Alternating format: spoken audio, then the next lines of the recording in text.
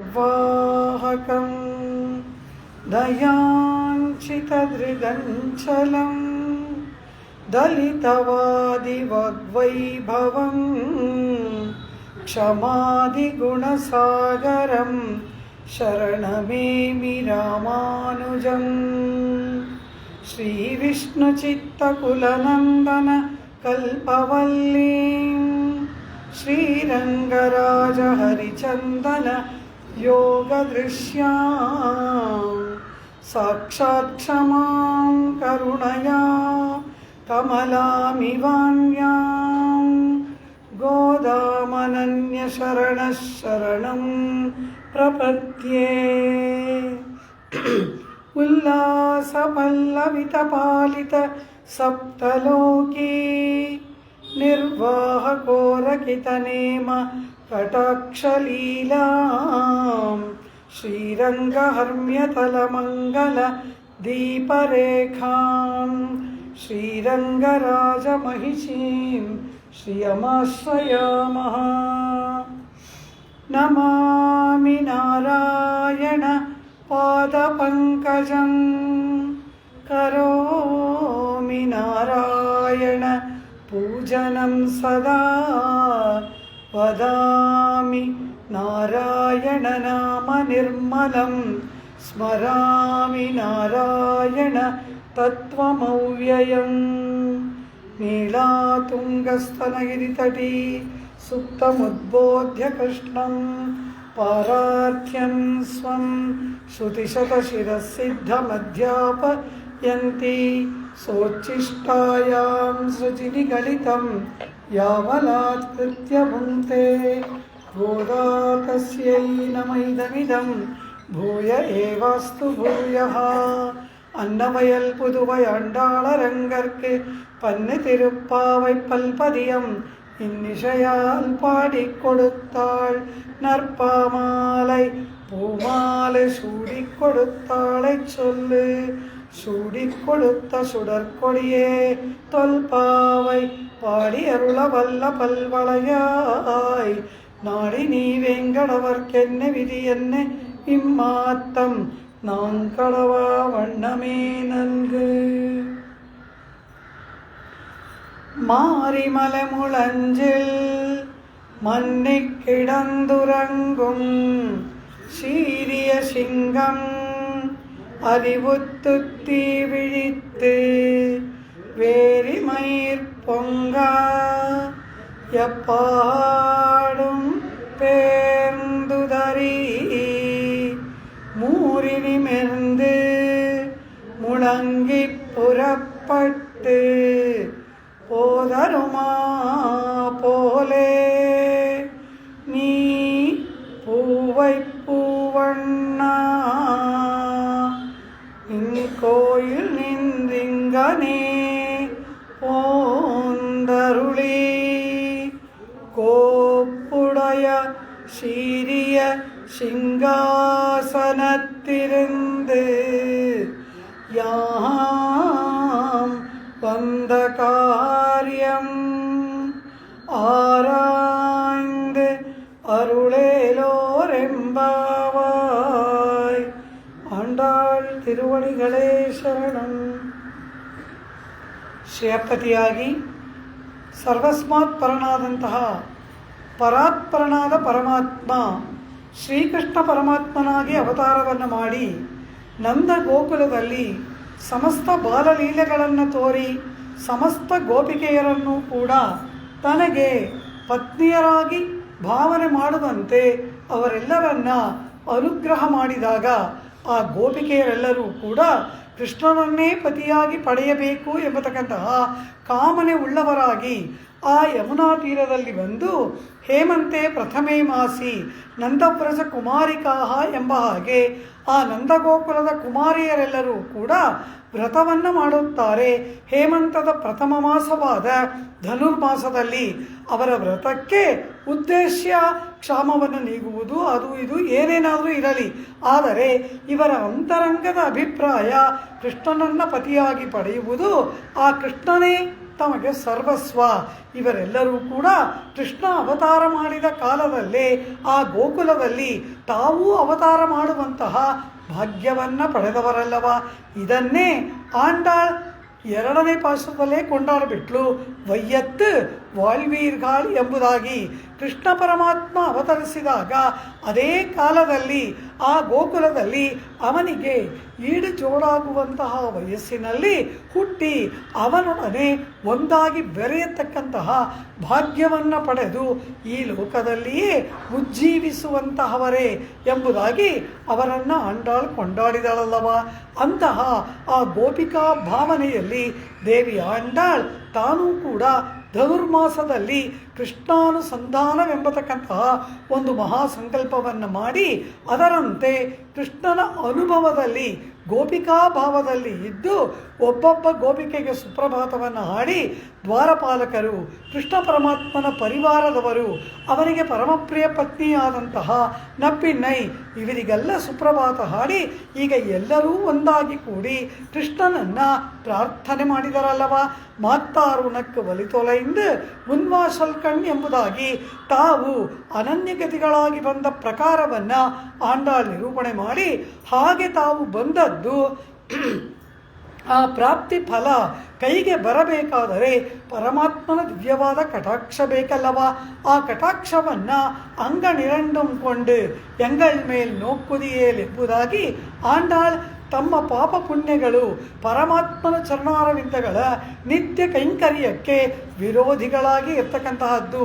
ಆ ವಿರೋಧಿಗಳು ಕಳೆಯಬೇಕಾದರೆ ಪರಮಾತ್ಮನ ದಿವ್ಯವಾದ ಕಟಾಕ್ಷ ಬೇಕು ಎಂಬುದಾಗಿ ಶಾಪಂ ಇಳಿಂದು ಎಂಗಳ್ ಮೇಲ್ ಶಾಪಂ ಇಳಿಂದು ಎಂಬುದಾಗಿ ಪ್ರಾರ್ಥನೆ ಮಾಡಿದಂತೆ ಕೃಷ್ಣ ಪರಮಾತ್ಮನೂ ಕೂಡ ಆ ಮಲಗಿದ ಪಲ್ಲಂಗದಿಂದಲೇ ಶಯ್ಯಾ ಮಂದಿರದಿಂದಲೇ ಇವರನ್ನು ಕಟಾಕ್ಷಿಸತಕ್ಕಂತಹ ಸಂಕಲ್ಪ ಮಾಡ್ತಾನೆ.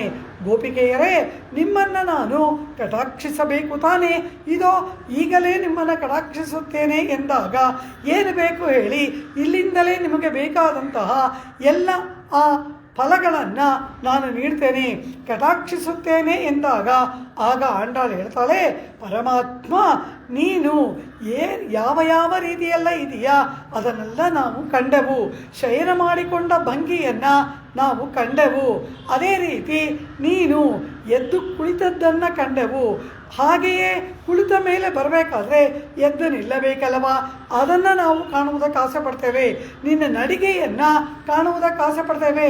ಪರಮಾತ್ಮ ನೀನು ಉಡಲೆನ ಕುರುಹುಮಾಲೋ ತೊಂಡರಡಿಪುಡಿ ಆಳ್ವಾರ್ ಶ್ರೀರಂಗನಾಥನ ಶಯನ ಭಂಗಿಯನ್ನು ಕುರಿತು ವರ್ಣನೆ ಮಾಡ್ತಾರೆ. ಆಹಾ, ಈ ಪರಮಾತ್ಮ ಏನು ಅದ್ಭುತವಾಗಿ ಶಯನ ಮಾಡಿಕೊಂಡಿದ್ದಾನೆ, ಈ ಶಯನ ಭಂಗಿಯನ್ನು ಕಂಡು ನನ್ನ ಶರೀರವೆಲ್ಲ ಕರಗಿ ನೀರಾಗಿ ಬಿಡ್ತಲ್ಲ, ಹೇಗೆ ಧಾರಣೆ ಮಾಡುವುದು ಅಂತ ನಮ್ಮನ್ನು ಕೇಳ್ತಾರಂತೆ. ಯಾರು? ತೊಂಡರಡಿಪುಡಿ ಆಳ್ವಾರ್ ನಮ್ಮನ್ನು ಕೇಳ್ತಾ ಇದ್ದಾರೆ. குடதிச முடியை வைத்து குணதிச பாதம் நீட்டி வடதிச பின்பு காட்டி தென்திசை இலங்கை நோக்கி அரவணை துயிலுமா கண்டு உடலென குருகுமாலೋ ಎನ್ಸೈಹೇನ್ ಉಲಹತ್ತೀರೇ. ತಿರುಮಾಲೆಯಲ್ಲಿ ತೊಂಡರಡಿಪುಡಿ ಆಳ್ವಾರನ ಪಾಸುರ ಪರಮಾತ್ಮನ ಶಯನಭಂಗಿ ಶ್ರೀರಂಗನಾಥನ ಶಯನಭಂಗಿಯನ್ನು ನೋಡ್ತಾರೆ. ಆ ಪರಮಾತ್ಮನ ಗರ್ಭಗೃಹದ ಬಾಗಿಲಲ್ಲಿ 2 ದೊಡ್ಡ ಕಂಬಗಳಿದೆ, ಅದನ್ನು ಮಣತ್ತೂಣ್ ಎಂಬುದಾಗಿ ಕರೀತಾರೆ. ಆ 2 ದೊಡ್ಡ ಕಂಬಗಳು ಅಲ್ಲಿ ಯಾಕಿದೆ ಅಂತ ಕೇಳಿದ್ರು. ಅದ್ಭುತವಾಗಿ ವರ್ಣನೆ ಮಾಡ್ತಾರೆ ಸ್ವಾಮಿ ಪರಾಶರ ಭಟ್ಟರ್. ಆ ರಂಗನಾಥನನ್ನು ನೋಡಿ ದರ್ಶನ ಮಾಡಿ ಕರಗಿ ನೀರಾಗಿ ಹರಿದು ಭಾವಾವೇಶಕ್ಕೆ ಒಳಗಾದಾಗ ಏನೋ ಒಂದು ಆಶ್ರಯ ಬೇಕಲ್ಲವಾ, ಆ ಕಂಬವನ್ನು ಹಿಡ್ಕೊಂಡು ನಿಂತ್ಕೊಳ್ಳೋಕ್ಕೆ ಅದನ್ನಲ್ಲಿ ಮಾಡಿದಾರಂತೆ. மணத்தூணே மாயோனை மணத்தூணே பத்தி நின்னி ವಾಯಾರವೆಂದ್ರು ಕೊಲೋ ವಾಳ್ತು ನಾಳೆ. ಕುಲಶೇಖರ ಆಳ್ವಾರ್ ಪೆರುಮಾಳ್ ತಿರುಮಳೆಯಲ್ಲಿ ಹಾಡ್ತಾರೆ, ಮಾಯೋನೈ ಮಣತ್ತೂಣೈ ಪತ್ತಿ ನಿನ್ರಿ. ಆ ಪರಮಾತ್ಮನ ದರ್ಶನದಿಂದ ಭಕ್ತ್ಯಾವೇಶ ಏರ್ಪಟ್ಟು ಅವರಿಗೆ ಧಾರಣೆಯೇ ಅಸಾಧ್ಯವಾದಾಗ ಆಧಾರ ಸ್ತಂಭವಾಗಿ ಅದಲ್ಲಿದೆಯಂತೆ. ಈ ತೊಂಡರಡಿಪುಡಿ ಆಳ್ವಾರರಿಗೆ ಆ ಸ್ತಂಭವೂ ಆಧಾರ ಆಗ್ತಾ ಇಲ್ಲ, ಏನು ಮಾಡಲಿ ಅಂತ ನಮ್ಮನ್ನು ಕೇಳ್ತಾರಂತೆ. ನಮ್ಮನ್ನು ಯಾಕೆ ಕೇಳಿದ್ರು ಅಂದರು, ದೇವತೆಗಳಿಲ್ಲವಾ, ಅಥವಾ ಋಷಿಮುನಿಗಳಿಲ್ಲವ, ಪರಮಾತ್ಮನ ಬೇರೆ ಭಕ್ತರುಗಳಿಲ್ಲವ, ಉಳಿದ ಆಳ್ವಾರಗಳಿಲ್ಲವ, ಅವ್ರನ್ನೆಲ್ಲ ಕೇಳಿದ್ರೆ ಅಮ್ಮನ ಕೇಳ್ತಾ ಇದ್ದಾರಲ್ಲ ಅಂದರು. ಅವರೆಲ್ಲ ಇವರ ಹಾಗೆ ಕರಗಿ ಹೋಗವರಂತೆ. ಪರಮಾತ್ಮನ ದರ್ಶನವನ್ನು ಮಾಡಿ ಶ್ರೀರಂಗನಾಥನ ಶಯನ ಸೌಂದರ್ಯವನ್ನು ಅನುಭವಿಸಿ ಅವರು ಕೂಡ ಇವರ ಹಾಗೆ ಕರಗಿ ಹೋಗುವವರು. ಇನ್ನು ದೇವತೆಗಳು ಅವರನ್ನು ಕೇಳಿ ಪ್ರಯೋಜನ ಇಲ್ಲ, ಅವರು ಯಾವುದಕ್ಕೂ ಕರಗಿ ಹೋಗುವವರೇ ಅಲ್ಲ. ಅಮೃತವನ್ನು ಕುಡಿದು ಸ್ವರ್ಗಭೋಗದಲ್ಲಿ ಮುಳುಗಿದವರು ಈ ರಂಗನಾಥನ ಸೌಂದರ್ಯ ಅವರಲ್ಲಿ ನೋಡ್ತಾರೆ, ಅವರನ್ನು ಕೇಳಿ ಪ್ರಯೋಜನವಿಲ್ಲ. ಅವರ ಅನುಭವಕ್ಕೆ ಜೊತೆಯಾಗುವವರು ಅವರಲ್ಲ. ಉಳಿದ ಆಳ್ವಾರಗಳೋ ಇವರ ಹಾಗೆ ಅವರು ಇರತಕ್ಕಂಥವರು. ಇನ್ನು ಋಷಿಗಳೋ ಸ್ವಪ್ರವೃತ್ತಿಯಾದ ತಪಸ್ಸಿನಲ್ಲಿ ಮಗ್ನರಾದವರು. ಯಾರನ್ನು ಕೇಳೋದು? ಉಳಿದ ಆಳ್ವಾರಗಳೆಲ್ಲರೂ ಕೂಡ ಇವರ ಹಾಗೆ ಕರಗಿ ಹೋಗ್ತಾ ಇದ್ದಾರೆ. ಯಾರನ್ನು ಕೇಳೋದು ಅನ್ನಂತೆ. ಯಾರನ್ನು ಕೇಳಿದರೆ ಈ ಕರಗಿ ಹೋಗದಂತೆ ದೃಢವಾಗಿ ನಿಲ್ಲವಲ್ಲರೋ ಅವರನ್ನು ಕೇಳಬೇಕು. ಅವರು ಯಾರು? ಸಂಸಾರಿಗಳು. ಎದುರಿಗೆ ಪರಮಾತ್ಮ ಬಂದು ನಿಂತರೂ ಏನೂ ಕರಗಲ್ಲ, ಏನು ವಿಕಾರ ಏರ್ಪಡೋದೇ ಇಲ್ಲ. ಏನೂ ಪಾರಮಾರ್ಥಿಕವಾದ ಭಾವನೆಯೋ ಆಧ್ಯಾತ್ಮಿಕ ಭಾವನೆಯೋ ಭಕ್ತಿಯೋ ಭಕ್ತಿಯ ಆವೇಶವೋ ಭಕ್ತಿ ಪರವಶತೆಯೋ ಏನೂ ಇಲ್ಲದೆ ಕಲ್ಲಿನಂತೆ ಇರುವವರು ನಾವುಗಳು. ನಮಗೆ ಯಾವ ಪರಮಾತ್ಮನ ನೋಡಿದ್ರೂ ಏನೂ ಅನಿಸಲ್ಲ, ಏನು ಕೇಳಿದ್ರೂ ಏನೂ ಬರಲ್ಲ, ಯಾವ ಅನುಭವ ಏರ್ಪಟ್ಟರೂ ನಾವಂತೂ ಬದಲಾಗಲ್ಲ. ಈ ಸಾಂಸಾರಿಕವಾದ ವಿಷಯ ಸುಖಗಳಲ್ಲೇ ಮುಳುಗಿ ಅದರ ಹಿಂದೆ ಓಡೋಗ್ತಾ ಇರೋ ನಮಗೆ ಯಾರನ್ನು ನೋಡಿದ್ರೂ ನಾವು ಏನೂ ಕರಗಲ್ಲ. ಅದರಿಂದ ನಮ್ಮನ್ನು ನೋಡಿ ಕೇಳಿದ್ರಂತೆ, ರಂಗನಾಥನ ದರ್ಶನ ಮಾಡಿ ನೀವು ಯಾಕೆ ನಿಂತಿದ್ದೀರಾ, ನನಗೂ ಸ್ವಲ್ಪ ಹೇಳ್ಕೊಡಿ ಎಂಬುದಾಗಿ ತೊಂಡರಡಿಪುಡಿ ಆಳ್ವಾರ್ ನಮ್ಮನ್ನು ಕೇಳ್ತಾರಂತೆ. ಎನ್ಶೈಗೇನ್ ಉಲಹತ್ತೀರೆ ಎಂಬುದಾಗಿ. ಅಂತಹ ಆ ಶಯನ ಭಂಗಿಯನ್ನು ಕೂಡ ನಾವು ಕಂಡವಲ್ಲವ. ತುಯಿಲೆಳಪ್ಪಾಡುವಾನ್ ಎಂಬುದಾಗಿ ನಾಯಕನಾಯಿ ಪಾಶುರದಲ್ಲಿಯೇ ಆ ಪರಮಾತ್ಮನ ಶಯನ ಭಂಗಿಯನ್ನು ಕಂಡು ಮಂಗಳಾಶಾಸನ ಮಾಡಿದೆವಲ್ಲವ. ಹಾಗಿರುವ ನಾವುಗಳು ನಿನ್ನ ಉಳಿದೆಲ್ಲ ಭಂಗಿಗಳನ್ನು ಕಾಣಬೇಕು ಪರಮಾತ್ಮ. ನಿನ್ನನ್ನು ಪರಿಪೂರ್ಣವಾಗಿ ಆಪ್ರಣಕಾತ್ ಎಂಬಂತೆ ಶಿರಸ್ಸಿನಿಂದ ಪಾದಾಂಗುಷ್ಠದವರೆಗೂ ಕೂಡ ನಿನ್ನ ದರ್ಶನವನ್ನು ಪಡೆಯಬೇಕು, ನಿನ್ನ ಅನುಭವವನ್ನು ನಾವು ಪಡೆಯಬೇಕು ಪರಮಾತ್ಮ. ಆ ರೀತಿ ಮಾಡದೆ ಶಯ್ಯಾ ಮಂದಿರದಿಂದಲೇ ಕಟಾಕ್ಷಿಸಲ, ವರವನ್ನು ಕೊಡಲ, ಫಲವನ್ನು ಕೊಡಲ ಅಂದರೆ ಏನರ್ಥ ಪರಮಾತ್ಮ ಎಂಬುದಾಗಿ ಆ ಗೋಪಿಕೆಯರು ಕೇಳಿದಾಗ, ಗೋಪಿಕೆಯರೇ ನಿಮಗೆ ನಾನು ಏನು ಮಾಡಲಿ ಅಂತ ಕೇಳ್ತಾನೆ ಪರಮಾತ್ಮ. ಅವನ ಸ್ವಭಾವವೇನು? ಭಕ್ತರು ಭಾಗವತೋತ್ತಮರು ತನ್ನನ್ನು ಅರಸಿ ಬಂದಾಗ ಅಯ್ಯೋ ಇವರ ವ್ಯಸನವನ್ನು ಕಂಡು ಇವರ ಕಷ್ಟವನ್ನು ಕಂಡು ನಾನಾಗೇ ಹೋಗಿ ಇವರಿಗೆ ಅನುಗ್ರಹ ಮಾಡಬೇಕು. ಮೊದಲನೆಯ ಅಪರಾಧ ಏನು? ಅವರಿಗೆ ಕಷ್ಟವೇ ಬರದಂತೆ ಕಾಪಾಡಬೇಕಾಗಿತ್ತು.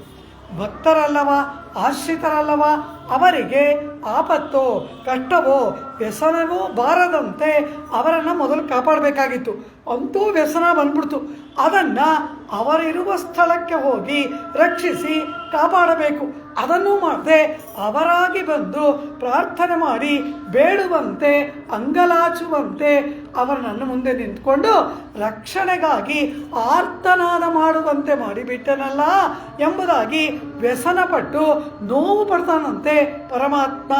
ಗುಹಾ ಅವನಾಗಿ ಬಂದಾಗ ಇಷ್ಟು ದೂರ ಬಂದೆಯಲ್ಲ ಎಂದ, ಸೀತೆ ಬಂದಾಗ ಇಷ್ಟು ದೂರ ಬಂದೆಯಲ್ಲ ಎಂದ.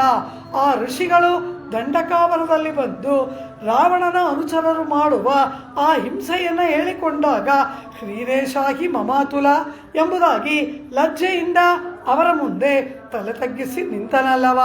ಅದೇ ರೀತಿಯಾಗಿ ಬಂದ ವಿಭೀಷಣ ರಾವಣನ ತಮ್ಮನಾದ ಇವನ ಭಾರ್ಯೆಯನ್ನು ಅಪಹರಣ ಮಾಡಿದ ಪರಮ ಪಾಪಿಯಾದ ರಾವಣನ ತಮ್ಮನಾನು ನನ್ನನ್ನು ರಾಮ ಅಂಗೀಕಾರ ಮಾಡ್ತಾನ ಎಂಬುದಾಗಿ ವಿಭೀಷಣ ಹಿಂಜರಿಯುತ್ತಾ ಮನದಲ್ಲಿ ಸಂಕೋಚಗೊಂಡು ಅಂತರಿಕ್ಷದಲ್ಲಿ ನಿಂತು ರಾಮನ ಅನುಮತಿಯನ್ನು ಕಾಯ್ತಾ ಅವನು ಅಲ್ಲಿ ನಿಂತಿರಬೇಕಾದ್ರೆ ರಾಮ ಏನು ಭಾವಿಸ್ತಾನೆ? ರಾವಣನನ್ನೇ ಆಸೆ ಪಟ್ಟ ನಮಗೆ ಅವನ ತಮ್ಮನಾದರೂ ಸಿಕ್ಕದನಲ್ಲ ಎಂಬುದಾಗಿ ಹೇಳಿ ಆ ಬಂದ ವಿಭೀಷಣ ರಾಮನ ಮುಂದೆ ಬಂದು ನಿಂತು ತಲೆ ಬಗ್ಗಿಸಿ ಆ ವಿಭೀಷಣ ನಿಲ್ಲುತ್ತಾನೆ. ರಾವಣನ ತಮ್ಮನಾದ ನನ್ನನ್ನು ಪರೀಕ್ಷಿಸದೆ ಸ್ವೀಕಾರ ಮಾಡುವುದಾ ಎಂಬುದಾಗಿ ಲಜ್ಜೆಯಿಂದ ನೆಲವನ್ನು ನೋಡುತ್ತಾ ಆ ವಿಭೀಷಣ ನಿಂತಾಗ ರಾಮ ಏನು ಭಾವಿಸ್ತಾನೆ? ನಮಗಾಗಿ ಅಲ್ಲವ ನೀನು ರಾವಣನ ಬಳಿಯಲ್ಲಿ ವಾದವನ್ನ ಮಾಡಿದೆ. ನೀನು ಪಟ್ಟ ಕಷ್ಟವೆಲ್ಲವೂ ಕೂಡ ನಮಗಾಗಿ ಅಲ್ಲವಾ? ನಾವು ರಾವಣನ ಆಸ್ಥಾನಕ್ಕೆ ಬಂದು ಅಲ್ಲಿಂದಲೇ ರಾವಣನಿಂದ ತಿರಸ್ಕೃತನಾದಾಗಲೇ ನಾನು ಅಲ್ಲಿ ಬಂದು ನಿನ್ನ ಕೈ ಹಿಡಿದು ಆಲಿಂಗನ ಮಾಡಿ ಕರೆದುಕೊಂಡು ನಾನು ಬರಬೇಕಾಗಿತ್ತು. ಹಾಗೆ ಮಾಡದೆ ನೀನಾಗಿ ಬರುವಂತೆ ಮಾಡಿ ಬಂದದ್ದು ಅಲ್ಲದೆ ಎಲ್ಲಿಯೋ ನಭೋಮಂಡಲದಲ್ಲಿ ಕಾಯುವಂತೆ ನಿನ್ನನ್ನು ಅಲ್ಲಿ ನಿಲ್ಲಿಸಿ ಕಾಲತಾಮಸ ಮಾಡಿ ನಿನ್ನನ್ನು ಬಾ ಅಂತ ಕರೆದದ್ದು ಅಪರಾಧ ನನ್ನದು ಎಂಬುದಾಗಿ ಆ ವಿಭೀಷಣನ ಮುಂದೆ ಇವನ್ ತಲೆ ತಗ್ಸಿ ನಿಲ್ತಾನಂತೆ. ಇದಲ್ಲವಾ ಪರಮಾತ್ಮನ ಗುಣ? ಇದಲ್ಲವಾ ಇವನ ಸ್ವಭಾವ? ಹಾಗೆ ತನ್ನ ಮುಂದೆ ಬಂದು ತಲೆಬಾಗಿ ನಿಂತಹ ಆ ವಿಭೀಷಣನನ್ನ ರಾಮ ಏನ್ ಮಾಡಿದ? ತಸ್ಯ ತದ್ವಚನಂ ಶ್ರುತ್ವ ರಾಮೋ ವಚನಮಬ್ರವೀತೆ ವಚಸಾ ಸಾಂತ್ವಯಿತ್ವೈನಂ ಲೋಚನಾಭ್ಯಾಂ ಪಿಬನ್ನಿವ ಎಂಬುದಾಗಿ ಆ ವಿಭೀಷಣ ಬಂದಾಗ ಆ ರಾಮ ಆ ವಿಭೀಷಣನನ್ನು ನೋಡಿ ಹೇಳ್ತಾನಂತೆ, ಅಯ್ಯ ವಿಭೀಷಣ, ನಾನಾಗಿ ಬಂದು ನಿನ್ನನ್ನು ಅಲ್ಲೇ ಅಂಗೀಕಾರ ಮಾಡಬೇಕಾಗಿತ್ತು, ಹಾಗೆ ಮಾಡದೆ ಬಿಟ್ಟನಲ್ಲ, ಎಂಥ ಅಪರಾಧ ನನ್ನದು ಅಂತ ಆ ವಿಭೀಷಣನನ್ನು ಮೃದು ಮಧುರವಾದ ಜೇನಿನಂತಹ ಮಾತುಗಳಿಂದ ಆ ವಿಭೀಷಣನನ್ನು ಸಾಂತ್ವನ ಹೇಳಿದನಂತೆ. ವಿಭೀಷಣನಿಗೆ ರಾಮೋ ವಚನಮಬ್ರವೀತ್ ವಚಸ ಸಾಂತ್ವಯಿತ್ವಾ ಏನಂ, ಹೀಗೆ ತನ್ನ ಬಳಿಗೆ ಬಂದಂತಹ ಶರಣಾಗತನಾದ ವಿಭೀಷಣನನ್ನು ನೋಡಿ ಸಾಂತ್ವ ವಚನಗಳನ್ನು ಈ ರಾಮ ಆಡಿ ಆ ವಿಭೀಷಣನ ಮುಂದೆ ರಾಮ ಕರಗಿ ಹೋದನಂತೆ. ಆ ವಿಭೀಷಣ ಇವನನ್ನು ನೋಡಿ ಅವನು ಕರಗಿ ಹೋಗ್ತಾ ಇದ್ದಾನೆ. ವಿಭೀಷಣ ಇಂತಹ ಸೌಶೀಲ್ಯವ, ಇಂತಹ ಗುಣವ, ಭಾರ್ಯಾಪಹರಣ ಮಾಡಿದ ಅತಿ ದುಷ್ಟನಾದ ರಾವಣ ಯಾವ ಗರ್ಭದಲ್ಲಿ ವಾಸ ಮಾಡಿದ್ದನೋ ಅದೇ ಗರ್ಭದಲ್ಲಿ ವಾಸ ಮಾಡಿದ ಪಾಪಿ ನಾನು. ತನ್ನನ್ನು ಹೇಗೆ ಪರಿಚಯ ಮಾಡಿಕೊಡ್ತಾನೆ ವಿಭೀಷಣ? ಅಹಮಸ್ಯ ಅವರೋ ಭ್ರಾತ, ರಾವಣನ ತಮ್ಮ ನಾನು. ಅಹಮಸ್ಯ ಅವರೋ ಭ್ರಾತ ವಿಭೀಷಣ ಇತಿ ಶ್ರುತಃ, ವಿಭೀಷಣ ಎಂಬುದಾಗಿ ನನ್ನ ಹೆಸರು. ರಾವಣಸ್ಯ ಅನುಜೋ ಭ್ರಾತ, ರಾವಣನ ತಮ್ಮ. ಆ ಪಾಪಿಯಾದ ರಾವಣ ಯಾವ ಗರ್ಭದಲ್ಲಿ ವಾಸ ಮಾಡಿದನೋ ಅದೇ ಗರ್ಭದಲ್ಲಿ ಅವನ ನಂತರ ವಾಸ ಮಾಡಿ ಬಂದ ಮಹಾಪಾಪಿಷ್ಠ ನಾನು ಅಂತ ವಿಭೀಷಣ ತನ್ನ ಬಗ್ಗೆ ಹೇಳ್ಕೊತಾನೆ. ಹೀಗೆ ತನ್ನನ್ನು ಪರಿಚಯ ಮಾಡಿಕೊಂಡು ತೆಕ್ವಾ ಪುತ್ರಾಂಶ ದಾರಾಂಶ ಭವದ್ಗತಂ ಮೇ ರಾಜ್ಯಂಚ ಜೀವಿತಂಚ ಸುಖಾನಿಚ ಎಂಬುದಾಗಲ್ಲ ಹೇಳಿದ ಆ ವಿಭೀಷಣನನ್ನು ನೋಡಿ ಆ ರಾಮ ಏನಾದ? ಆ ವಿಭೀಷಣನನ್ನು ಅತ್ಯಂತ ಪ್ರೇಮಮಯವಾದಂತಹ ಮಾತುಗಳಿಂದ ಆ ವಿಭೀಷಣನಿಗೆ ಸಾಂತ್ವನವನ್ನು ಹೇಳಿದನಂತೆ. ಆ ಪೂರ್ಣವಾಗಿ ಆ ವಿಭೀಷಣನ ಎಲ್ಲ ಕ್ಲೇಶಗಳು ರಾವಣನ ಆಸ್ಥಾನದಲ್ಲಿ ಆ ವಿಭೀಷಣ ದಾಸವಚ್ಚ ಅವಮಾನಿತ ಅಂತಾರೆ ವಾಲ್ಮೀಕಿ. ಏನೇನು ಕಷ್ಟವನ್ನು ಪಟ್ಟನೋ, ಏನೇನು ಆ ರಾವಣನಿಂದ ಕೆಟ್ಟ ಮಾತುಗಳನ್ನು ಕೇಳಿದನು, ಯಾವ ಕಾರಣಕ್ಕಾಗಿ ಜನ್ಮಭೂಮಿಯನ್ನೆಲ್ಲ ಬಿಟ್ಟು ಬರಬೇಕಾಯಿತೋ ಅಂತಹ ಆ ವಿಭೀಷಣ ಪಟ್ಟಂತಹ ಕಷ್ಟವೆಲ್ಲವೂ ಕೂಡ ಇವನ ಮಾತಿನ ಮಾಧುರ್ಯದಿಂದ ಎಲ್ಲ ಕ್ಲೇಶವೂ ಕೂಡ ಪರಿಹಾರವಾಗುವಂತೆ ಆ ವಿಭೀಷಣನನ್ನು ರಾಮ ಸಾಂತ್ವನಗೊಳಿಸಿದನಂತೆ. ಈ ರಾಮನ ಸೌಶೀಲ್ಯವನ್ನು, ಈ ರಾಮನ ಇಂತಹ ಗುಣವನ್ನು ಕಂಡು ವಿಭೀಷಣ ಕರಗಿ ಹೋಗ್ಬಿಟ್ಟಂತೆ. ಹಾಗೆ ಕರಗಿ ಹೋಗ್ತಾ ಇರೋ ಆ ವಿಭೀಷಣನನ್ನು ರಾಮ ಏನು ಮಾಡ್ದ ಅಂದರು? ಲೋಚನಾಭ್ಯಾಂ ಪಿಬನ್ನಿವ, ಕಣ್ಣಿನಿಂದ ಕುಡಿದು ಬಿಟ್ಟ ಅಂತಾರೆ. ಕಣ್ಣಿನಿಂದ ಕುಡಿಯೋದು ಹೇಗೆ ಅಂದರು? ರಾಮನ ಗುಣಗಳನ್ನು ಕಂಡು ಕರಗಿ ಹೋದನಂತೆ ವಿಭೀಷಣ. ಕರಗಿ ಹೋದ ವಿಭೀಷಣನನ್ನು ಕಣ್ಣಿಂದ ಕುಡಿದನಂತೆ. ವಚಸಾ ಸಾಂತ್ವಯಿತ್ವೈನಂ ಲೋಚನಾಭ್ಯಾಂ ಪಿಬನ್ನಿವ, ಆ ವಿಭೀಷಣನನ್ನು ಹಾಗೆ ರಾಮ ಪ್ರೇಮಮಯವಾದ ನೋಟದಿಂದ ಸ್ವಾಗತಿಸಿ ಅನುತಾಪ ಸೂಚಿಸಿ ಅವನಿಗೆ ಮಧುರವಾದ ಸಾಂತ್ವ ವಚನಗಳನ್ನು ಆಡಿದನಲ್ಲವ. ಪುರುಷರಾದವರಿಗೆ ಆ ರೀತಿ ಮನಕರಗುವ ಪರಮಾತ್ಮ ಎಳೆಯರಾಗಿ, ಗೊಲ್ಲಬಾಲಕಿಯರಾಗಿ, ಪ್ರಿಯತಮೆಯರಾಗಿ, ಶರಣಾಗತರಾಗಿ, ಅನನ್ಯಾರ್ಹರಾಗಿ ಇವನ ಬಾಗಿಲಲ್ಲಿ ಬಂದು ನಿಂತಹ ಈ ಗೊಲ್ಲಬಾಲಕಿಯರಿಗೆ ಇವನು ಮನ ಕರಗುವುದನ್ನು ಕೇಳಬೇಕಾ? ಗೋಪಿಕೆಯರೇ, ಏನು ನಿಮ್ಮ ಕಾರ್ಯ? ಹೇಗೆ ಬಂದಿರಿ? ನಿಮ್ಮ ಕಾರ್ಯವನ್ನು ಸಮರ್ಪಕವಾಗಿ ನಾನು ನಡೆಸಿಕೊಡ್ತೇನೆ, ಏನು ಮಾಡಬೇಕು ಹೇಳಿ ಅಂತಾರೆ. ಆದರೆ ಆಂಡಾಳು ಏನು ಹೇಳ್ತಾಳೆ ಗೊತ್ತಾ? ಕೃಷ್ಣ, ನೀನು ಹೀಗೆಲ್ಲ ಅಂತಃಪುರದಲ್ಲಿ ಕೂತ್ಕೊಂಡು ನಿಮ್ಮ ಕೆಲಸ ಏನು, ನಿಮಗೇನು ಬೇಕು ಅದೆಲ್ಲ ಇಲ್ಲಿ ಕೇಳಬಾರ್ದು. ಅಂತಃಪುರವನ್ನು ಬಿಟ್ಟು ದೊಡ್ಡ ಸಭಾಸ್ಥಾನ ಸಿಂಹಾಸನದಲ್ಲಿ ಕುಳಿತುಕೊಂಡು ದೊಡ್ಡ ಸಭೆಯಲ್ಲಿ ದೊಡ್ಡ ಓಲಗ ಶಾಲೆಯಲ್ಲಿ ಅಲ್ಲಿ ಸಿಂಹಾಸನದಲ್ಲಿ ಕೂತ್ಕೊಳ್ಬೇಕು. ಅಲ್ಲಿ ನಾವು ಯಾವ ಕಾರ್ಯಕ್ಕೆ ಬಂದೆವು, ಏನು ನಮ್ಮ ಆ ಪ್ರಾರ್ಥನೆ, ಆ ನಮ್ಮ ಅಪೇಕ್ಷೆ, ಆ ನಿನಗಾಗಿ ನಮ್ಮನ್ನು ನಾವು ಏನೆಲ್ಲ ಮಾಡಬೇಕು ಅಂತಿದ್ದೀವಿ ಆ ಎಲ್ಲ ವಿವರಣೆಗಳನ್ನು ನಾವು ಅಲ್ಲಿ ಹೇಳ್ತೀವಿ. ಅಂತಃಪುರದಲ್ಲಿ ಹೇಳುವವರಲ್ಲ ನೀನು. ದೊಡ್ಡದಾದ ಓಲಗ ಶಾಲೆಯಲ್ಲಿ ಸಭಾಸ್ಥಾನದಲ್ಲಿ ಸಿಂಹಾಸನದ ಮೇಲೆ ಆಸೀನನಾಗಬೇಕು. ಆಗ ನಾವು ಯಾವ ಕಾರ್ಯಕ್ಕಾಗಿ ಬಂದೆವು ಎಂಬುದನ್ನು ಹೇಳ್ತೀವಿ. ಆಗ ಅಲ್ಲಿ ಎಲ್ಲವನ್ನ ವಿಮರ್ಶೆ ಮಾಡಿ ನೀನು ನಮಗೆ ಬೇಕಾದ ಅಪೇಕ್ಷಿತಗಳನ್ನು ಕೊಡುವವನಾಗುವಂತಾಳ ಆಂಡಾಳ್. ಆ ಕಾರ್ಯ ಯಾವುದು, ಯಾವುದಕ್ಕಾಗಿ ಬಂದಿದ್ದೀವಿ ಅಂತ ಎಲ್ಲಿ ಹೇಳ್ತಾಳೆ ಆಂಡಾಳ್? ಈ ಅಂತಃಪುರದಿಂದ ಆ ಸಿಂಹಾಸನಕ್ಕೆ ಹೇಗೆ ಬರಬೇಕು ಅಂತ ಹೇಳ್ತಾಳೆ. ನಿನ್ನ ನಡಿಗೆಯ ಸೌಂದರ್ಯವನ್ನು ಕಾಣಬೇಕು. ಶಯನ ಮಾಡಿಕೊಂಡು ಸೌಂದರ್ಯವನ್ನು ಕಂಡೆವು. ಈ ಶಯನ ಮಂದಿರದಿಂದ ಕೋಟಕ್ಕಾಲ್ ಕಟ್ಟಿಲ್ ಮೆತ್ತನ್ನ ಪಂಚ ಶಯನಮಿದೆಯಲ್ಲ, ಅಲ್ಲಿಂದ ಎದ್ದು ಆಮೇಲೆ ಎದ್ದರೆ ಅದರ ಮೇಲೆ ಕೂತ್ಕೋಬೇಕು. ಕೂತ್ಕೊಂಡ್ಮೇಲೆ ನಿಂತ್ಕೋಬೇಕು. ನಿಂತ್ಕೊಂಡ್ಮೇಲೆ ತಾನೇ ನಡೆಯೋದು. ಈ ನಿನ್ನ ಎಲ್ಲ ಭಂಗಿಗಳನ್ನು ನಾವು ಕಾಣಬೇಕು. ಕುಳಿತ ಭಂಗಿಯನ್ನು ಅನುಭವಿಸಿದವನು ಭರತ. ಚಿತ್ರಕೂಟದಲ್ಲಿ ಅಭಿತಪ್ಪಾವಕೋಪಮಂ ಎಂಬುದಾಗಿ ಅಗ್ನಿ ಕಾರ್ಯವನ್ನು ಮಾಡ್ತಾ ಪರಮ ತೇಜಸ್ವಿಯಾಗಿ ಕುಳಿತ ರಾಮನನ್ನು ಭರತ ಕಂಡನಲ್ಲವ. ಅದೇ ರೀತಿಯಾಗಿ ಶಯನ ಮಾಡಿಕೊಂಡ ಪರಮಾತ್ಮನನ್ನು ಸೀತೆ ಅನುಭವಿಸ್ತಾಳೆ, ಆಳ್ವಾರಗಳು ಅನುಭವಿಸ್ತಾರೆ. ಅದೇ ರೀತಿಯಾಗಿ ಕುಳಿತ ಪರಮಾತ್ಮನನ್ನು ತಿರುಪ್ಪುಳಿಂಗುಡಿ ಇருந்து ಎಂಬುದಾಗಿ ಕುಳಿತ ಪರಮಾತ್ಮನನ್ನು ಆಳ್ವಾರಗಳು ಕೊಂಡಾಡ್ತಾರಲ್ಲವ. ಈ ಎಲ್ಲ ಪರಮಾತ್ಮನ ವಿಧ ವಿಧವಾದ ಭಂಗಿಗಳನ್ನು ನಾವು ಕಾಣಬೇಕು ಪರಮಾತ್ಮ.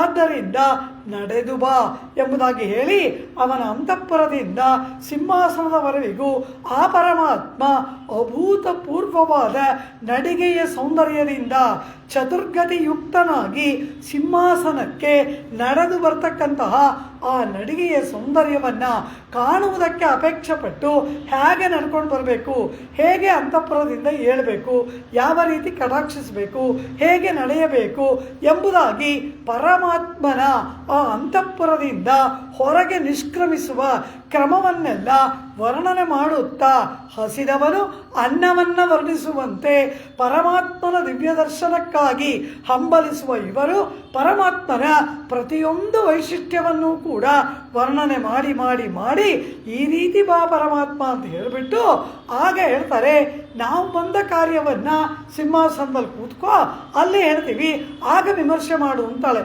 ಇವರು ಬಂದ ಕಾರ್ಯ ಯಾವುದು ಅಂತ ಎಲ್ಲಿ ಹೇಳ್ತಾಳೆ? ಈ ಭಾಷಣದಲ್ಲಿ ಹೇಳೋದೇ ಇಲ್ಲ. ಎಲ್ಲಿ ಹೇಳ್ತಾಳೆ? 29ನೇ ಭಾಷಣದಲ್ಲಿ ಹೇಳ್ತಾಳೆ. ಕಾರಣ ಏನು? ಎಲ್ಲೆಲ್ಲೋ ಏನೇನೋ ಹೇಳಬಾರ್ದು. ಯಾವಾಗ ಎಲ್ಲಿ ಏನು ಹೇಳಬೇಕೋ ಆಗ ಅದನ್ನೇ ಹೇಳಬೇಕು. ಯಾರೋ ಒಬ್ಬರು ಅವಸರವಾಗಿ ದೊಡ್ಡ ವ್ಯಕ್ತಿಗಳು ಏನೇನೋ ಕೆಲಸ ಎಲ್ಲ ಮಾಡ್ತಾ ಇರ್ತಾರೆ. ನಾವು ಸುಮ್ಮನೆ ಪಕ್ಕದಲ್ಲಿ ನಿಂತ್ಕೊಂಡು ನಾನು ಬಂದೆ, ನಾನಿದ್ದೀನಿ, ನನಗಿದು ಬೇಕು, ನನಗದು ಬೇಕು ಅಂತ ಹೇಳಿದ್ರೆ ಅವ್ರ ಕಿವಿಗೆ ಅದು ಹೋಗೋದೇ ಇಲ್ಲ. ಕೊನೆಗೆ ಏನು ಹೇಳ್ತಾರೆ? ಸ್ವಲ್ಪ ಹೊತ್ತು ಸುಮ್ಮನೆ ನಿಂತ್ಕೊ, ಆಮೇಲೆ ನೋಡ್ತೀನಿ ಅಂತಾರೆ. ಇದು ಬೇಕಾ? ಅದೆಲ್ಲ ಕೂಡದು. ಹಿರಿಯರ ಬಳಿಯಲ್ಲಿ ಗೌರವಾನ್ವಿತವಾಗಿ ನಡ್ಕೊಳ್ಬೇಕಲ್ವ. ಸಮಯವನ್ನು ನೋಡಿ ವಿಜ್ಞಾಪನೆಯನ್ನು ಮಾಡಬೇಕು. ನಮ್ಮ ಕಾರ್ಯ ಸಾಧನೆ ಆಗಬೇಕು ಅಂದರೆ ಕಾರ್ಯ ಸಾಧನೆ ಆಗುವ ಕಾಲವನ್ನು ಪ್ರತೀಕ್ಷೆ ಮಾಡಬೇಕಲ್ಲವ. ಆದ್ದರಿಂದ ಆಂಡಾಳ್ ಈ ಪಾಶುರದಲ್ಲಿ ಆ ರೀತಿಯಾಗಿ ಪರಮಾತ್ಮನಿಗೆ ತಾವು ಬಂದ ಕಾರ್ಯವನ್ನು ಹೇಳದೆ ನೀನು ಮೊದಲು ಶಯ್ಯಾಮಂದಿರವನ್ನು ಬಿಟ್ಟು ಸಿಂಹಾಸನಕ್ಕೆ ಬಾ ಎಂಬುದಾಗಿ ಪರಮಾತ್ಮನ ಆ ಸಿಂಹಾಸನಕ್ಕೆ ನಡೆದು ಬರತಕ್ಕಂತಹ ಪ್ರಕ್ರಿಯೆಗಳೆಲ್ಲವನ್ನ ಒಂದು ದೃಷ್ಟಾಂತದ ಮೂಲಕ ಅವನಿಗೆ ವರ್ಣನೆ ಮಾಡಿ ಹೇಳ್ತಾಳೆ. ಪರಮಾತ್ಮ ನೀನು ಹೀಗೆ ಬರಬೇಕು, ಹೀಗೆ ಹೇಳಬೇಕು, ಹೀಗೆ ಕಟಾಕ್ಷಿಸಬೇಕು ಎಂಬುದಾಗಿ ಪರಮಾತ್ಮನ ಅಪೂರ್ವವಾದಂತಹ ಆ ನಡಿಗೆಯನ್ನು, ಆ ನಡಿಗೆಯ ವಿಶೇಷ ಏನು, ಹೇಗೆಲ್ಲ ಆ ನಡಿಗೆ ಎಲ್ಲರ ಮನಸ್ಸನ್ನು ಆಕರ್ಷಣೆ ಮಾಡುತ್ತದೆ ಎಂಬುದೆಲ್ಲವನ್ನ ವ್ಯಾಖ್ಯಾತ ಅದ್ಭುತವಾಗಿ ವರ್ಣನೆ ಮಾಡ್ತಾರೆ. ಒಂದು ದೃಷ್ಟಾಂತದ ಮೂಲಕ ಆಂಡಾಳ್ ಇಲ್ಲಿ ಸಿಂಹಾಸನದಲ್ಲಿ ಬಂದು ಕುಳಿತು ಆ ಸಿಂಹಾಸನವನ್ನು ಅಲಂಕರಿಸುವ ಕೃಪೆ ಮಾಡಬೇಕು ಅಂತಾಳೆ. ಇವರೆಲ್ಲ ಏನು ಹೇಳಿದ್ರು? ಅನನ್ಯಗತಿಗಳಾಗಿ ಬಂದಿದ್ದೇವೆ, ಅಕಿಂಚನರಾಗಿ ಬಂದಿದ್ದೇವೆ ಎಂಬುದಾಗಿ ಹೇಳಿದ್ರಲ್ವಾ. ಮಾತಾರುನಕ್ಕೆ ಒಲಿತೊಲೆಂದು ಅನನ್ಯಗತಿಗಳಾಗಿ ಬಂದೆವು, ಅಭಿಮಾನ ಭಂಗಮಾಯಿ ಬಂದು ನಿನ್ ಪಳ್ಳಿಕಟ್ಟಿಲ್ ಕೀಳೆ ಎಂಬುದಾಗಿ ಆಕಿಂಚನ್ಯ, ಅನನ್ಯಗತಿತ್ವ, ಅಭಿಮಾನ ಭಂಗ ಎಲ್ಲದರಿಂದ ನಾವು ಬಂದೆವು ಎಂದರಲ್ಲವಾ. ಅನನ್ಯಗತಿಗಳು ಅಂದರು. ಪರಮಾತ್ಮನ ಮನಸ್ಸಿಗೆ ನೋವಾಯಿತಂತೆ. ನಮಗೆ ಯಾರೂ ಗತಿ ಇಲ್ಲ ಅಂತ ಇವರು ಹೇಳಬಹುದಾ? ಕಾರಣ ಏನು? ಇವರೆಲ್ಲ ನಪ್ಪಿನ್ನೆಯನ್ನು ಆಶ್ರಯಣ ಮಾಡಿದವರು. ಪುರುಷಕಾರ ರೂಪಿಣಿಯಾಗಿ ಅವಳನ್ನು ಆಶ್ರಯಣ ಮಾಡಿದಾರಲ್ಲ, ನಪ್ಪಿನ್ನೆಯನ್ನು ಆಶ್ರಯಣ ಮಾಡಿಬಿಟ್ಟು ನಮಗ್ಯಾರೂ ಗತಿ ಇಲ್ಲ ಅಂತ ಹೇಳಬಹುದಾ ಎಂಬುದಾಗಿ ಪರಮಾತ್ಮ ಮನಸ್ಸಲ್ಲಿ ನೋವು ಪಟ್ಟನಂತೆ. ಈ ರೀತಿ ಕಿಡಾಂಬಿ ಆಚಾನ್ ಎಂಬುದಾಗಿ ಒಬ್ಬ ಆಚಾರ್ಯರು, ಅವರು ತಿರುಮಾಲಿರಂ ಶೋಲೆ ಮಲೆಗೆ ಹೋಗ್ತಾರೆ. ಅಲ್ಲಿ ಹೋಗಿ ಆ ಪರಮಾತ್ಮನ ಮುಂದೆ ನಿಂತು ಆ ಆಳವಂದಾರ್ ಮಾಡಿದ ಸ್ತೋತ್ರವನ್ನು ಅಲ್ಲಿ ಹೇಳ್ತಾರೆ. ಅಗತಿಂ ಶರಣಾಗತಂ ಹರೆ ಕೃಪಯಾ ಕೇವಲಮಾತ್ಮ ಸತ್ಕುರು ನ ಧರ್ಮನಿಷ್ಠೋಸ್ಮಿ ನ ಚ ಆತ್ಮವೇದಿ. ದೇವ್ರ ಮುಂದೆ ಕೂತ್ಕೊಂಡು ಹಂಗೆ ನೀರು ಕುಡಿಬಾರ್ದು. ಗರ್ಭಗೃಹ ಇದೆ ಅಲ್ವಾ, ಏನು ಪರಮಾತ್ಮನ ಸನ್ನಿಧಿ ದೇವಸ್ಥಾನ, ಗರ್ಭಗೃಹ ದೇವರ ಮುಂದೆ. ಆ ರೀತಿ ಆ ಪರಮಾತ್ಮನ ಮುಂದೆ ಇರ್ತಕ್ಕಂತಹ ನಿಂತುಕೊಂಡು ಅವರು ಏನು ಹೇಳ್ತಾರೆ? ಅಗತಿಂ ಶರಣಾಗತಂ ಹರೇ ಕೃಪಯಾ ಕೇವಲ ಆತ್ಮಸಾತ್ಕುರು ಅಂತ ಹೇಳ್ತಾರೆ. ನ ಧರ್ಮ ನಿಷ್ಠೋಸ್ಮಿ ನ ಚ ಆತ್ಮವೇದಿ ನ ಭಕ್ತಿಮಾನ್ ತ್ವಚ್ಚರಣಾರವಿಂದೇ ಅಕಿಂಚನಃ ಅನನ್ಯಗತಿ ತ್ವತ್ಪಾದ ಮೂಲಂ ಶರಣಂ ಪ್ರಪದ್ಯೆ. ಪರಮಾತ್ಮ, ನಾನು ಯಾವ ಕರ್ಮಯೋಗವನ್ನು ಅನುಷ್ಠಾನ ಮಾಡಿಲ್ಲ, ಜ್ಞಾನಯೋಗವಿಲ್ಲ, ಭಕ್ತಿಯಂತೂ ಇಲ್ಲವೇ ಇಲ್ಲ, ನನಗೆ ಯಾವ ಯೋಗ್ಯತೆಯೂ ಕೂಡ ಇಲ್ಲ ಪರಮಾತ್ಮ. ಯಾವ ಯೋಗ್ಯತೆಯೂ ಇಲ್ಲದ ನನಗೆ ನಿನ್ನನ್ನು ಬಿಟ್ಟರೆ ಬೇರೆ ಗತಿ ಇಲ್ಲ, ಗತಿಯೇ ಇಲ್ಲದವನು ನಾನು ಎಂಬುದಾಗಿ ಸ್ತೋತ್ರವನ್ನು ಮಾಡಿದಾಗ ಆ ತಿರುಮಾಲಿರಂ ಶೋಲೆಯಲ್ಲಿ ಮಲೆಯಲ್ಲಿ ವಿರಾಜಮಾನನಾದ ಸುಂದರಬಾಹು ಪರಮಾತ್ಮನಿಗೆ ಮನಸ್ಸಿಗೆ ನೋವಾಯಿತಂತೆ. ಕಾರಣ ಏನು? ಈ ಕಿಡಾಂಬಿ ಆಚಾನ್ ಎಂಬತಕ್ಕಂತಹ ಆಚಾರ್ಯರು ಯಾರ ಶಿಷ್ಯರು? ಭಗವದ್ ರಾಮಾನುಜರ ಶಿಷ್ಯರು. ಆಚಾರ್ಯ ರಾಮಾನುಜರಿಗೆ ದಿನನಿತ್ಯ ಪ್ರಸಾದವನ್ನು ಮಾಡಿಕೊಡುವವರು, ಅವರಿಗೆ ಭಿಕ್ಷೆಯನ್ನು ಕೊಡುವವರು, ಪಾಕ ಮಾಡಿ ಭಿಕ್ಷೆಯನ್ನು ಕೊಡುವವರು. ಹೀಗೆ ಆಚಾರ್ಯ ರಾಮಾನುಜರಿಗೆ ಕೈಂಕರ್ಯವನ್ನು ಮಾಡ್ತಾ ಆಚಾರ್ಯರನ್ನೇ ಗತಿಯಾಗಿ ಉಳ್ಳವರು ಇದ್ದಾರೆ. ಹಾಗೆ ಎಂಗಳಿ ರಾಮಾನುಷನೈ ಗತಿಯಾಕೊಂಡು ಗತಿ ಇಲ್ಲಾಮಲ್ ಇರುಕ್ಕಿರೇನ್ ಎಂದು ಸೊಲ್ಲಲಾಮೋ ಎಂಬುದಾಗಿ ಪರಮಾತ್ಮ ಅವರನ್ನು ಕೇಳದಂತೆ. ರಾಮಾನುಜರನ್ನು ಗತಿಯಾಗಿ ಉಳ್ಳವರಾಗಿದ್ದು ನನಗ್ಯಾರೂ ಗತಿ ಇಲ್ಲ ಅಂತ ನೀವು ಹೇಳ್ಬೋದಾ ಅಂತ ಪರಮಾತ್ಮ ಕೇಳದನಂತೆ. ಹೀಗೆ ನಾವು ಅನನ್ಯ ಗತಿಗಳು, ನಿನ್ನನ್ನು ಬಿಟ್ಟರೆ ಬೇರೆ ಗತಿ ಇಲ್ಲ ಎಂದಾಗ ಪರಮಾತ್ಮ ನೋವು ಪಟ್ಟು ಆರ್ತರಾಗಿ ಬಂದ ನಮ್ಮನ್ನು ಆ ಪರಮಾತ್ಮ ಕೃಪೆ ಮಾಡ್ತಾನೆ, ಅನುಗ್ರಹವನ್ನು ಮಾಡ್ತಾನೆ. ಹೀಗೆ ಆ ಪರಮಾತ್ಮ ಆ ರೀತಿಯಾದ ಮನಸ್ಸನ್ನು ಉಳ್ಳವರಾಗಿರುವಾಗ ಈ ಗೋಪಿಕೆಯರು, ಎಳೆಯ ಬಾಲಕಿಯರು, ಪ್ರೇಯಸಿಯರು, ಆರ್ತರು, ಶರಣಾಗತರು ಇವರು ಬಂದಾಗ ಆ ಪರಮಾತ್ಮನಾದ ಕೃಷ್ಣ ಅವನ ಮನಸ್ಸು ಕರಗದೇ ಇರುತ್ತಾ ಅವನು ಹೇಳ್ತಾನೆ, ಗೋಪಿಕೆಯರೇ ಏನು ಮಾಡಲಿ ಅಂತ, ನೀನು ಬೇರೆ ಏನು ಮಾಡಬೇಡ, ನಿನ್ನ ಅಂತಃಪುರದಿಂದ ಸಿಂಹಾಸನದವರೆಗೂ 4 ಹೆಜ್ಜೆ ನಡೆದು ಬಾ ಪರಮಾತ್ಮ. ನಾವದನ್ನು ಕಾಣಬೇಕು. ಬಂದು ಸಿಂಹಾಸನದಲ್ಲಿ ಆರೂಢನಾಗು. ಆ ಸಿಂಹಾಸನದಲ್ಲಿ ನೀನು ಕುಳಿತುಕೊಂಡಾಗ ನಾವು ಯಾವುದಕ್ಕಾಗಿ ಬಂದಿದ್ದೇವೆ ಎಂಬ ನಮ್ಮ ಉದ್ದೇಶವನ್ನು ನಿನ್ನ ಮುಂದೆ ನಿರೂಪಣೆ ಮಾಡ್ತೇವೆ ಅಂತ ಹೇಳ್ತಾಳೆ. ಆಗ ಈಗೇನು ಮಾಡಲಿ ಇಂದ ಆಗ ಆಂಡಾಳ್ ಪರಮಾತ್ಮ ನಡೆದು ಬರಬೇಕಾದಂತಹ ಪ್ರಕ್ರಿಯೆಗಳೆಲ್ಲವನ್ನ ಒಂದು ದೃಷ್ಟಾಂತದ ಮೂಲಕ ವರ್ಣನೆ ಮಾಡ್ತಕ್ಕಂತಹ ತಿರುಪ್ಪಾವೈ ದಿವ್ಯಶಾಸ್ತ್ರದ ಅದ್ಭುತವಾದ ಪಾಶುರವೇ 23ನೇ ಪಾಶುರ. ಮಾರಿಮಲೆ ಮುಳಂಜಿಲ್ மன்னி கிடந்துறங்கும் சீரிய சிங்கம் அறிவுத்துத்தி விழித்து வேரிமயிர் பொங்க எப்பாடும் பெயர்ந்துதறி மூறி நிமிர்ந்து ಮುಳಂಗಿ ಪುರಪಟ್ಟೆ ಪೋದರುಮಾ ಪೋಲೆ ಎಂಬುದಾಗಿ ಒಂದು ಸಿಂಹವನ್ನು ದೃಷ್ಟಾಂತವಾಗಿ ಹೇಳ್ತಾಳೆ ದೇವಿ ಆಂಡಾಳ್. ಆ ಸಿಂಹ ಅದರ ಗುಹೆಯಿಂದ ಹೇಗೆ ಹೊರಕ್ಕೆ ಬರುತ್ತದೆಯೋ ಆ ರೀತಿ ನೀನು ನಿನ್ನ ಅಂತಃಪುರದಿಂದ ಹೊರಗೆ ಬಾ ಎಂಬುದಾಗಿ ಒಂದು ಸಿಂಹವನ್ನು ದೃಷ್ಟಾಂತವಾಗಿ ಕೊಡ್ತಾಳೆ. ಯಾರಾದರೂ ಪುರುಷ ಶ್ರೇಷ್ಠರು ಅಂದಾಗ ಏನು ಹೇಳ್ತೀವಿ? ಪುರುಷ ಸಿಂಹ ಎಂಬುದಾಗಿ ಕೊಂಡಾಡ್ತೀವಿ. ಅವರು ಸಿಂಹದ ಹಾಗೆ ಬಾಲ ಇದೆ, ಮೀಸೆ ಇದೆ, ಅದ ಅರ್ಥ? ಅದಲ್ಲ ಅರ್ಥ. ಪ್ರಾಣಿಗಳಲ್ಲಿ ಪರಾಕ್ರಮಶಾಲಿಯಾಗಿ ಇಡೀ ಕಾಡಿಗೆ ರಾಜನಾಗಿ ಇರ್ತಕ್ಕಂತಹದ್ದು ಆ ಸಿಂಹ. ಅದರಂತೆ ಪುರುಷರಲ್ಲಿ ಶ್ರೇಷ್ಠರಾಗಿ ಇರುವಿಕೆ ಎಂಬುದನ್ನು ಸೂಚಿಸುವುದು ಸಿಂಹ ಶಬ್ದ. ಅವಳ ಮುಖ ಚಂದ್ರನ ಹಾಗಿದೆ, ಚಂದ್ರಮುಖಿ ಅಂತ ಹೆಸರಿಡ್ತಾರೆ. ಅವಳು ಚಂದ್ರ ಅಂತ ಅರ್ಥವಾ? ಅದು ಒಂದು ಹೋಲಿಕೆ, ಚಂದ್ರನಂತೆ ಇರುವ ಮುಖ ಎಂಬುದಾಗಿ. ಆ ರೀತಿ ಪುರುಷ ಸಿಂಹ ಎಂಬುದಾಗಿ ಕರೆದರ ಅರ್ಥವೇನು? ಪರಾಕ್ರಮದಲ್ಲಿ, ವೀರ್ಯ ಶೌರ್ಯ ಧೈರ್ಯ ಪರಾಕ್ರಮದಲ್ಲಿ ಅಪರಿಮಿತವಾಗಿ ಇರುವವನು ಎಂಬ ಅರ್ಥ. ಆ ರೀತಿ ಒಂದು ಸಿಂಹದಂತೆ ನಿನ್ನ ಅಂತಃಪುರದಿಂದ ಹೊರಗೆ ಬಾ. ಆ ಸಿಂಹ ಗುಹೆಯಲ್ಲಿ ಇರುತ್ತೆ. ಗುಹೆಯಲ್ಲಿ ಮಳೆಗಾಲದಲ್ಲಿ ತನ್ನ ಗುಹೆಯಲ್ಲಿ ತನ್ನ ಪ್ರಿಯ ಪತ್ನಿಯೊಡನೆ ಶಯನ ಮಾಡಿಕೊಂಡ ಸಿಂಹ ಮಳೆಗಾಲ ಮುಗಿದ ಮೇಲೆ ಮತ್ತೆ ತಾನು ಕಾಡಿನ ರಾಜ್ಯವನ್ನು ಆಳಬೇಕಲ್ಲವ, ಬೇಟೆಗೆ ಹೊರಡಬೇಕಲ್ಲವ. ಅದಕ್ಕಾಗಿ ಕಣ್ಣನ್ನು ತೆರೆದು ಆ ಸಿಂಹ ಮಳೆಗಾಲ ಮುಗಿದ ಸ್ವಲ್ಪ ತರುಣದಲ್ಲಿಯೇ ಗುಹೆಯಿಂದ ಹೇಗೆ ಹೊರಕ್ಕೆ ಎದ್ದು ಬರುತ್ತದೆಯೋ ಆ ರೀತಿ ನೀನು ಕೂಡ ನಿನ್ನ ಅಂತಃಪುರವೆಂಬ ಗುಹೆಯನ್ನು ಬಿಟ್ಟು ಹೊರಕ್ಕೆ ಬಾ ಎಂಬುದಾಗಿ ಸಿಂಹವನ್ನು ಆಂಡಾಳ್ ದೃಷ್ಟಾಂತವಾಗಿ ಕೊಡ್ತಾಳೆ. ಅದು ಹೇಗಿದೆ? ಮಾರಿ ಮಲೈ ಮುಳಂಜಿಲ್. ಮಾರಿ, ಮಾರಿ ಅಂದರೆ ಮಳೆಗಾಲ. ಸ್ತ್ರೀಯರಿಗೆ ಬಹಳ ಪ್ರಿಯವಾದ ಕಾಲವಂತೆ. ಕಾರಣ ಏನು? ಪುರುಷರು ಕಾರ್ಯಾರ್ಥವಾಗಿ ಎಲ್ಲೆಲ್ಲೋ ಹೋಗಿರ್ತಾರೆ. ರಾಜರೆಲ್ಲರೂ ಕೂಡ ಯುದ್ಧಾದಿಗಳನ್ನು ಮಾಡುವುದಕ್ಕೆ ಎಲ್ಲೆಲ್ಲೋ ಬೇರೆ ಕಡೆ ಹೋಗಿರ್ತಾರೆ. ಮಳೆಗಾಲ ಬಂತು ಅಂದರೆ ಎಲ್ಲ ಹಿಂತಿರುಗಿ ಬಂದ್ಬಿಡ್ತಾರಂತೆ. ಮಳೆಗಾಲದಲ್ಲಿ ಯುದ್ಧ ಮಾಡೋಕ್ಕಾಗಲ್ಲ, ವ್ಯಾಪಾರ ಮಾಡೋಕ್ಕಾಗಲ್ಲ, ಸಂಚಾರ ಮಾಡೋಕ್ಕಾಗಲ್ಲ.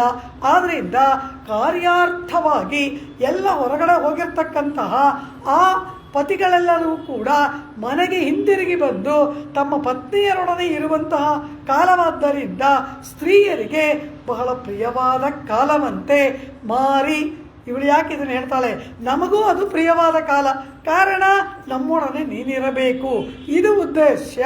ಮಾರಿ ಮಳೆಗಾಲವನ್ನು ಇಲ್ಲಿ ಆಂಡಾಳು ಹೇಳ್ತಾ ಇದ್ದಾಳೆ.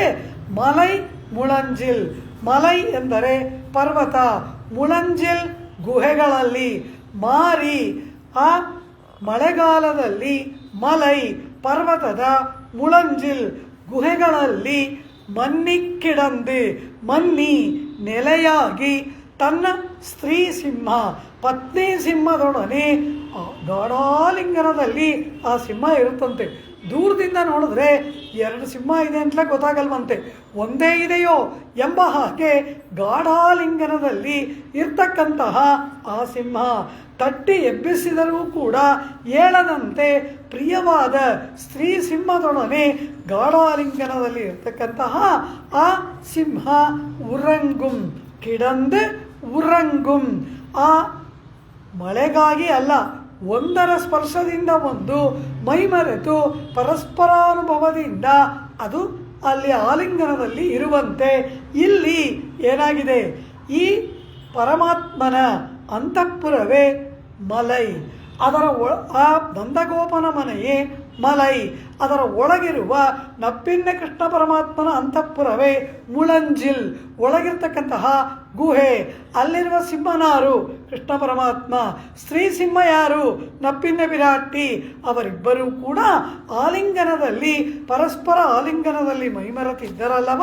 ಮನ್ನಿಕ್ಕಿಡಂದು ಉರಂಗುಂ ಎಂಬುದಾಗಿ ಆ ಪರ್ವತದ ಗುಹೆಗಳಲ್ಲಿರುವ ಸಿಂಹವನ್ನು ಈ ಒಳಗಡೆ ಇರ್ತಕ್ಕಂತಹ ದಿವ್ಯ ದಂಪತಿಗಳಿಗೆ ದೃಷ್ಟಾಂತವಾಗಿ ಆಂಡಾಳ್ ನಿರೂಪಣೆ ಮಾಡ್ತಾ ಇದ್ದಾಳೆ.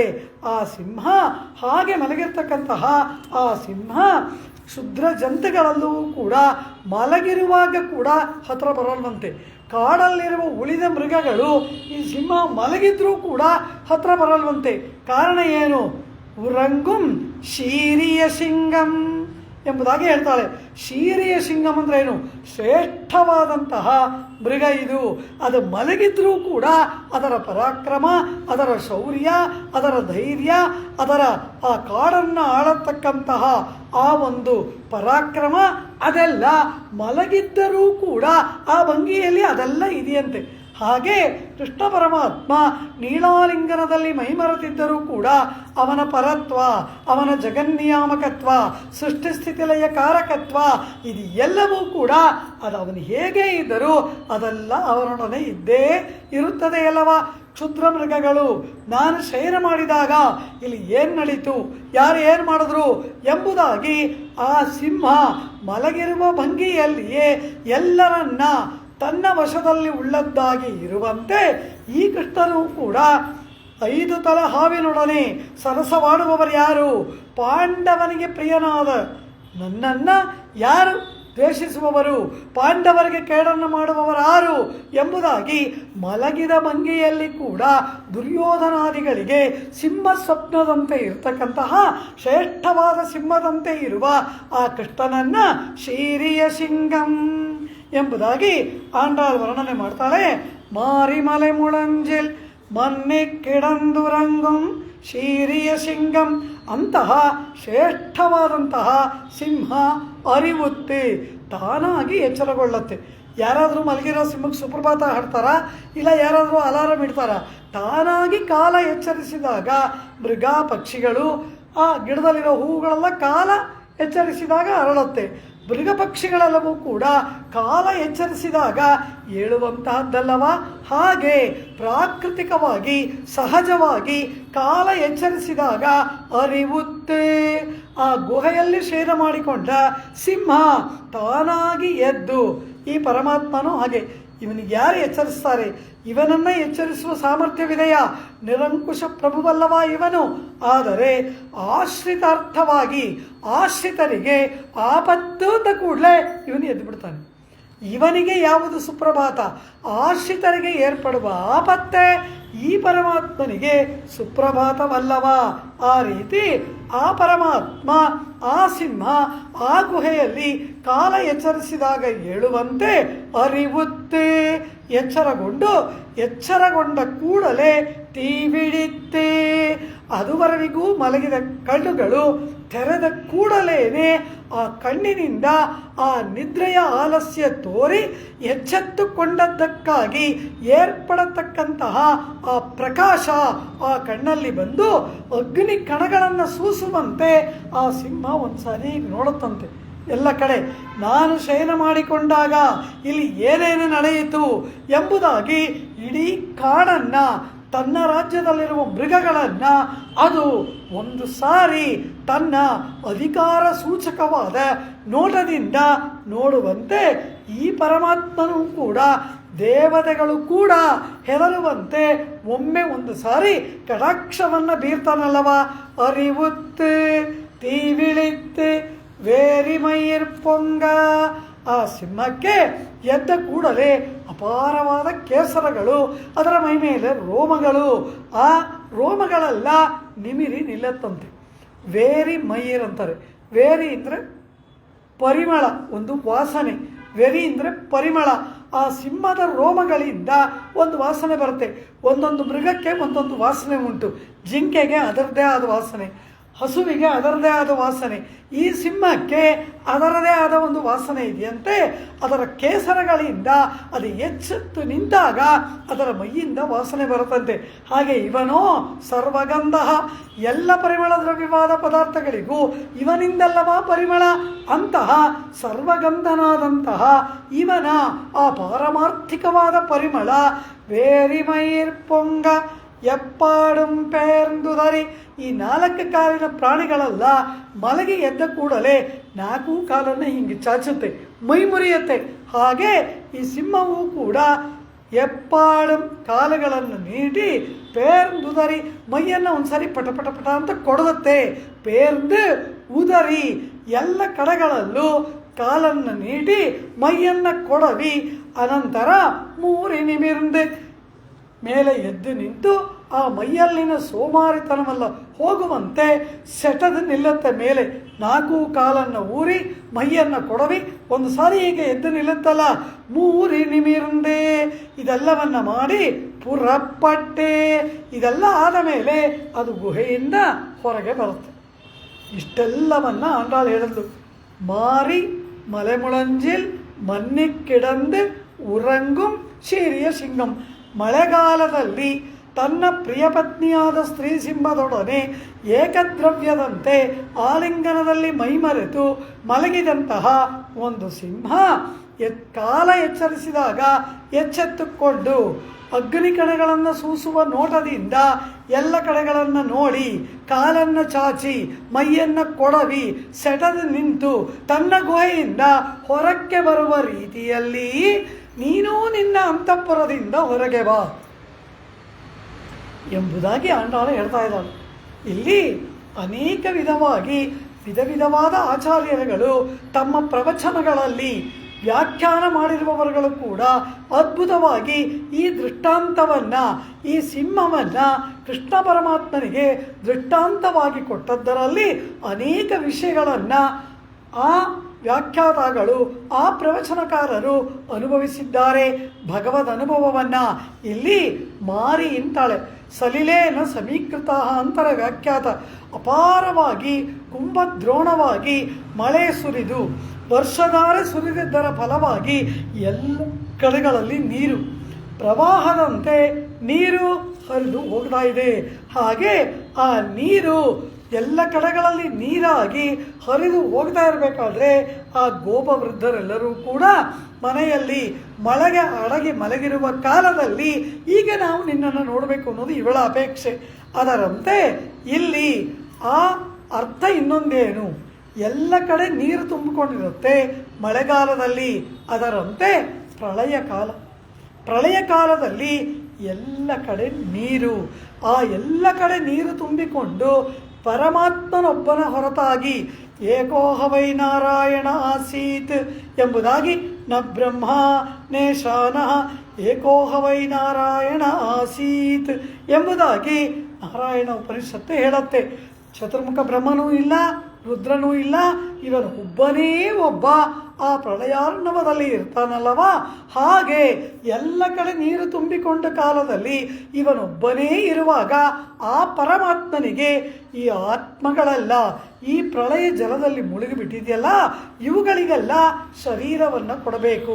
ಕರಣ ಕಳೇಬರಗಳನ್ನು ಕೊಟ್ಟು ಈ ಆತ್ಮಗಳೆಲ್ಲವೂ ಕೂಡ ಆ ಶರೀರದ ಮೂಲಕ ನನ್ನನ್ನು ಆಶ್ರಯ ಮಾಡಿ ಸಾಧನೆಯನ್ನು ಮಾಡಿ ಪರಮಪದಕ್ಕೆ ಬರಬೇಕು. ಸಾಂಸಾರಿಕವಾದ ಬಂಧನದಿಂದ ಮುಕ್ತಿಯನ್ನು ಪಡೆಯಬೇಕು. ಅದಕ್ಕಾಗಿ ಇವುಗಳಿಗೆ ಶರೀರವನ್ನು ಕೊಡಬೇಕು, ಸೃಷ್ಟಿಯನ್ನು ಮಾಡಬೇಕು ಎಂಬತಕ್ಕಂತಹ ಒಂದು ಸಂಕಲ್ಪ ಆ ಪರಮಾತ್ಮನಿಗೆ ಬರುತ್ತೆ. ಬಹುಸ್ಯಾಂ ಪ್ರಜಾಯೇಯ ಎಂಬುದಾಗಿ ಆ ಪರಮಾತ್ಮ ಒಂದು ಸಂಕಲ್ಪವನ್ನು ಮಾಡ್ತಾನೆ. ಅದು ಆ ಪರಮಾತ್ಮನಿಗೆ ತಾನಾಗಿ ಪ್ರಳಯಾರ್ಣವದಲ್ಲಿ ಮುಳುಗಿದಂತಹ ಆತ್ಮಗಳ ಮೇಲಿನ ಕೃಪೆ ಏರ್ಪಡುವ ಕಾಲ. ಆ ಕೃಪೆ ಕಾರಣ ಏನು? ಅವನ ಸಂಕಲ್ಪವೇ ಅದಕ್ಕೆ ಕಾರಣ, ಬೇರೆ ಏನಿಲ್ಲ. ಆ ರೀತಿ ಪರಮಾತ್ಮ ಆ ಸಕಲಾತ್ಮಗಳಿಗೂ ಕೂಡ ಶರೀರವನ್ನು ಕೊಡಬೇಕು ಎಂಬುದಾಗಿ ಒಂದು ಸಂಕಲ್ಪ ಮಾಡ್ತಾನಲ್ಲ, ಅದೇ ಅರಿವುತ್ತು. ಮಳೆಗಾಲದಲ್ಲಿ ಈ ಪರಮಾತ್ಮ ತಾನೇ ಒಂದು ಆಲದ ಎಲೆಯ ಮೇಲೆ ಇದ್ದುಕೊಂಡು ಆ ನೀರಿನಲ್ಲಿ ಮಲಗಿಕೊಂಡು ಏನನ್ನು ನೋಡದೆ ಏಕದ್ರವ್ಯದಂತೆ ಇರುವಾಗ, ಏಕದ್ರವ್ಯ ಆದರೂ ಅಲ್ಲಿ ಏಕೋಹವೈ ನಾರಾಯಣ ಆಸೀತ್, ಒಬ್ಬನೇ ಇರ್ತಾನೆ. ಅಂತಹ ಆ ಪರಮಾತ್ಮ ಸೃಷ್ಟಿಯನ್ನು ಮಾಡಿ ಕರಣ ಕಳೇಬರಗಳನ್ನು ಜೀವಾತ್ಮರುಗಳಿಗೆ ಕೊಡಬೇಕು ಎಂದು ಸಂಕಲ್ಪ ಮಾಡುವ ಕಾಲವೇ ಅರಿವುತ್ತು. ಪರಮಾತ್ಮನ ಮನದಲ್ಲಿ ಸೃಷ್ಟಿ ಸಂಕಲ್ಪ ಮೂಡುವ ಒಂದು ಕಾಲ. ಹಾಗೆ ಏರ್ಪಟ್ಟಾಗ ಆ ಇಡೀ ಪ್ರಳಯಾರ್ಣವವನ್ನು ಪರಮಾತ್ಮ ಕಟಾಕ್ಷಿಸಿ ಬಹುಭವನ ಸಂಕಲ್ಪವನ್ನು ಮಾಡ್ತಾನೆ. ಅಂದರೆ ಏನು? ತಾನು ಬಹುವಾಗಿ ಆಗಬೇಕು ಎಂಬುದಾಗಿ ಆ ಸಂಕಲ್ಪ ಮಾಡಿ ಆ ಶರೀರವನ್ನೆಲ್ಲ ಪರಮಾತ್ಮ ಮಾಡ್ತಾನೆ. ತಮಸ್ಸು ಅದು ಪ್ರಕೃತಿ, ಆ ಮೂಲ ಪ್ರಕೃತಿಯಿಂದ ಹೇಳ್ತಾ ಬರ್ತಾರೆ. ಅವ್ಯಕ್ತ, ತಮಸ್ಸು, ಪ್ರಕೃತಿ, ವಿಕೃತಿ, ಅದರಿಂದ 24 ತತ್ವಗಳು, ಪಂಚಭೂತ, ಆ ಪಂಚಭೂತಗಳಿಂದ ವಿಧ ವಿಧವಾದ ಶರೀರ, ಚತುರ್ಮುಖ ಬ್ರಹ್ಮ, ಅವನ ಮೂಲಕ ವ್ಯಷ್ಟಿ ಸೃಷ್ಟಿ, ಇಷ್ಟೆಲ್ಲವನ್ನ ಪರಮಾತ್ಮ ಮಾಡ್ತಾನಲ್ಲವ. ಅಂದರೆ ಅನೇಕ ಕೈಗಳನ್ನು ಉಳ್ಳವರು ಮಾಡುವ ಕಾರ್ಯವನ್ನು ತನ್ನ ಸಂಕಲ್ಪವೆಂಬ ಕೈಗಳನ್ನು ಚಾಚಿ ಮಾಡ್ತಾನೆ. ಎಪ್ಪಾಡುಂ ಪೇರ್ಂದು ಉದರಿ, ಅವನ ಸಂಕಲ್ಪದಿಂದ, ಅವನ ಮನಸ್ಸಿನಿಂದ ಎಲ್ಲ ಜೀವಾತ್ಮಗಳಿಗೆ ಶರೀರಗಳು ಏರ್ಪಟ್ಟು ಆ ಶರೀರಗಳೆಲ್ಲವೂ ಕೂಡ ಆ ಸಂಸಾರ ಮಂಡಲದಲ್ಲಿ ಇದ್ದುಕೊಂಡಾಗ ಅದನ್ನು ರಕ್ಷಣೆ ಮಾಡುವುದಕ್ಕಾಗಿ ಪರಮಾತ್ಮ ಕಟಾಕ್ಷಿಸಿ ಆ ಪರಮಾತ್ಮ ಅವತಾರಗಳನ್ನು ಮಾಡಬೇಕು ಅಂತ ಸಂಕಲ್ಪವನ್ನು ಮಾಡಿಕೊಂಡು ಕ್ಷೀರಸಾಗರಕ್ಕೆ ಬಂದು ಅಲ್ಲಿಂದ ವಿಧ ವಿಧವಾದ ಅವತಾರಗಳನ್ನು ಮಾಡ್ತಾನಲ್ಲ. ಇದು ಎಲ್ಲ ಪ್ರಕ್ರಿಯೆಯನ್ನು ಮಾರಿಮಲೆ ಮುಳಂಜಿಲ್ ಮನ್ನೆ கிடந்துறங்கும் சீரிய சிங்கம் அறிவுத்துத்தி விழித்து வேரிமயிர் பொங்க எப்பாடும் பேர்ந்துதறி ಮೂರಿ ನಿಮಿರ್ந்து ಮುಳಂಗಿ ಪುರಪಟ್ಟು ಪೋದರುಮಾ ಪೋಲೆ. ಆ ಪರಮಪದದಿಂದ ಇಲ್ಲಿಯವರೆವಿಗೂ ನೀನು ಏನೆಲ್ಲವನ್ನ ಮಾಡಿ ಬಂದೆಯೋ ಹಾಗೆ ಇಲ್ಲಿ ಬಂದು ಆ ಪರಮಪದವೆಂಬ ಸ್ಥಾನವನ್ನು ಬಿಟ್ಟೆ. ಅದು ನಿನ್ನ ಶಾಶ್ವತವಾದ ನಿನ್ನ ಸ್ಥಾನ, ಪರ್ವತ, ಗುಹೆ ಎಲ್ಲ ಅದು ನಿನಗೆ. ಈಗ ಅಲ್ಲಿಂದ ಇದೆಲ್ಲವನ್ನ ಮಾಡಿ ಇಲ್ಲಿ ಬಂದದ್ದು ಹೀಗೆ ಮಲಗುವುದಕ್ಕ, ಇಲ್ಲಿ ಬಂದದ್ದು ನಮ್ಮನ್ನು ರಕ್ಷಣೆ ಮಾಡುವುದಕ್ಕಲ್ಲವ. ಪರಮಾತ್ಮ ಎಲ್ಲಿದ್ದರೂ ಸಿಂಹವೇ. ಪರಮಪದದಲ್ಲಿರುವ ಪರಮಪದನಾಥನೂ ಕೂಡ ಸಿಂಹ. ಈ ಪರಮಾತ್ಮನನ್ನು ಎಲ್ಲೆಲ್ಲಿ ವರ್ಣನೆ ಮಾಡ್ತಾರೆ ಅಲ್ಲೆಲ್ಲ ಸಿಂಹ ಎಂಬತಕ್ಕಂತಹ ವರ್ಣನೆ ಉಂಟು. ಮೊದಲು ಯಾವ ಸಿಂಹ ನಮಗೆ ತಿಳಿದಿದ್ದು ಪರಮಾತ್ಮ. ಮೊದಲು ನಮಗೆ ಸಿಂಹ ಅಂದ ಕೂಡಲೇ ನಮ್ಮ ನೆನಪಿಗೆ ಬರುವುದು ನರಸಿಂಹ. ಪ್ರಹ್ಲಾದನನ್ನು ರಕ್ಷಣೆ ಮಾಡುವುದಕ್ಕಾಗಿ ಪರಮಾತ್ಮ ಮಾಡಿದಂತಹ ಅಪರೂಪವಾದ ಒಂದು ಅವತಾರ ನರಸಿಂಹಾವತಾರ. ಅದಾದ ನಂತರ ಇನ್ನೊಂದು ಸಿಂಹ, ಅದು ಯಾವುದು? ರಾಘವ ಸಿಂಹ. ರಾಮನನ್ನು ವಾಲ್ಮೀಕಿ ಭಗವಾನ್ ರಾಘವ ಸಿಂಹ ಎಂಬುದಾಗಿ ಕರೀತಾರೆ. ಇವನನ್ನು ಪರ್ವತ ನಿಷ್ಕ್ರಮ್ಯ ಅಂತಃಪುರದಿಂದ ಹೊರಗೆ ಬರ್ತಕ್ಕಂತಹ ಆ ರಾಮ ಅಲಂಕಾರವನ್ನು ಮಾಡಿಕೊಂಡು ಪಟ್ಟಾಭಿಷೇಕಕ್ಕಾಗಿ ಅಂತಃಪುರದಿಂದ ಹೊರಗೆ ಬರ್ತಕ್ಕಂತಹ ರಾಮನನ್ನು ವಾಲ್ಮೀಕಿ ಭಗವಾನ್ ವರ್ಣನೆ ಮಾಡ್ತಾರೆ. ಹರಿಸಂಗೈರನ ದೃಶ್ಯ ಮೃಗೈಹಿ ಸಿಂಹಗುಹಾಮಿವ. ಆ ಚಿತ್ರಕೂಟ ಪರ್ವತದಲ್ಲಿ ರಾಮ ಇದನ್ನಲ್ಲ, ಕ್ಷುದ್ರ ಮೃಗಕ್ಕೆ ಸಿಂಹವಿರುವ ಗುಹೆ ಹೇಗೋ ಹಾಗೆ ಶತ್ರು ಭಯಂಕರವಾಗಿತ್ತು. ರಾಮನಿದ್ದ ಆಶ್ರಮ ಅಂತಾರೆ ವಾಲ್ಮೀಕಿ. ಕಾರಣ ಏನು? ರಾಘವ ಸಿಂಹ ಅಲ್ಲಿದ್ದಾನೆ. ಆದ್ದರಿಂದ ಆ ಚಿತ್ರಕೂಟದ ರಾಮಾಶ್ರಮ ಅರಿಭಯಂಕರವಾಗಿತ್ತು ಎಂಬುದಾಗಿ ವಾಲ್ಮೀಕಿಗಳು ವರ್ಣನೆ ಮಾಡ್ತಾರೆ. ಆದ್ದರಿಂದ ಇವನು ರಾಘವ ಸಿಂಹ. ಅದಕ್ಕೆ ಮೇಲೆ ಆ ಅಂತಃಪುರದಿಂದ ಹೊರಗೆ ಬರ್ತಕ್ಕಂತಹ ಆ ರಾಮನನ್ನು ಪರ್ವತಾತ್ ಸಿಂಹ ಗಿರಿ ಗುಹಾಶಯ, ತನ್ನ ಆ ಪರ್ವತದ ಗುಹೆಯಿಂದ ಸಿಂಹ ಹೇಗೆ ವೀರಶ್ರೀಯಿಂದ ಹೊರಗೆ ಬರುತ್ತದೆಯೋ ಆ ರೀತಿ ಸೀತೆಯ ಕೈಗಳಿಂದ ಅಲಂಕೃತನಾದ ರಾಮ ತನ್ನ ಅಂತಃಪುರದಿಂದ ಹೊರಗೆ ಬಂದದ್ದನ್ನು ಸುಮಂತ್ರ ನೋಡಿದ ಎನ್ನುತ್ತಾರೆ ವಾಲ್ಮೀಕಿ ಭಗವಾನ್ ರಾಘವ ಸಿಂಹ. ಇನ್ನು ಇವನೋ ಯಾದವ ಸಿಂಹ. ಆಳ್ವಾರ್ಗಳು ಇವನು ಏನು ಕರೀತಾರೆ? ಆಂಡಾಳೆ ಏನು ಕರೆದ್ಲು? ಯಶೋದೆ ಇಳಂ ಸಿಂಗಂ. ಮೊದಲನೆಯ ಪಾಶರದಲ್ಲೇ ಇವನನ್ನು ಸಿಂಹ ಅಂದ್ಬಿಟ್ಲು ಯಶೋದೆ. ಇವನು ಯಾದವ ಸಿಂಹ. ಶಿತ್ತಾಯರ್ ಸಿಂಗಂ. ಆಳ್ವಾರ್ಗಳು ಕೊಂಡಾಡ್ತಾರೆ, ಶ್ರೇಷ್ಠವಾದ ಆಯರ್ ಸಿಂಗಂ, ಗೊಲ್ಲ ಸಿಂಹನಂತೆ ಇವನು ಗೋಪಾಲ ಸಿಂಹ, ಗೊಲ್ಲ ಸಿಂಹ, ಶಿತ್ತಾಯರ್ ಸಿಂಗತ್ತೆ ಎಂಬುದಾಗಿ ಆಳ್ವಾರುಗಳು ಇವನನ್ನು ಕೊಂಡಾಡ್ತಾರೆ. ಹೀಗೆ ನರಸಿಂಹ ಪರಮಪದದಲ್ಲಿರುವವನೇ ಒಂದು ಸಿಂಹ. ವೇದಾಹಮೇತಂ ಪುರುಷಂ ಮಹಾಂತಂ ಎಂಬುದಾಗಿ ಆ ಪರತತ್ವವನ್ನು ವೇದಗಳು ವರ್ಣಿಸುತ್ತೆ. ಈಶ್ವರ ಸರ್ವಭೂತಾನಾಂ ಎಂಬುದಾಗಿ ಎಲ್ಲರ ಒಳಗೂ ಹೊರಗೂ ಇದ್ದುಕೊಂಡು ಸರ್ವನಿಯಂತವಾಗಿರ್ತಕ್ಕಂತಹ ಪುರುಷ ಶ್ರೇಷ್ಠನಾಗಿ ಪುರುಷ ಸೂಕ್ತದಿಂದ ಆರಾಧನೆ ಮಾಡಲ್ಪಡುವ ಪುರುಷ ಸಿಂಹ, ಪುರುಷೋತ್ತಮ, ಪುರುಷ ವಿಕ್ರಮನಾಗಿ ಇರುವವನು ಈ ಪರಮಾತ್ಮ. ಆ ಪರಮಾತ್ಮನೇ ಒಂದು ಸಿಂಹ. ಆ ಪರಮಾತ್ಮ ನರಸಿಂಹನಾಗಿ, ರಾಘವ ಸಿಂಹನಾಗಿ, ಯಾದವ ಸಿಂಹನಾಗಿ, ಎಷ್ಟೆಲ್ಲ ಸಿಂಹವಾಗಿ ಆ ಪರಮಾತ್ಮ ಇದಾನಲ್ಲವಾ. ಇಂತಹ ಈ ಸಿಂಹಕ್ಕೆ ಯಾರಾದರೂ ಕಾರಿನಲ್ಲಿ ರಾಜ ಮೃಗೇಂದ್ರ, ಮೃಗರಾಜ ಎಂಬುದು ಆ ಸಿಂಹಕ್ಕೆ ಏರ್ಪಟ್ಟ ಒಂದು ಪದವಿ. ಅದನ್ನು ಮೃಗರಾಜ ಮೃಗೇಂದ್ರ ಅಂತೆಲ್ಲ ಕವಿಗಳೆಲ್ಲ ಕೊಂಡಾಡ್ತಾರೆ. ಅದಕ್ಕೆ ಯಾರು ಪಟ್ಟಾಭಿಷೇಕ ಮಾಡಿದ್ರು? ಕಾಡಲ್ಲಿ ಏನಾದರೂ ಸಿಂಹಾಸನನ ಇಟ್ಟು ಸಿಂಹವನ್ನು ಅದ್ರ ಮೇಲೆ ಕೂರಿಸಿ ಯಾರಾದರೂ ಸಹಸ್ರ ಶೀರ್ಷ ಪುರುಷ ಅಂತ ಪಟ್ಟಾಭಿಷೇಕ ಮಾಡಿದ್ರ ಸಿಂಹಕ್ಕೆ? ಯಾರೂ ಮಾಡದೆ ಸ್ವಯಂ ಕಾಡಿಗೆ ರಾಜನಾಗಿ ಇದ್ದು ಮೃಗೇಂದ್ರ, ಮೃಗರಾಜ ಎಂಬ ಪಟ್ಟವನ್ನು ಪಡೆದುಕೊಂಡಿರುವುದು ಸಿಂಹ. ಅದೇ ರೀತಿ ಈ ಪರಮಾತ್ಮನಿಗೂ ಕೂಡ ಪರಮಾತ್ಮ ಅಂತ ಯಾರು ಪಟ್ಟಾಭಿಷೇಕ ಮಾಡಿದ್ದಾರೆ? ಅವನು ಸ್ವಯಂಭೂ, ಸ್ವಯಂ ಆಗಿ ಪರಮಾತ್ಮ, ಸತ್ಯಂ ಜ್ಞಾನಂ ಅನಂತಂ ಬ್ರಹ್ಮ. ಹಾಗೆ ಅನುವಾದ ಮಾಡಿಬಿಟ್ರು ತಿರುಮಂಗೈ ಆಳ್ವಾರ್. ನಂದಾ ವಿಳಕ್ಕೆ ಅಳತ್ತರ್ಕರಿಯಾಯ್, ತೈತ್ರೇಯ ಉಪನಿಷತ್ತು ಸತ್ಯಂ ಜ್ಞಾನಂ ಅನಂತಂ ಅಂತು. ತಿರುಮಂಗೈ ಆಳ್ವಾರ್ ನಂದಾ ವಿಳಕ್ಕೆ ಅಳತ್ತರ್ಕರಿಯಾಯ್, ಅದು ಸಂಸ್ಕೃತ ವೇದ, ಇದು ದ್ರಾವಿಡ ವೇದ. ಹಾಗೆ ಹೇಳ್ತಾರೆ. ಆ ರೀತಿ ಇವನು ಪರಮಾತ್ಮ ಅಂತ ಯಾರೂ ಇವನಿಗೆ ಸ್ಥಾನವನ್ನು ಕೊಡಬೇಕಾಗಿಲ್ಲ. ಇವನು ಪರಮಾತ್ಮ ಅಂತ ಇವನಿಗೆ ಯಾರೂ ಪಟ್ಟಾಭಿಷೇಕ ಮಾಡಬೇಕಾಗಿಲ್ಲ. ಅವನು ಸ್ವತಃ ಸ್ವಯಂ ಸ್ವಾಭಾವಿಕವಾಗಿಯೇ, ಸ್ವಾಭಾವಿಕಿ ಜ್ಞಾನಬಲ ಕ್ರಿಯಾ ಚ ಉಪನಿಷತ್ತು ಹೇಳುತ್ತೆ. ಸ್ವಯಂ ಆಗಿ ಪರಮಾತ್ಮನಾಗಿ ಇರುವವನು, ಆದಿಮಧ್ಯಾಂತರಹಿತನಾಗಿ ಸ್ವಯಂ ಪರಮಾತ್ಮನಾಗಿ ಇರ್ತಕ್ಕಂತಹವನು.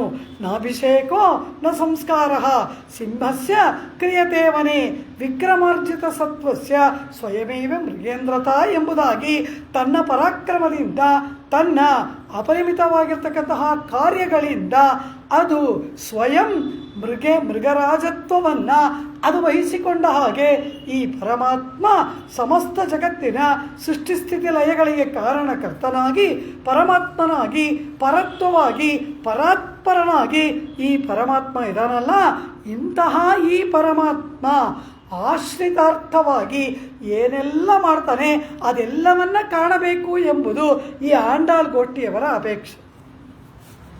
ಆ ಸಿಂಹ ಏನೇನು ಮಾಡ್ತು? ಅದಕ್ಕೆ ಎದ್ದ ಕೂಡಲೇ ಒಂದು ರೀತಿಯಾದ ಜಡತ್ವ ಮಿಶ್ರಿತ ಕೋಪ ಅದರಿಂದ ತೀವಿಳಿತಿಂದ್ರಲ್ವ, ಹಾಗೆ ಈ ಪರಮಾತ್ಮನು ಕೂಡ ಆಶ್ರಿತಾರ್ಥವಾಗಿ ಪರಿಗ್ರಹಿಸಿದ ಕೋಪವನ್ನು ಇವರು ಪರಮ ಶೀತತ್ತೋಡು ಅರುಳ್ಪೆತ್ತು ಅಂತಾರೆ.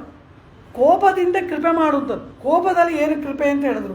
ಕೋಪ, ಪರಮಾತ್ಮನಿಗೆ ಕೋಪ ಬರುವುದೇ ಒಂದು ಕೃಪೆ. ಕಾರಣ ಏನು? ಆ ಕೋಪದ ಹಿಂದೆ ಆಶ್ರಿತರ ಮೇಲಿನ ವಾತ್ಸಲ್ಯ ಉಂಟಲ್ಲವ, ಆ ಕೋಪವೇ ಪರಮಕೃಪೆ. ಆದ್ದರಿಂದ ಆಶ್ರಿತಾರ್ಥವಾಗಿ ಇವನು ಏನೇನು ಮಾಡ್ತಾನೆ ಅದೆಲ್ಲವನ್ನು ಹೇಳ್ತಾರೆ. ಶೀರಿಯ ಶಿಂಗಂ ಎಂಬತಕ್ಕಂತಹ ಈ ಪರಮಾತ್ಮ ಅರಿವುತ್ತು ಎಂಬುದಾಗಿ ಕಣ್ಣನ್ನು ತೆಗೆಯುವುದು, ವಿಳಿತ್ತು ಎಂಬುದಾಗಿ ಎಲ್ಲರನ್ನ ನೋಡುವುದು, ಅವೇರಿಮೈರ್ ಪೊಂಗ ಎಂಬುದಾಗಿ ರೋಮಾಂಚಿತನಾಗುವುದು, ಮೈ ಕೈಕಾಲಿನ ಜಡತೆ ನೀಗುವಂತೆ ಕೈಕಾಲನ್ನು ನೀಡುವುದು, ಅನಂತರ ಹೊರಡುವುದಕ್ಕೆ ಸಿದ್ಧನಾಗಿ ನಿಲ್ಲುವುದು. ಇದು ಒಂದೊಂದನ್ನು ಆಂಡಾಳ್ ನಿದ್ರಿಸುವಾಗ ಅವಯವಗಳನ್ನು ಸೇರಿಸಿ ಮಲಗಿರುವ ಜಡತೆ ನೀಗುವಂತೆ ಆ ಪರಮಾತ್ಮ 4 ಚತುರ್ಭುಜಗಳನ್ನು ನೀಡ್ತಾನಲ್ಲ, ಅದು ಎಲ್ಲವನ್ನ ಆಂಡಾಳ್ ಒಂದೊಂದಾಗಿ ಸಿಂಹದ ದೃಷ್ಟಾಂತದ ಮೂಲಕ ವರ್ಣನೆ ಮಾಡಿ ಅದೆಲ್ಲವನ್ನ ತಾವು ಕಾಣಬೇಕು ಎಂಬುದಾಗಿ ಅಪೇಕ್ಷೆ ಪಡ್ತಾಳೆ ದೇವಿ ಆಂಡಾಳ್. ಆದರೆ ಇಲ್ಲಿ ಪರ್ವತಾದಿವ ನಿಷ್ಕ್ರಮ್ಯ ಸಿಂಹೋ ಗಿರಿಗುಹಾಶಯ ಲಕ್ಷ್ಮಣಂ ದ್ವಾರಿಸೋ ಪಶ್ಯತ್ ಪ್ರಕ್ವಂಜಲಿ ಪುಟಸ್ಥಿತಂ. ಹೀಗೆ ಅಂತಃಪುರದಿಂದ ಬರುವ ಆ ರಾಮನನ್ನ ಮೊದಲು ಕಂಡವನಾರು ಲಕ್ಷ್ಮಣ. ಬಾಗಿಲಲ್ಲಿ ನಿಂತಿದ್ದಾನೆ. ಅಣ್ಣ ಬರ್ತಾನ, ಅಣ್ಣನಿಗೆ ಪಟ್ಟಾಭಿಷೇಕ. ಮಹದಾನಂದ ಈ ಸೌಮಿತ್ರಿಗೆ. ಪರ್ವತಾದಿವ ನಿಷ್ಕ್ರಮ್ಯ ಸಿಂಹೋ ಗಿರಿಗುಹಾಶಯ. ಅಯೋಧ್ಯಾಕಾಂಡದ 16ನೇ ಸರ್ಗದ 26ನೆಯ ಶ್ಲೋಕ ಅದ್ಭುತವಾಗಿ ವಾಲ್ಮೀಕಿಗಳು ವರ್ಣನೆ ಮಾಡ್ತಾರೆ ಆ ರಾಮ ಬರುವ ಲಕ್ಷಣವನ್ನ. ಇದರಲ್ಲಿ ಹೀಗೆ ಎಲ್ಲವೂ ಇವನು ಸಿಂಹ ಎಂಬುದಾಗಿಯೇ ಇವನ ಅವತಾರಗಳಲ್ಲೆಲ್ಲ ವರ್ಣನೆ ಮಾಡಿದ್ದಾರಲ್ಲವ. ಆ ವರ್ಣನೆಯಲ್ಲಿ ಆಂಡಾಳ್ ಮೈ ಮರೆತು ಬಿಡ್ತಾಳೆ. ಕೃಷ್ಣ, ಆ ರೀತಿ ನೀನು ಕೂಡ ಆ ವೀರಶ್ರೀಯನ್ನ ಎಲ್ಲರೂ ಅನುಭವಿಸಿದ್ದಾರೆ. ಲಕ್ಷ್ಮಣ ಕಂಡ ಅನುಭವಿಸಿದ್ದಾನೆ, ಭರತ ಅನುಭವಿಸಿದ್ದಾನೆ, ಆ ಗೋಕುಲದಲ್ಲಿರೋರೆಲ್ಲ ಕಂಡಿದ್ದಾರೆ. ಪರಮಾತ್ಮನಾದವನು ಪರಮಪದದಿಂದ ಬರುವಾಗ ಋಷಿಮುನಿ ದೇವತೆಗಳಲ್ಲ ಅವತಾರಗಳ ಕಾಲದಲ್ಲಿ ಅದನ್ನು ಕಣ್ಣು ಅನುಭವಿಸಿದರೆ ಅದನ್ನು ನಾವು ಅನುಭವಿಸ್ಬೇಡ್ವಾ? ಅದಕ್ಕಾಗಿ ಆ ಸಿಂಹನಂತೆ ಬಾ. ಯಾವ್ಯಾವ ಸಿಂಹ? ನರಸಿಂಹ, ರಾಘವ ಸಿಂಹ, ಯಾದವ ಸಿಂಹ, ಎಷ್ಟೆಲ್ಲ ಸಿಂಹಗಳು ಉಂಟಲ್ಲವ? ಆ ರೀತಿ ಆ ಒಂದೊಂದನ್ನು ಕಂಡು ಅನುಭವಿಸಿ ಆ ಪರಮಾತ್ಮನ ಅಪೂರ್ವವಾದ ಅನುಭವವನ್ನು ಅಪೇಕ್ಷೆ ಪಡ್ತಾರೆ ಇವರುಗಳು. ಅದರಲ್ಲಿ ಪರಮಾತ್ಮನ ಅತಿ ದಿವ್ಯವಾಗಿರ್ತಕ್ಕಂತಹ ಸಿಂಹದ ರೂಪವನ್ನು ತಾಳಿದಂತಹ ಅದ್ಭುತವಾದ ಭಗವದ್ ಅವತಾರವೇ ನರಸಿಂಹಾವತಾರವಲ್ಲವ? ಆ ನರಸಿಂಹಾವತಾರಕ್ಕೆ ಕಾರಣ ಏನು? ಅದನ್ನು ಇವರು ಅಪೇಕ್ಷೆ ಪಡ್ತಾರೆ. ಯಾವ ಕಾರಣಕ್ಕಾಗಿ ಈ ಪರಮಾತ್ಮ ಆ ಅವತಾರವನ್ನು ಅಂಗೀಕಾರ ಮಾಡಿದ? ಪರಮಾತ್ಮನ ನರಸಿಂಹಾವತಾರದ ಹಿನ್ನೆಲೆ ಏನು? ಪ್ರಹ್ಲಾದನ ಮೇಲಿನ ವಾತ್ಸಲ್ಯದಿಂದ ಆಶ್ರಿತ ರಕ್ಷಣೆಯಲ್ಲಿ ಏರ್ಪಟ್ಟ ತ್ವರೆ ನರಸಿಂಹಾವತಾರಕ್ಕೆ ಮೂಲ ಕಾರಣವಲ್ಲವ? ನಾವು ಆಶ್ರಿತರಾಗಿ ಬಂದಿದ್ದೇವೆ, ಈಗ ಆ ತ್ವರೆ ನಿನಗಿಲ್ಲವ? ಇದು ಇವರು ಎಲ್ಲೆಲ್ಲಿ ಪರಮಾತ್ಮ ಏನೇನು ರಕ್ಷಣೆ ಮಾಡಿದ್ದಾನೆ ಅದನ್ನೆಲ್ಲ ತಮ್ಮೊಡನೆ ಹೋಲಿಸ್ಕೊಂಡ್ಬಿಡ್ತಾರೆ. ನಾವು ಆಶ್ರಿತರಲ್ಲವ, ನಮ್ಮನ್ನು ಕಾಪಾಡಬೇಡವಾ? ಆ ತ್ವರೆ ಈಗಿಲ್ಲವ? ಆಗ ಹೇಗೆ ಬಂದೆ ನೀನು? ಆಗ ಯಾವ ರೀತಿ ನಡ್ಕೊಂಡೆ ಎಂಬುದಾಗಿ ಆಶ್ರಿತನಾದ ಪ್ರಹ್ಲಾದನ ಮೇಲಿನ ವಾತ್ಸಲ್ಯದಿಂದ ಏರ್ಪಟ್ಟ ತ್ವರೆ, ಅವನಿಗೆ ಆಪತ್ತು ನೀಗುವುದರಲ್ಲಿ ಪರಮಾತ್ಮನ ಕಾತುರ ವ್ಯಕ್ತವಾಗಿದೆ. ಆ ಪ್ರಹ್ಲಾದನ ವಿಷಯದಲ್ಲಿ ತೋರಿದ ಆ ಕಾತುರ, ಆ ತ್ವರೆ ನಮ್ಮ ವಿಷಯದಲ್ಲಿ ನೀನು ತೋರಬೇಕು ಎಂಬುದಾಗಿ ಪರಮಾತ್ಮನ ಅದ್ಭುತವಾದ ಆ ನರಸಿಂಹಾವತಾರದ ಒಂದು ಭಾವ ಗೋದೆಯ ಮನಸ್ಸಲ್ಲಿ ಏರ್ಪಡುತ್ತೆ. ಈ ಪ್ರಹ್ಲಾದನ ನರಸಿಂಹನ ಚರಿತ್ರೆಯನ್ನು ಎಲ್ಲರೂ ಬಲ್ಲರು. ಹಿರಣ್ಯಾಕ್ಷ ಹಿರಣ್ಯಕಶಿಪುಗಳು ದ್ವಾರಪಾಲಕರಾಗಿ ಇರುವವರು ಸನಕ ಸನಂದಾದಿಗಳ ಶಾಪಕ್ಕೆ ಒಳಗಾಗಿ 3 ಜನ್ಮ ರಾಕ್ಷಸರಾಗಿ ಜನಿಸ್ತಾರೆ. ಪ್ರಥಮವಾಗಿ ಹುಟ್ಟುವುದೇ ಹಿರಣ್ಯಾಕ್ಷ ಹಿರಣ್ಯಕಶಿಪು. ಹಿರಣ್ಯಾಕ್ಷನನ್ನು ವರಾಹ ಅವತಾರ ಮಾಡಿ ಪರಮಾತ್ಮ ನಿರಸನ ಮಾಡಿದ ನಂತರ ಆ ತಮ್ಮನನ್ನು ಕೊಂದ ಮೊದಲೇ ಜನ್ಮತಃ ಹರಿದ್ವೇಷ. ಈಗ ಹಿರಣ್ಯಾಕ್ಷನನ್ನು ಕೊಂದ ಮೇಲೆ ದ್ವೇಷ ಅಧಿಕವಾಗಿ ಬಿಟ್ಟಿತು.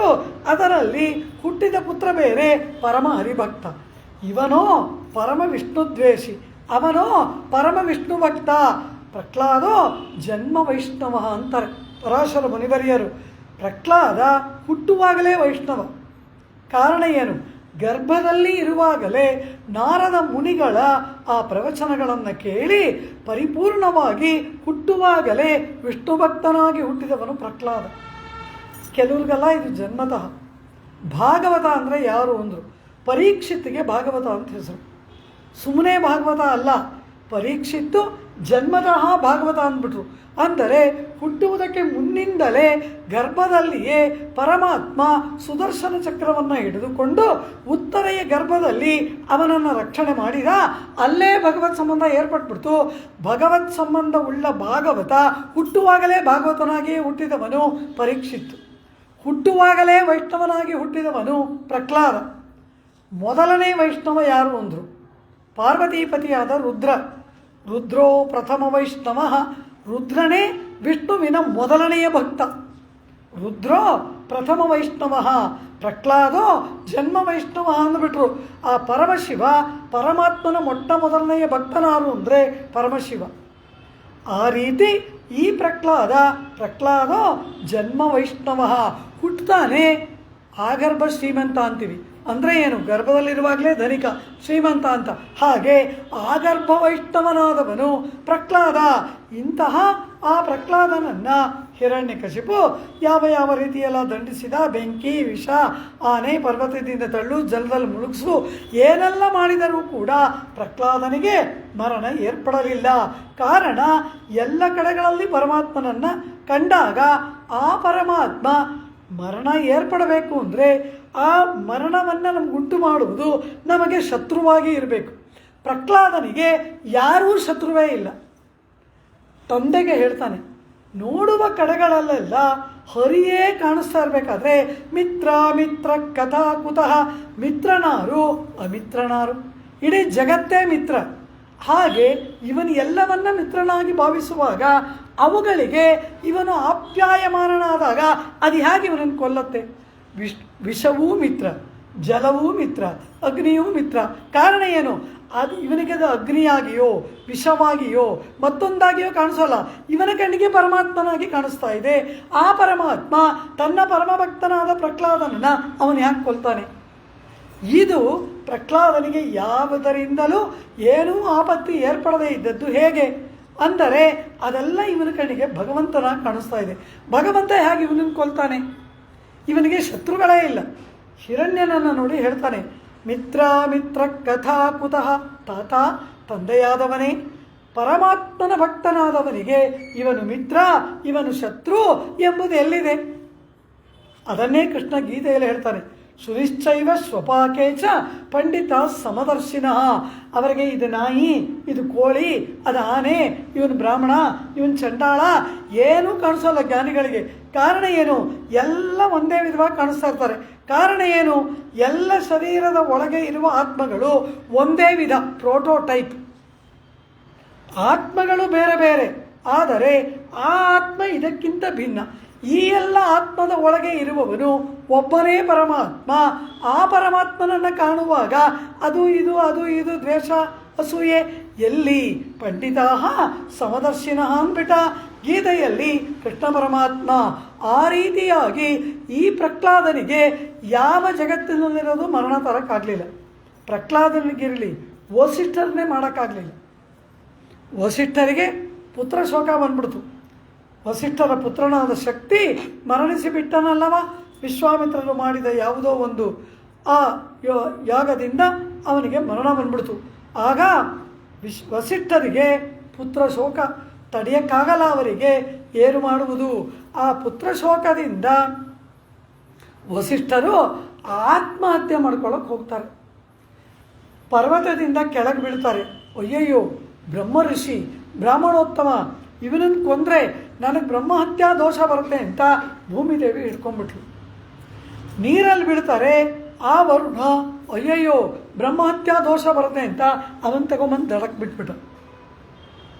ಹೀಗೆ ವಸಿಷ್ಠರನ್ನು ಕಂಡರೇನೆ ಇವೆಲ್ಲವೂ ಕೂಡ ಹೆದರಿ ನಾವಿವರನ್ನು ವಧೆ ಮಾಡಲಾರವು ಎಂದಾಗ ಪರಮಾತ್ಮನ ಭಕ್ತನಾಗಿ ಜನ್ಮ ವೈಷ್ಣವನಾಗಿರುವ ಪ್ರಹ್ಲಾದನಿಗೆ ಇವೆಲ್ಲ ಮರಣ ಕೊಡುತ್ತಾ? ಇದು ಎಲ್ಲಿಯಾದರೂ ಉಂಟಾ ಲೋಕದಲ್ಲಿ? ಆದ್ದರಿಂದ ಯಾವುದರಿಂದಲೂ ಕೂಡ ಪ್ರಹ್ಲಾದನಿಗೆ ಮರಣ ಬಾರದೇ ಹೋದಾಗ ಆ ಹಿರಣ್ಯ ನೋಡಿದ, ಇವನನ್ನು ಯಾರೂ ಕೊಲ್ಲಲ್ಲ, ನಾನೇ ಕೊಲ್ತೀನಿ ಅಂದ್ಬಿಟ್ಟ. ನನ್ನಿಂದಲೇ ನನ್ನ ಮಗನಿಗೆ ಮರಣ ಏರ್ಪಡಲಿ ಎಂಬುದಾಗಿ ಆ ಪ್ರಹ್ಲಾದನನ್ನು ತಾನೇ ಕೊಲ್ಲಬೇಕು ಅಂತ ಹೇಳ್ಕೊಂಡು ಬರ್ತಾನೆ. ಮುಂದೆ ನಿಲ್ಲಿಸ್ತಾನೆ. ಆಗ ಹೇಳ್ತಾನೆ, ವ್ಯಕ್ತುಮರ್ತು ಕಾಮೋಸಿ ಯೋತಿ ಮಾತ್ರಂ ವಿಕಥಸೆ ಮುಮೂರ್ಷೂಣಾಭಿಮನ್ವಾತ್ಮನ್ ನನುಸುರ್ ವಿಪ್ಲವಾಗಿರಹ. ಎಲೈ ಮೂರ್ಖನೇ, ಎಲೈ ಮಂದಬುದ್ಧಿಯಿಂದ ಕೂಡಿದಂತಹ ಅಜ್ಞಾನಿಯಾದವನೇ, ನಿನಗೆ ಮಂದಬುದ್ಧಿ, ಬಾಯಿಗೆ ಬಂದ ಹಾಗೆ ಹರಡ್ತಾ ಇದೆಯಾ ನೀನು. ಕಾರಣ ಏನು ಗೊತ್ತಾ? ಯಾರಿಗೆ ಸಾವು ಸಮೀಪಿಸುತ್ತದೆ, ಯಾವನು ಮರಣೋನ್ಮುಖನಾಗಿ ಆಗ್ತಾನೆ, ಅವನ ಬಾಯಿಗೆ ಬಂದದ್ದೆಲ್ಲ ಮಾತಾಡ್ತಾನೆ. ಆ ಪ್ರಾಣ ಹೋಗೋ ಸಮಯ, ಪ್ರಾಣೋತ್ಕ್ರಮಣ ಸ್ಥಿತಿಯಲ್ಲಿ ಏನು ಮಾತಾಡ್ತೀನಿ ಅನ್ನೋದೇನೆ ಗೊತ್ತಾಗದೇನೆ ಬಾಯಿಗೆ ಬಂದದ್ದನ್ನು ಹರಡ್ತಾನೆ. ಹಾಗೆ ನೀನು ಕೂಡ ಹರಿ ಇದ್ದಾನೆ, ಅಲ್ಲಿದ್ದಾನೆ, ಇಲ್ಲಿದ್ದಾನೆ, ಅವನು ಹಾಗೆ, ಇವನು ಹೀಗೆ ಅಂತ ಬಾಯಿಗೆ ಬಂದದ್ದನ್ನು ಹರಡ್ತಾ ಇದೆಯಾ. ಆದ್ದರಿಂದ ನೀನು ಸಾಯುವುದಕ್ಕೆ ಸಿದ್ಧನಾಗಿದೆಯಾ ಅನ್ನೋದು ಸ್ಪಷ್ಟವಾಗ್ತಾ ಇದೆ. ವಿಕಥಸೆ, ಬಾಯಿಗೆ ಬಂದಿದ್ದನ್ನು ಬೊಗಳ್ತಾ ಇದೆಯಾ ಅಂತಾನೆ. ಪ್ರಹ್ಲಾದನನ್ನು ನೋಡಿ ಹಿರಣ್ಯಕಶಿಪು, ಎಲವೋ ಮಂದಬುದ್ಧಿಯೇ, ನೀನು ಸಾಯುವುದಕ್ಕೆ ಬಯಸ್ತಾ ಇದೆಯಾ ಎಂಬುದು ಸ್ಪಷ್ಟ. ಏಕೆಂದರೆ ಮಿತಿ ಮೀರಿ ಬೊಗಳ್ತಾ ಇದೆಯಾ. ಸಾಯುವುದಕ್ಕೆ ಬಯಸುವ ಮನುಷ್ಯ ಮಾತ್ರ ಈ ರೀತಿ ವಿಪರೀತವಾಗಿ ಮಾತಾಡ್ತಾನೆ. ಯಸ್ತ್ವಯಾ ಮಂದಭಾಗ್ಯೋಕ್ತೋ ಮದನ್ಯೋ ಜಗದೀಶ್ವರ ಕ್ವಾಸೌ ಯದಿ ಸ ಸರ್ವತ್ರ ಕಸ್ಮಾತ್. ಎಲೈ ಮಂದಭಾಗ್ಯನೇ, ದುರ್ಭಾಗ್ಯನೇ, ನನಗಿಂತಲೂ ಬೇರೆ ಇನ್ನಾವನೋ ಒಬ್ಬ ದೇವ ಜಗದೀಶ್ವರನಿದ್ದಾನೆ ಎಂಬುದಾಗಿ ಹೇಳ್ತಾ ಇದೆಯಲ್ಲ. ಯಾರವನು ಜಗದೀಶ್ವರ? ಈ ಜಗಕ್ಕಲ್ಲ ಈಶ್ವರ, ಒಡೆಯನಾದವನು ನಾನು. ನನಗಿಂತ ಮತ್ತೆ ಅನ್ಯೋ ಜಗದೀಶ್ವರ, ನನಗಿಂತ ಭಿನ್ನನಾದ ಅನ್ಯನಾದ ಇನ್ನೊಬ್ಬ ಜಗದೀಶ್ವರನಿದ್ದಾನೆ ಅಂತ ಏನೋ ಹೇಳ್ತಾ ಇದೆಯಲ್ಲ. ಅವನು ಎಲ್ಲ ಕಡೆ ಇದ್ದಾನೆ, ಎಲ್ಲ ಕಡೆ ಇದ್ದಾನೆ ಎಂಬುದಾಗಿ ಹೇಳ್ತಾ ಇದೆಯಲ್ಲ. ಕ್ವಾಸೌ ಯದಿ ಸ ಸರ್ವತ್ರ, ಅವನೇನಾದರೂ ಸರ್ವತ್ರ ಎಲ್ಲ ಕಡೆಯಲ್ಲಿಯೂ ಇರುವವನಾದರೆ, ನೀನು ಹೇಳುವ ಹಾಗೆ ಅವನು ಎಲ್ಲ ಕಡೆಗಳಲ್ಲೂ ಇರುವವನಾದರೆ ಕಸ್ತ್ವಾ ಸ್ತಂಭೇನ ದೃಶ್ಯತೆ, ಈ ಕಂಬದಲ್ಲಿ ಅವನು ಯಾತಕ್ಕೆ ಕಾಣಿಸ್ತಾ ಇಲ್ಲ ಎಂಬುದಾಗಿ ಕೇಳ್ತಾನೆ. ಎಲ್ಲ ಕಡೆಗಳಲ್ಲಿ ಅವನಿದ್ದಾನೆ ಅಂತ ನೀ ಹೇಳ್ದೆ ತಾನೆ. ಎಲ್ಲ ಕಡೆಗಳಲ್ಲಿ ಇದ್ದ ಮೇಲೆ ಈ ಕಂಬದಲ್ಲೂ ಅವನಿರಬೇಕಲ್ವಾ? ಅಂದ ಮೇಲೆ ಈ ಕಂಬದಲ್ಲಿ ಅವನು ಯಾತಕ್ಕೆ ನನಗೆ ಕಾಣಿಸ್ತಾ ಇಲ್ಲ? ಸೋಹಂ ವಿಕಥಮಾನಸ್ಯ ಶಿರಕ್ಕಾಯಾಧರಾಮಿತೆ ಗೋಪಾಯೇತ ಹರಿಸ್ವಾದ್ಯ ಎಸ್ತೇ ಶರಣಮೀಪ್ಸಿತಂ. ಹೀಗೆಲ್ಲ ಹರಟುತ್ತಿರುವ ನಿನ್ನ ತಲೆಯನ್ನು ಈಗ ನಿನ್ನ ದೇಹದಿಂದ ಬೇರ್ಪಡುವಂತೆ ಕೊಚ್ಚಾಕ್ಬಿಡ್ತೇನೆ. ಕೈಯಲ್ಲಿ ಕತ್ತಿಯನ್ನು ಹಿಡಿದಿದ್ದಾನೆ ಹಿರಣ್ಯಕಶಿಪು. ಬಾಯಿಗೆ ಬಂದಂತೆ ಮಾತಾಡ್ತಾ ಇರುವ ನಿನ್ನನ್ನು ಶಿರಹ ಕಾಯಾತೆ, ನಿನ್ನ ಕಾಯದಿಂದ ನಿನ್ನ ತಲೆಯನ್ನು ಹರಾಮಿ ಕತ್ತರಿಸಿ ತೆಗೆದುಬಿಡ್ತೇನೆ ಎಂಬುದಾಗಿ ಹೇಳಿ, ನೀನು ನಿನ್ನ ವಿಶ್ವಾಸಕ್ಕೆ ಪಾತ್ರನಾಗಿ, ನಿನ್ನ ಭಕ್ತಿಗೆ ಪಾತ್ರನಾಗಿ ಎಲ್ಲ ಕಡೆಗಳಲ್ಲಿ ಹರಿ ಇದ್ದಾನೆ ಎಂಬುದಾಗಿ ಯಾರನ್ನು ನೀನು ಹೇಳ್ತಾ ಇದೆಯೋ ಆ ಹರಿ ಇರುವುದೇ ಸತ್ಯವಾದರೆ ಈಗ ಬಂದು ಅವನು ನಿನ್ನನ್ನು ಕಾಪಾಡಲಿ, ನಿನ್ನ ತಲೆ ಕತ್ತರಿಸ್ಬಿಡ್ತೀನಿ ಅಂತಾನೆ.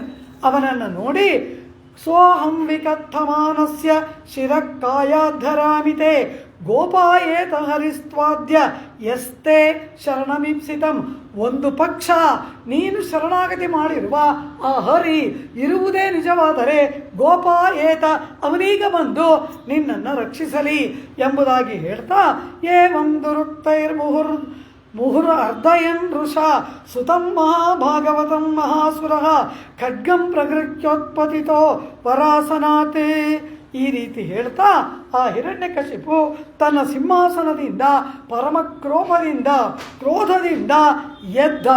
ಪರಮ ಭಾಗವತೋತ್ತಮನಾದ ಜನ್ಮ ವೈಷ್ಣವನಾದ ತನ್ನ ಪುತ್ರನನ್ನು ಕೋಪಾವೇಶದಿಂದ ಕೆಟ್ಟ ಮಾತುಗಳಿಂದ ಬೈತಾ ಅವನನ್ನು ಹೊಡಿತಾ ಕತ್ತಿಯನ್ನು ಎತ್ತಿಕೊಂಡು ಆ ಪ್ರಹ್ಲಾದನ ಬಳಿಗೆ ಜಿಗಿದು ಆ ಕತ್ತಿಯಿಂದ ಅವನ ತಲೆ ಕತ್ತರಿಸಬೇಕು. ಅದೇ ಕಾಲದಲ್ಲಿ ಇನ್ನೊಂದು ಕೈಯಿಂದ ಮುಷ್ಟಿಯಿಂದ ಪಕ್ಕದಲ್ಲಿ ಇದ್ದ ಕಂಬವನ್ನು ಗುದ್ದಿದ ಜೋರಾಗಿ ಆ ಹಿರಣ್ಯಕಶಿಪು. ಏವಂ ದುರುಕ್ತೈರ್ಮುಹು ಸ್ತಂಭಂ ತತಾಡಾತಿ ಬಲ ಸ್ವಮುಷ್ಟಿನ. ಆ ಕತ್ತಿಯನ್ನು ಹಿಡಿದುಕೊಂಡು ಪ್ರಹ್ಲಾದನ ತಲೆಯನ್ನು ಕತ್ತರಿಸಬೇಕು. ಅದೇ ಕಾಲದಲ್ಲಿ ಮುಷ್ಟಿಯಿಂದ ಸ್ತಂಭಂ ತತಾಡ, ತನ್ನ ಮುಷ್ಟಿಯಿಂದ ಆ ಕಂಬವನ್ನು ಜೋರಾಗಿ ಗುದ್ದಿದ ಹಿರಣ್ಯಕಶಿಪು. ಅವನ ಮುಷ್ಟಿ ಆ ಕಂಬವನ್ನು ಸ್ಪರ್ಶಿಸಿತೋ ಇಲ್ಲವೋ ತದೈವ ತಸ್ಮಿನ್ನ ನಿರೋತಿ ಭೀಷಣೋ ಬಭೂವ ಏನಾಂಡಕಟಾಹಮಸ್ಫುಟತ್ ಯಂ ವೈ ಸ್ವಧಿಷ್ಣ್ಯೋಪಗತಂ ತ್ವಜಾದಯಃ ಸುತ್ವಾ ಸದಾಮಾಪ್ಯಮಂಗಮೇನಿರೇ. ಒಡನೆ ಅಲ್ಲಿ ಇಡೀ ಬ್ರಹ್ಮಾಂಡವೇ ಒಡೆದು ಹೋಗ್ತಾ ಇರತಕ್ಕಂತಹ ಒಂದು ದೊಡ್ಡ ಶಬ್ದ ಕೇಳಿತು. ಆ ಧ್ವನಿ ಸಮಸ್ತ ಲೋಕವನ್ನು ತಲುಪಿತು. ಲೋಕಪಾಲಾದಿಗಳೆಲ್ಲರೂ ಕೂಡ ಗಡಗಡ ನಡುಗಿದರು. ಇಂದ್ರ ಕುಳಿತ ಸಿಂಹಾಸನದಿಂದ ಕೆಳಕ್ಕೆ ಬಿದ್ದ. ಆಗ ಪ್ರಹ್ಲಾದನನ್ನು ಕೊಲ್ಲಬೇಕು ಅಂತ ಹಿರಣ್ಯ ಕತ್ತಿಯನ್ನು ಹಿಡಿದು ಭರ್ರಣೆ ಚಿಮ್ಮಿದಾಗ ಆ ದೈತ್ಯ ಸೇನಾಪತಿಗಳನ್ನು ಕೂಡ ಭಯದಿಂದ ನಡುಗಿಸುತ್ತಿದ್ದ, ಮೂರು ಲೋಕಕ್ಕೂ ಕೂಡ ಸಿಂಹ ಸ್ವಪ್ನವಾಗಿದ್ದಂತಹ ಆ ಹಿರಣ್ಯ ಕಶಿಪು ಕಂಬವನ್ನು ಮುಟ್ಟಿಯಿಂದ ಗುದ್ದಿ ಈ ಮಗನನ್ನು ಕತ್ತಿಯಿಂದ ತಲೆಯನ್ನು ಕತ್ತರಿಸಬೇಕು ಎಂದ ಕೂಡಲೇ ಅಹಹ ಎಂಬುದಾಗಿ ಒಂದು ದೊಡ್ಡ ನಗು ಕೇಳಿಸಿತು. ಭೀಕರವಾದ ಒಂದು ನಗು ಕೇಳಿಸಿತು. ಹೆದರಿ ಹಿಂದೆ ಬರ್ತಾನೆ ಹಿರಣ್ಯ. ಯಾರಿದು ನಕ್ಕದ್ದು? ಇಲ್ಲಿ ಇರುವವನು ಅವನೊಬ್ಬ, ಅವನ ಮುಂದೆ ಇರುವ ಮಗನೊಬ್ಬ. ಇಬ್ಬರೇ ಇರುವಾಗ ಈ ಭೀಕರವಾದ ಘೋರವಾದ ನಗು, ಭೀಕರತಮವಾದಂತಹ ಯಾವ ನಗುವಿನ ಶಬ್ದವನ್ನು ಕೇಳಿ ಸಮಸ್ತ ಬ್ರಹ್ಮಾಂಡವೂ ಕೂಡ ಸಿಡಿದು ಬೀಳುವಂತಾಯಿತೋ. ಕಿವಿಗಳು ಚಿಕ್ಕವ ರೀತಿಯಲ್ಲಿ ಒಂದು ಬ್ರಹ್ಮಾಂಡದ ಶಬ್ದ ಕೇಳಿ ಆ ಸ್ತಂಭ ಎರಡಾಗಿ ಸಿಡಿಯಿತೋ ಭಯಾನಕವಾದಂತಹ ಆ ಶಬ್ದ ಇಂದ್ರ ಸಿಂಹಾಸನದಿಂದ ಬಿದ್ದ, ಲೋಕವೆಲ್ಲ ನಡುಗಿತು. ಸಮಸ್ತ ರಾಕ್ಷಸ, ದೈತ್ಯ, ದಾನವ, ಕಿನ್ನರ, ಗಂಧರ್ವ, ಕಿಂಪುರುಷ, ಮಾನವ, ಮೃಗ, ಪ್ರಾಣಿ, ಪಕ್ಷಿ ಎಲ್ಲವೂ ಕೂಡ ಆಶ್ಚರ್ಯಚಕಿತವಾದ ಭಯಭೀತಿಯಿಂದ ನಡುಗುತ್ತಾ ಇರತಕ್ಕಂತಹ ಕಾಲದಲ್ಲಿ ಒಂದು ಅಪಾರವಾದ ಭೀಕರವಾದ ಒಂದು ಗರ್ಜನೆ ಕೇಳಿಸಿತು. ಈ ನಗುವನ್ನು ಹಿಂಬಾಲಿಸಿ ಒಂದು ಭೀಕರವಾದ ಗರ್ಜನೆ ಕೇಳಿಸಿದಾಗ ಆ ಸಭೆಯ ಸುತ್ತಲೂ ಹಿರಣ್ಯಕಶಿಪು ತಿರುಗಿ ನೋಡ್ತಾನೆ. ಮಗನಾದ ಪ್ರಹ್ಲಾದನನ್ನು ಬಿಟ್ಟು ಇನ್ನಾರೂ ಕಾಣಿಸದೆ ಹೋದಾಗ ಹಿರಣ್ಯಕಶಿಪುವಿಗೆ ಕಂಪನ ಪ್ರಾರಂಭವಾಯಿತು. ಸತ್ಯಂ ವಿಧಾತು ನಿಜ ಭೃತ್ಯ ಭಾಷಿತಂ ವ್ಯಾಪ್ತಿಂತ ಭೂತೇಶ್ವಖಿಲೇಶು ಚಾತ್ಮನಃ ಅದೃಶ್ಯತಾತ್ಯದ್ಭುತ ರೂಪಮುದ್ವಹನ್ನೇ ಸ್ತಂಭೆ. ತಕ್ಷಣವೇ ಆ ಸಭೆಯ ಕಂಬದಲ್ಲಿ ಅತ್ಯದ್ಭುತವಾದ ರೂಪದಿಂದ ಪ್ರಕಟಗೊಂಡಂತಹ ಅಭೂತಪೂರ್ವವಾದ ಒಂದು ಆಕೃತಿಯನ್ನು ಆ ಭಯಭೀತನಾದ ಹಿರಣ್ಯಕಶಿಪು ಕಂಡ. ಅದೃಶ್ಯತ ಅದ್ಭುತ ರೂಪಮುದ್ವಹನ್ನೇ. ಇವನ ಮುಷ್ಟಿ ಕಂಬವನ್ನು ಸ್ಪರ್ಶಿಸಿತೋ ಇಲ್ಲವೋ ಕೂಡಲೇ ಭೀಕರವಾದ ಶಬ್ದ, ಭೀಕರವಾದ ನಗು, ಘೋರವಾದ ಗರ್ಜನೆ, ಕೂಡಲೇ ಅದ್ಭುತವಾದ ಒಂದು ರೂಪ ಆ ಸ್ತಂಭದಲ್ಲಿ. ಸ್ತಂಭೆ ಸಭಾಯ, ಆ ಹಿರಣ್ಯಕಶಿಪುವಿನ ಸಭೆಯಲ್ಲಿ ಇದ್ದ ಸ್ತಂಭದಿಂದ ಸ್ತಂಭೆ ಸಭಾಯ, ಇದುವರೆವಿಗೂ ಯಾರೂ ಊಹಿಸದ, ಯಾರೂ ಕೇಳಿರದ, ಯಾರೂ ನೋಡಿರದ, ಮನದಲ್ಲಿ ಕೂಡ ಚಿಂತಿಸದ ಹಿರಣ್ಯಕಶಿಪು ಕನಸು ಮನಸ್ಸಿನಲ್ಲಿಯೂ ನೆನೆಯದ ಅದ್ಭುತವಾದ ಒಂದು ರೂಪ. ನ ಮೃಗಂ ನ ಮಾನುಷಂ, ಅದು ಮೃಗವೂ ಅಲ್ಲದ ಮಾನುಷವೂ ಅಲ್ಲದ ಒಂದು ಅದ್ಭುತವಾದ ರೂಪವನ್ನು ಅವನು ಕಂಡ. ಆ ರೂಪ ಹೇಗಿದೆ? ಕರಾಲದಂಶ್ರಂ ಕರವಾಲ ಚಂಚಲ ಕ್ಷುರಾಂತ ಜಿಕ್ವಂ ಭೃಕುಟಿ ಮುಖೋಳ್ಬಳಂ ಸ್ತಬ್ಧೋರ್ಧ್ವಕರ್ಣಂ ಗಿರಿಕಂದರಾದ್ಭುತ ವ್ಯಾತ್ರಾಸನಾಸಂ ಹನುಭೇದ ಭೀಷಣಂ. ಆ ಕೋರೆದಾಡೆಗ ಕೆಂಪಗೆ ಕಾದಿರುವ ಚಿನ್ನದಂತೆ ಹೊಳೆಯುತ್ತಿರುವ ಭೀಕರವಾದ ಕಣ್ಣುಗಳು, ಕರಾಳವಾದ ಕೋರೆದಾಡೆಗಳು, ಕತ್ತಿಯಂತೆ ಝಳಪಿಸುತ್ತಿರುವ ಆ ನಾಲಗೆ, ಓರೆಯಾದ ಹುಬ್ಬುಗಳಿಂದ ಭಯಾನಕವಾಗಿ ಇರುವ ಮುಖ, ನಿಶ್ಚಲವಾಗಿ ಮೇಲಕ್ಕೆ ನಿಮಿರಿ ನಿಂತ ಕಿವಿಗಳು, ಅರಳಿದ ನಾಲಗೆ, ಪರ್ವತದ ಗುಹೆಯಂತೆ ಅದ್ಭುತವಾಗಿ ತೆರೆದುಕೊಂಡ ಬಾಯಿ, ಇವುಗಳಿಂದ ಕೂಡಿದ ರೌದ್ರತಮವಾದ ನೀಳವಾದ ಕೆನ್ನೆಗಳಿಂದ ಭೀಕರವಾಗಿ ಕಾಣುವಂತಹ ಒಂದು ಮುಖವನ್ನು ಹಿರಣ್ಯಕಶಿಪು ಕಂಡ. ದಿವಿಸ್ಪೃಷ್ಟಾಯಂ ಅದೀರ್ಘಪೀವರಗ್ರೀವೋರ್ವಕ್ಷಸ್ಥಲಂ ಅಲ್ಪಮಧ್ಯಮಂ ಚಂದ್ರಾಂಶು ಗೌರಶ್ಚುರಿತಂ ತನೂರುಹೈಃ ವಿಶ್ವಗ್ಭುಜಾನೀಕಶತಂ ನಖಾಯುಧಂ. ಆಕಾಶವನ್ನು ಮುಟ್ಟುವಂತಿದ್ದ ಅಪಾರವಾದ ದಿವಿಸ್ಪೃಶತ್ಕಾಯಂ ದೀರ್ಘಪೀವರಂ, ಅಪಾರವಾಗಿ ಆಕಾಶವನ್ನು ಮುಟ್ಟುವಂತಿದ್ದಂತಹ ದೀರ್ಘದೇಹ, ಉದ್ದವಾಗಿ ದಟ್ಟಪುಟ್ಟವಾಗಿದ್ದಂತಹ ಕೊರಳು, ಅಗಲವಾದ ಎದೆ, ತಳುವಾದ ನಡು, ಚಂದ್ರದ ಕಿರಣದಂತೆ ಮೈ ಮೇಲೆ ಎಲ್ಲ ಕಡೆ ಹರಳಿಕೊಂಡಿದ್ದಂತಹ ರೋಮಗಳ ರಾಶಿ, ಅದರ ಕೈಯಲ್ಲಿ ಎಣಿಸಲಾರದಷ್ಟು ಭುಜಗಳು. ಆ ರೂಪದಲ್ಲಿ ಎಣಿಸಲಾರದಷ್ಟು ಅಸಂಖ್ಯಾತವಾದ ಸಾವಿರಾರು ಲಕ್ಷಾಂತರ ಭುಜಗಳು, ಆ ಭುಜಗಳಲ್ಲಿ ಹರಿತವಾದ ಕತ್ತಿಯಂತೆ ಕಾಣುತ್ತಿರುವ ನಖಗಳು, ಒಂದೊಂದು ಸಹಸ್ರ ಕೈಗಳಲ್ಲೂ ಕೂಡ ಆ ಕತ್ತಿಯಂತೆ ಕಾಣುತ್ತಿರುವ ಆ ಘೋರವಾದ ನಖಗಳು. ಹೀಗೆ ವಿಶ್ವಗ್ಭುಗಾನೀಕಶತಂ ನಖಾಯುಧಂ, ಒಂದೊಂದು ಭುಜಗಳಲ್ಲೂ ದೀರ್ಘವಾದ ಕೈಗಳು, ದೀರ್ಘವಾದ ಬೆರಳುಗಳು, ಅದರಲ್ಲಿ ನಖಾಯುಧ. ಆ ನಖದಿಂದ ಆ ಸಿಂಹ ಹಿರಣ್ಯಕಶಿಪುವನ್ನು ಸಮೀಪಿಸಿ ಕಾಲಾವಕಾಶ ಮಾಡದೆ ಅವನನ್ನು ಕರೆದುಕೊಂಡು ಬಂದು ಆ ಸಾಯಂಕಾಲದ ವೇಳೆಯಲ್ಲಿ ಆ ಹಿರಣ್ಯನನ್ನು ಹೊಸಲಿನ ಮೇಲೆ ಇಟ್ಟುಕೊಂಡು ಪೂರ್ಣವಾಗಿ ಆ ಹಿರಣ್ಯಕಶಿಪುವಿನ ವಕ್ಷಸ್ಥಳವನ್ನು ಪೂರ್ಣವಾಗಿ ಸೀಳಿದ ಪೋಂಡ ಪುನಿದನ್ ಎಂಬುದಾಗಿ ತಿರುಮಂಗಯಾಳ್ವಾರ್ ಪುನೀತನಾದ ನರಸಿಂಹ ಎಂಬುದಾಗಿ ಕೊಂಡಾಡ್ತಾರೆ. ಅವುಣನ್ ಒಳ್ಳುಹಿರಾಲ್, ಅವುಣನ್ ಪೊಂಗವಾಹಂ ಒಳ್ಳುಹಿರಾಲ್ ಪೋಂಡ ಪುನಿದನ್ ಎಂಬುದಾಗಿ ಅವುಣನ್ ಅಸುರನಾದವನ ಪೊಂಗವಾಹಂ ಕಠಿಣವಾದ ವಕ್ಷಸ್ಥಳವನ್ನು ಪಿಳಂದ ಸೀಳಿದಂತಹ ಆ ನರಸಿಂಹ ಪುನೀತನಾದವನು, ಪರಮ ಪವಿತ್ರನಾದವನು ಅಂತಾರೆ ಸ್ವಾಮಿ ತಿರುಮಂಗಯ್ಯಾಳ್ವಾರ್. ಕಾರಣ ಅಸುರವಧೆ ಎಂಬುದು ಆಶ್ರಿತರ ರಕ್ಷಣೆಗಾಗಿ ಮಾಡಿದ ಕಾರ್ಯ. ಈ ನರಸಿಂಹನ ಕೋಪದ ಹಿಂದೆ ಪ್ರಹ್ಲಾದನ ಮೇಲಿನ ವಾತ್ಸಲ್ಯ ಉಂಟಲ್ಲವ, ಇದರಲ್ಲಿ ಒಂದು ವಿಶೇಷ ಉಂಟು. ಅದೇನು ಎಂದರೆ, ಈ ಹಿರಣ್ಯಕಶಿಪು ಯಾವುದರಿಂದಲೂ ಪ್ರಹ್ಲಾದನಿಗೆ ಮರಣವಿಲ್ಲ ಅಂತ ಆದಾಗ, ಅವನನ್ನು ತಾನೇ ಕೊಲ್ಲಬೇಕು ಅಂತ ಬಂದಾಗ ಈ ಸ್ತಂಭದಲ್ಲಿಯೂ ಕೂಡ ಅವನಿದ್ದಾನ ಎಂಬುದಾಗಿ ಪ್ರಶ್ನೆಯನ್ನು ಕೇಳಿದನಲ್ಲವ. ಅವನು ಇಲ್ಲಿಯೂ ಇದ್ದಾನ. ಏನು ಕೇಳ್ತಾನೆ? ಕಸ್ಮಾತ್ ಸ್ತಂಭೆ ನ ದೃಶ್ಯತೆ. ಈ ಸ್ತಂಭದಲ್ಲಿ ಅವನು ಯಾಕೆ ಕಾಣ್ತಾ ಇಲ್ಲ ಅಂತ ಕೇಳಿ ಆ ಸ್ತಂಭವನ್ನು ತತಾಡಾದದಿ ಬಲಹ ಎಂಬುದಾಗಿ ಕೈಯಿನಿಂದ ಗುದ್ದಿದನಲ್ಲವ.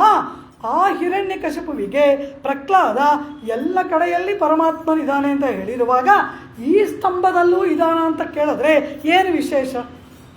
ಎಲ್ಲ ಕಡೆ ಹರಿ ಸರ್ವತ್ರ ವಸತಿ, ಆ ಪರಮಾತ್ಮ ಎಲ್ಲ ಕಡೆ ಇದ್ದಾನೆ ಅಂತ ಪ್ರಹ್ಲಾದ ಹೇಳಿದ ಮೇಲೆ ಈ ಕಂಬದಲ್ಲೂ ಇದ್ದಾನ ಎಂಬುದಾಗಿ ಕೇಳಿದರ ವಿಶೇಷ ಏನು? ಎಲ್ಲ ಕಡೆ ಮೇಲೆ ಅಲ್ಲೂ ಇದ್ದಾನಲ್ವ, ಆ ರೀತಿ ಕೇಳಿದನಲ್ಲ. ಆ ಕಂಬದಲ್ಲಿ ಇಲ್ಲ ಎಂಬುದು ಹಿರಣ್ಯನ ಭಾವನೆ. ಎಲ್ಲ ಕಡೆ ಇದ್ದಾನೆ, ಈ ಕಂಬದಲ್ಲೂ ಇದ್ದಾನ ಅಂದ್ರೆ ಏನರ್ಥ? ಆ ಕಂಬದಲ್ಲಿ ನಿಶ್ಚಯವಾಗಿಯೂ ನೀನು ಹೇಳುವ ಹರಿ ಇಲ್ಲ ಎಂಬುದು ಹಿರಣ್ಯನ ನಂಬಿಕೆ. ಕಾರಣ ಏನು ಅಂತ ಕೇಳಿದ್ರು. ಆ ಕಂಬವನ್ನೇ ತೋರಿಸಿ ಏಕೆ ಹಿರಣ್ಯಕಶಿಪು ಕೇಳ್ದ? ಸಿಂಹಾಸನ ಇತ್ತು, ಪೀಠ ಇತ್ತು, ಇನ್ನೇನೇನೋ 1008 ಇತ್ತು, ಅದನ್ನೆಲ್ಲ ತೋರಿಸ್ಲಿಲ್ಲ. ಈ ಕಂಬದಲ್ಲೂ ಇದಾನ ಅಂತ ಅದನ್ನೇ ತೋರಿಸಿ ಹಿರಣ್ಯಕಶಿಪು ಕೇಳಲು ಕಾರಣ ಏನು ಅಂದರು. ಅದನ್ನೇ ತೋರಿಸಿ ಯಾತಕ್ಕೆ ಕೇಳ್ದ ಅಂದರು. ಅವನ ಮನದ ಭಾವನೆ ಏನು? ಈ ಕಂಬದಲ್ಲಿ ಹರಿ ಎಲ್ಲಿ ಬೇಕಾದ್ರೂ ಇದ್ಕೊಳ್ಳಿ, ಈ ಕಂಬದಲ್ಲಿ ಹರಿ ಇಲ್ಲ ಎಂಬುದು ಹಿರಣ್ಯನ ನಂಬಿಕೆ. ಕಾರಣ ಏನು ಅಂತ ಕೇಳಿದ್ರು. ಆ ಕಂಬ ಹಿರಣ್ಯಕಶಿಪು ಕುಳಿತುಕೊಳ್ಳುವ ಸಿಂಹಾಸನದ ಎದುರುಗಡೆ ಇದೆಯಂತೆ. ಆ ಕಂಬವನ್ನು ಹಿರಣ್ಯಕಶಿಪು ತಾನೇ ನಿರ್ಮಾಣ ಮಾಡಿಸಿದ್ದಾನೆ. ಎದುರಿಗೆ ನಿಂತ್ಕೊಂಡು ನನ್ನ ಸಿಂಹಾಸನದ ಎದುರುಗಡೆ ಇರೋದು ಅದು ಭವ್ಯವಾಗಿರಬೇಕು, ಅಲಂಕಾರ ಪೂರ್ಣವಾಗಿರಬೇಕು ಅಂತೇಳಿ ಅವನೇ ಸ್ವತಃ ನಿಂತು ನಿರ್ಮಾಣ ಮಾಡಿದ ಕಂಬವಾದ್ದರಿಂದ, ನಾನೇ ನನ್ನ ಕಣ್ಣು ಮುಂದೆ ನಿಂತು ನಿರ್ಮಾಣ ಮಾಡಿಸಿರೋದ್ರಿಂದ ನನ್ನ ಕಣ್ಣು ತಪ್ಪಿಸಿ ಹರಿ ಅದರ ಒಳಗೆ ಹೋಗಿರಲಾರ. ಆ ಕಂಬದಲ್ಲಿ ಹರಿ ಇಲ್ಲ ಎಂಬ ಅಜ್ಞಾನ ಹಿರಣ್ಯಕಶಿಪುವಿನದು. ಆದ್ದರಿಂದ ಆ ಕಂಬ ನಾನೇ ನಿರ್ಮಾಣ ಮಾಡಿದ್ದರಿಂದ ಅದರಲ್ಲಿ ಹರಿ ಇಲ್ಲ. ಈ ಪ್ರಹ್ಲಾದ ಹೇಳುವ ಮಾತು ಸುಳ್ಳು ಎಂಬುದಾಗಿ. ಆದರೆ ಆ ಪ್ರಹ್ಲಾದನ ಮಾತನ್ನು ಸತ್ಯ ಮಾಡುವುದಕ್ಕಾಗಿ ಇವನ ಮುಟ್ಟಿ ಸ್ತಂಭವನ್ನು ಸ್ಪರ್ಶಿಸಿದ ಕೂಡಲೇ ಅರೆ ಕ್ಷಣ ಕೂಡ ಕಾಲ ವಿಳಂಬ ಇಲ್ಲ. ಆ ಕ್ಷಣದಲ್ಲೇ ಬಂದ್ಬಿಟ್ಟ. ನಮೃಗಂ ನ ಮಾನುಷಂ ಸ್ತಂಭೆ ಸಭಾಯಾಂ ನಮೃಗಂ ನ ಮಾನುಷಂ ಎಂಬುದಾಗಿ ಆ ದಿವ್ಯವಾದ ನರಸಿಂಹ ಮೂರ್ತಿ ಆ ಕ್ಷಣದಲ್ಲೇ ಬಂದ. ಕಾರಣ ಏನು ಅಂತ ಕೇಳಿದ್ರೆ, ಒಂದು ಕ್ಷಣ ಕಾಲ ವಿಳಂಬವಾದರೆ ಅವನು ಅಲ್ಲಿರಲಿಲ್ಲ, ಪಕ್ಕದ ಕಂಬದಿಂದ ಬಂದ ಅಂತ ಇವನಂತಾನೆ. ಆ ಕ್ಷಣದಲ್ಲಿ ಇವನ ಮುಟ್ಟಿ ತಾಕುವುದಕ್ಕೂ ನರಸಿಂಹಮೂರ್ತಿ ಪ್ರತ್ಯಕ್ಷನಾಗುವುದು ಏಕಕಾಲದಲ್ಲಿ ಏರ್ಪಟ್ಟಿತಲ್ಲವ. ಅದನ್ನು ಆಳ್ವಾರ ಹೇಳ್ತಾರೆ. ಯಾರಿದನ್ನು ಹೇಳಿದ್ದು? ಆ ಕಂಬವನ್ನೇ ಹಿರಣ್ಯಕಶಿಪು ತೋರಿಸಿ ಇಲ್ಲಿಯೂ ಇದಾನ ಎಂಬುದಾಗಿ ಕೇಳುವುದರ ಹಿನ್ನೆಲೆ ಏನು? ಯಾಕೆ ಆ ಕಂಬವನ್ನೇ ತೋರಿಸಿ ಕೇಳ್ದ ಅನ್ನೋದಕ್ಕೆ ಪೆರಿಯಾಳ್ವಾರು ಉತ್ತರ ಕೊಡ್ತಾರೆ.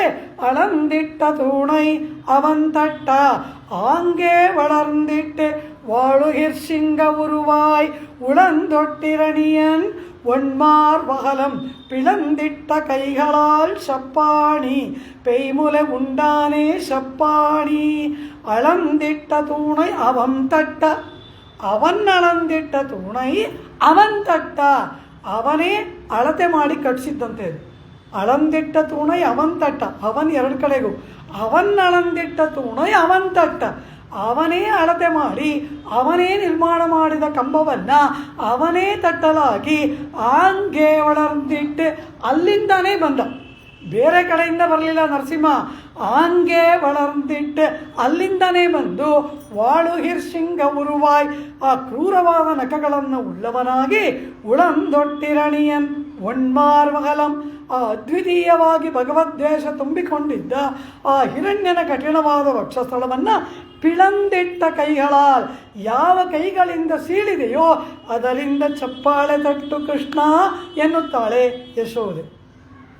பிளந்திட்ட கைகளால் ಶಪ್ಪಾಣಿ ಪೇಯ್ಮುಲ ಉಂಡಾನೆ ಶಪ್ಪಾಣಿ ಎಂಬುದಾಗಿ ಹೀಗೆ ಆ எங்குமுளன் கண்ணன் என்ற மகனை காய்ந்து இங்கில்லையா என்ன இரணிಯನ್ ತೂಣ್ ಪುಡೈಪ್ಪ ಎಂಗುಮುಳನ್ ಕಣ್ಣನ್ ಎಲ್ಲ ಕಡೆಗಳಲ್ಲಿದ್ದಾನೆ ಪರಮಾತ್ಮ ಎಂಬುದಾಗಿ ಹೇಳಿದಂತಹ ಮಗನನ್ನು ಕಾಯ್ದು ಕೊಲ್ಲಬೇಕು ಎಂದು ಸಂಕಲ್ಪ ಮಾಡಿ ಇಂಗಿಲ್ಲಯ ಎನ್ನೆ ಈ ಕಂಬದಲ್ಲಿಲ್ಲವಾ ಎಂಬುದಾಗಿ ಕೇಳಿ ಹಿರಣ್ಯ ತೂಣ್ಪುಡೈಪ್ಪ ಆ ಸ್ತಂಭವನ್ನು ಮರ್ದನ ಮಾಡಿದಾಗ ಹಂಗೆ ಅಪ್ಪಳುದೆ. ತಿರುಮಂಗೆಯಾಳವರು ಹೇಳ್ತಾರೆ, ಹಂಗೆ ಅಪ್ಪಳುದೆ ಅವನ್ವಿ ಎತ್ತೋನ್ನಿಯ ಎನ್ ಸಿಂಗಪ್ಪಿರಾನ್ ಪೆರುಮೈ ಆರಾಯುಂ ಶೀರ್ಮೈತೆ. ಆ ಸಿಂಗಪ್ಪಿರಾನ್ ಆ ಕ್ಷಣದಲ್ಲಿ ಅಲ್ಲಿಯೇ ತೋರಿ ಆಗಲೇ ತಕ್ಷಣದಲ್ಲಿ ಪ್ರತ್ಯಕ್ಷನಾದನಲ್ಲವ. ಅಂತಹ ನರಸಿಂಹನ ವೈಭವವನ್ನು ನಾನು ಏನಂತ ಕೊಂಡಾಡಲಿ ಅಂತಾರೆ ತಿರುಮಂಗಯ್ಯಾಳ್ವಾರ್. ಹಂಗೆ ಅಪ್ಪಳುದೆ ಅವನ್ವಿ ಎತ್ತೋನ್ನಿಯ ಎನ್ ಸಿಂಗಪ್ಪಿರಾನ್ ಪೆರುಮೈ ಆರಾಯುಂ ಶೀರ್ಮೈತೆ ಎಂಬುದಾಗಿ ತಿರುಮಂಗಯ್ಯಾಳ್ವಾರರ ಪಾಶುರ. ಈ ಹಿರಣ್ಯಕಶಿಪು ವರ ಕೇಳ್ಕೊಂಡಿದ್ದ ಅಲ್ವಾ, ಯಾರೂ ಕೇಳಿಲ್ಲದೆ ಇರೋ ವರ ಅವನು ಕೇಳ್ದ. ಏನು? ಬೆಳಗ್ಗೆ ಸಾಯಬಾರ್ದು, ರಾತ್ರಿ ಸಾಯಬಾರ್ದು, ಒಳಗೆ ಸಾಯಬಾರ್ದು, ಮನೆ ಹೊರಗೆ ಸಾಯಬಾರ್ದು, ದೇವತೆಗಳಿಂದ ಸಾವು ಬೇಡ, ಯಕ್ಷರಿಂದ ಬೇಡ, ಕಿನ್ನರರಿಂದ ಬೇಡ, ಮನುಷ್ಯರಿಂದ ಬೇಡ, ನೀನು ಯಾವ ಆಯುಧಗಳಿಂದಲೂ ನನಗೆ ಸಾವು ಬರಬಾರ್ದು, ಬದುಕಿರುವುದರಿಂದ ಸಾವು ಬರಬಾರ್ದು, ಸತ್ತದ್ದರಿಂದ ಸಾವು ಬರಬಾರ್ದು. ಏನೆಲ್ಲ ಅವನು ಬರ್ತಾಗ ವರಗಳನ್ನು ಕೇಳಿದ. ಇದುವರೆಗೂ ಹಿರಣ್ಯಕಶಿಪು ಕೇಳ್ಕೊಂಡಾಗ ವರವನ್ನು ಯಾರೂ ಕೇಳಿಲ್ಲ. ಏನು ಕೇಳ್ತಾನೆ? ರಾತ್ರಿ ಸಾಯಬಾರ್ದು, ಬೆಳಗ್ಗೆ ಸಾಯಬಾರ್ದು, ಒಳಗೆ ಸಾಯಬಾರ್ದು, ಹೊರಗೆ ಸಾಯಬಾರ್ದು, ಯಾವ ಆಯುಧದಿಂದಲೂ ಸಾವು ಬರಬಾರ್ದು, ಸತ್ತದ್ದರಿಂದ ಸಾವು ಬರಬಾರ್ದು, ಬದುಕಿರೋದ್ರಿಂದ ಸಾವು ಬರಬಾರ್ದು, ಯಾವ ದೇವತೆಗಳಿಂದ ಬರಬಾರ್ದು. ಕೇಳಿ ಕೇಳಿ ಕೇಳಿ ಸಾಕಾಗಿ ಕೊನೆಗೆ ಏನು ಹೇಳ್ತಾನೆ ಚತುರ್ಮುಖ ಬ್ರಹ್ಮನಿಗೆ, ಓ ಪಿತಾಮಹನೇ, ನಿನ್ನಿಂದ ಸೃಷ್ಟಿಸಲ್ಪಟ್ಟ ಯಾವುದರಿಂದಲೂ ನನಗೆ ಮರಣ ಬರಬಾರ್ದು ಅಂತ. ಬದುಕದೆಯಿಂದ ಬ್ರಹ್ಮ ತಥಾಸ್ತು ಅಂದ್ಬಿಟ್ಟ. ಕಾರಣ ಏನು? ನಾನು ಸೃಷ್ಟಿ ಮಾಡದೇ ಇರೋದು ಒಂದಿದೆ, ತಥಾಸ್ತು ಅಂದ್ಬಿಟ್ಟ. ಇನ್ನೇನಾರು ಕೇಳ್ಬಿಟ್ಟಾನು ಅಂತ. ನಿನ್ನಿಂದ ಸೃಷ್ಟಿ ಮಾಡಲ್ಪಟ್ಟ ಯಾವುದರಿಂದಲೂ ಮರಣ ಬೇಡ ಅಂದ ಕೂಡಲೇ ತಥಾಸ್ತು ಅಂದ್ಬಿಟ್ಟ. ಕಾರಣ ಚತುರ್ಮುಖ ಬ್ರಹ್ಮ ಸೃಷ್ಟಿ ಮಾಡದೇ ಇರುವುದು ಒಂದಿದೆಯಲ್ಲ, ಅದು ಯಾವುದು? ಏಕೋಹ ವೈ ನಾರಾಯಣ ಆಸೀತ, ಅವನಿದಾನಲ್ಲ ಪರಮಾತ್ಮ, ನ ಬ್ರಹ್ಮ ನೇಶಾನ. ಈ ಬ್ರಹ್ಮನನ್ನೇ ಸೃಷ್ಟಿ ಮಾಡಿದ ಆ ಪರಮಾತ್ಮನುಂಟಲ್ಲವ, ನಾಟ್ಟೈಪ್ಪಡೆಯನ್ನೇ ಅಯನ್ முதலா தந்த நளிர் மாமலருந்தி விட்டை பண்ணி விளையாடும் ವಿಮಲನ್ ತನ್ನೈ ಕಂಡೀರೆ. ಇವಳೇ ಹಾಡ್ತಾಳೆ, ಲೋಕವನ್ನೆಲ್ಲ ಸೃಷ್ಟಿ ಮಾಡುವಂಥ ಈ ಚತುರ್ಮುಖನನ್ನು ಸೃಷ್ಟಿ ಮಾಡಿದಂತಹ ಅವನುಂಟಲ್ಲವ, ಕೂಡಲೇ ತಥಾಸ್ತು ಅಂದ್ಬಿಟ್ಟ ಚತುರ್ಮುಖ ಬ್ರಹ್ಮ. ಆ ರೀತಿ ಆ ಬ್ರಹ್ಮ ಕೊಟ್ಟ ವರವನ್ನೆಲ್ಲ ಈಗ ಇವನು ಕಾಪಾಡಬೇಕು. ಯಾರು? ಈ ಪರಮಾತ್ಮ ನಾರಾಯಣ ಅದನ್ನೆಲ್ಲ ಕಾಪಾಡಬೇಕು. ಏನು? ಒಳಗೆ ಮರಣ ಬೇಡ, ಹೊರಗೆ ಮರಣ ಬೇಡ, ಹೊಸಿಲಲ್ಲಿ ಹಗಲು ಬೇಡ, ರಾತ್ರಿ ಬೇಡ, ಮುಸ್ಸಂಜೆಯಲ್ಲಿ ಮರಣ. ಇನ್ನು ಬ್ರಹ್ಮ ಸೃಷ್ಟಿಸಿದ ಯಾವುದೂ ಬೇಡ. ಈ ಪರಮಾತ್ಮ ಬ್ರಹ್ಮ ಸೃಷ್ಟಿಸಿದವನಲ್ಲ. ಯಾವ ಆಯುಧದಿಂದಲೂ ಮರಣ ಬೇಡ ಅಂದ. ಯಾವ ಆಯುಧವನ್ನು ಪರಮಾತ್ಮ ಪ್ರಯೋಗ ಮಾಡಲಿಲ್ಲ. ಇನ್ನು ಸತ್ತದ್ದರಿಂದ ಬೇಡ, ಬದುಕಿರೋದ್ರಿಂದ ಬೇಡ ಅಂತ. ಇದು ಎರಡೂ ಇಲ್ಲದೆ ಇರೋದು ಯಾವುದಿದೆ? ಸತ್ತದ್ದರಿಂದ ಮರಣ ಬೇಡ, ಬದುಕಿರೋದ್ರಿಂದ ಮರಣ ಬೇಡ ಅಂದ. ಇದು ಎರಡೂ ಅಲ್ಲದೆ ಇರೋದು ಯಾವುದು ಅಂದರು? ನಖಗಳು ಅಂದ್ಬಿಟ್ರು. ಈ ನಖಗಳು ಬೆಳೆಯುತ್ತೆ, ಆದ್ದರಿಂದ ಬದುಕಿದೆ. ಕತ್ತರಿಸಿದ್ರೆ ನೋವಲ್ಲ, ಆದ್ದರಿಂದ ಸತ್ತಿದೆ. ಇದೊಂದು ವಿಚಿತ್ರವಾದ ಆಯುಧ. ಹೀಗೆ ಸತ್ತೂ ಇಲ್ಲದ, ಬದುಕಿಯೂ ಇಲ್ಲದ ನಖಾಯುಧದಿಂದ ಹಿರಣ್ಯನನ್ನು ಪರಮಾತ್ಮ ವಧೆ ಮಾಡಿ ಬ್ರಹ್ಮ ಕೊಟ್ಟ ವರವನ್ನು ಪರಿಪಾಲನೆ ಮಾಡಿದ. ಈ ನಖಾಯುಧವನ್ನೇ ಪರಮಾತ್ಮನಾದ ನರಸಿಂಹ ನಖಗಳಿಂದ ಏಕೆ ಹಿರಣ್ಯನನ್ನು ಸೀಳಿದ ಅಂದರೆ, ನಖಗಳು ಸತ್ತ ಲೆಕ್ಕಕ್ಕೂ ಬರೋಲ್ಲ, ಬದುಕಿರೋ ಲೆಕ್ಕಕ್ಕೂ ಬರೋಲ್ಲ. ಬೆಳೆಯೋದ್ರಿಂದ ಬದುಕಿದೆ, ಕತ್ತರಿಸದೆ ನೋವುದೇ ಇರೋದ್ರಿಂದ ಸತ್ತಿದೆ. ಇಂತಹ ಅದ್ಭುತವಾದ ತನ್ನ ಸಾವಿರಾರು ಲಕ್ಷಾಂತರ ಭುಜಗಳಲ್ಲಿ ಝಳಪಿಸುತ್ತಿರುವ ಕತ್ತಿಯ ಅಲುಗಿನಂತಿರುವ ನಖಗಳಿಂದ ಆ ಉಳಂದೊಟ್ಟಿರಣಿಯನ್ ಒಣ್ಮಾರ್ ವಹಲಂ ಪಿಳಂದಿಟ್ಟ ಆ ಹಿರಣ್ಯಕಶಿಪುವಿನ ವಕ್ಷಸ್ಥಳವನ್ನು ಸೀಳಿದ ಪರಮಾತ್ಮ ಇಂತಹ ಅದ್ಭುತವಾಗಿರ್ತಕ್ಕಂತಹ ಆ ನರಸಿಂಹನ ಆಶ್ರಿತ ರಕ್ಷಣೆಯ ಭಾವ ಇಲ್ಲಿ ಗೋಲೆಯ ಕಣ್ಣಿಗೆ ಕಾಣಿಸ್ತಾ ಇರೋದು ಆ ನರಸಿಂಹನ ಕೋಪವು ಹಿರಣ್ಯಕಶಿಪುವನ್ನು ಸೀಳಿದ್ದು ಅದಾವುದೂ ಅಲ್ಲ, ಆ ನರಸಿಂಹ ಸ್ತಂಭದಿಂದ ಬಂದ.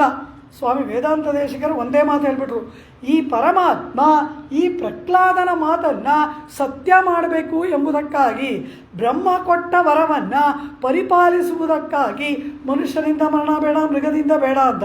ನ ಮೃಗಂ ನ ಮಾನುಷಂ, ಇದು ಮೃಗವೂ ಅಲ್ಲ, ಇದು ಮನುಷ್ಯನೂ ಅಲ್ಲ, ಇಂಥ ಒಂದು ರೂಪ ತೊಟ್ಕೊಂಡು ಎಲ್ಲ ಕಡೆಗಳಲ್ಲಿ ಪರಮಾತ್ಮ ಇದ್ದಂತೆ.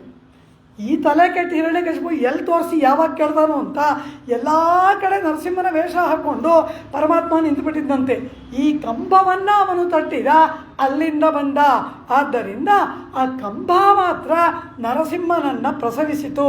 ಮಿಕ್ಕ ಎಲ್ಲ ಪದಾರ್ಥಗಳು ಪ್ರಪಂಚದಲ್ಲಿ ನರಸಿಂಹ ಗರ್ಭಂ, ಎಲ್ಲ ಪದಾರ್ಥಗಳು ಗರ್ಭಿಣಿ ಸ್ತ್ರೀ ಅಂದ್ಬಿಟ್ರು ವೇದಾಂತ ದೇಶಿಕರು. ಯಾರನ್ನ ಗರ್ಭದಲ್ಲಿ ಉಳ್ಳದ್ದಾಗಿದೆ? ನರಸಿಂಹ ಗರ್ಭಂ. ಎಲ್ಲ ಕಡೆಗಳಲ್ಲಿ ನರಸಿಂಹ ಒಳಗಿದ್ದಾನೆ. ಹಾಗೆ ಲೋಕವೇ ನರಸಿಂಹ ಗರ್ಭ. ಒಂದು ಮಾತ್ರ ಅವನನ್ನು ಪ್ರಸವಿಸಿತು. ಅದು ಯಾವುದು?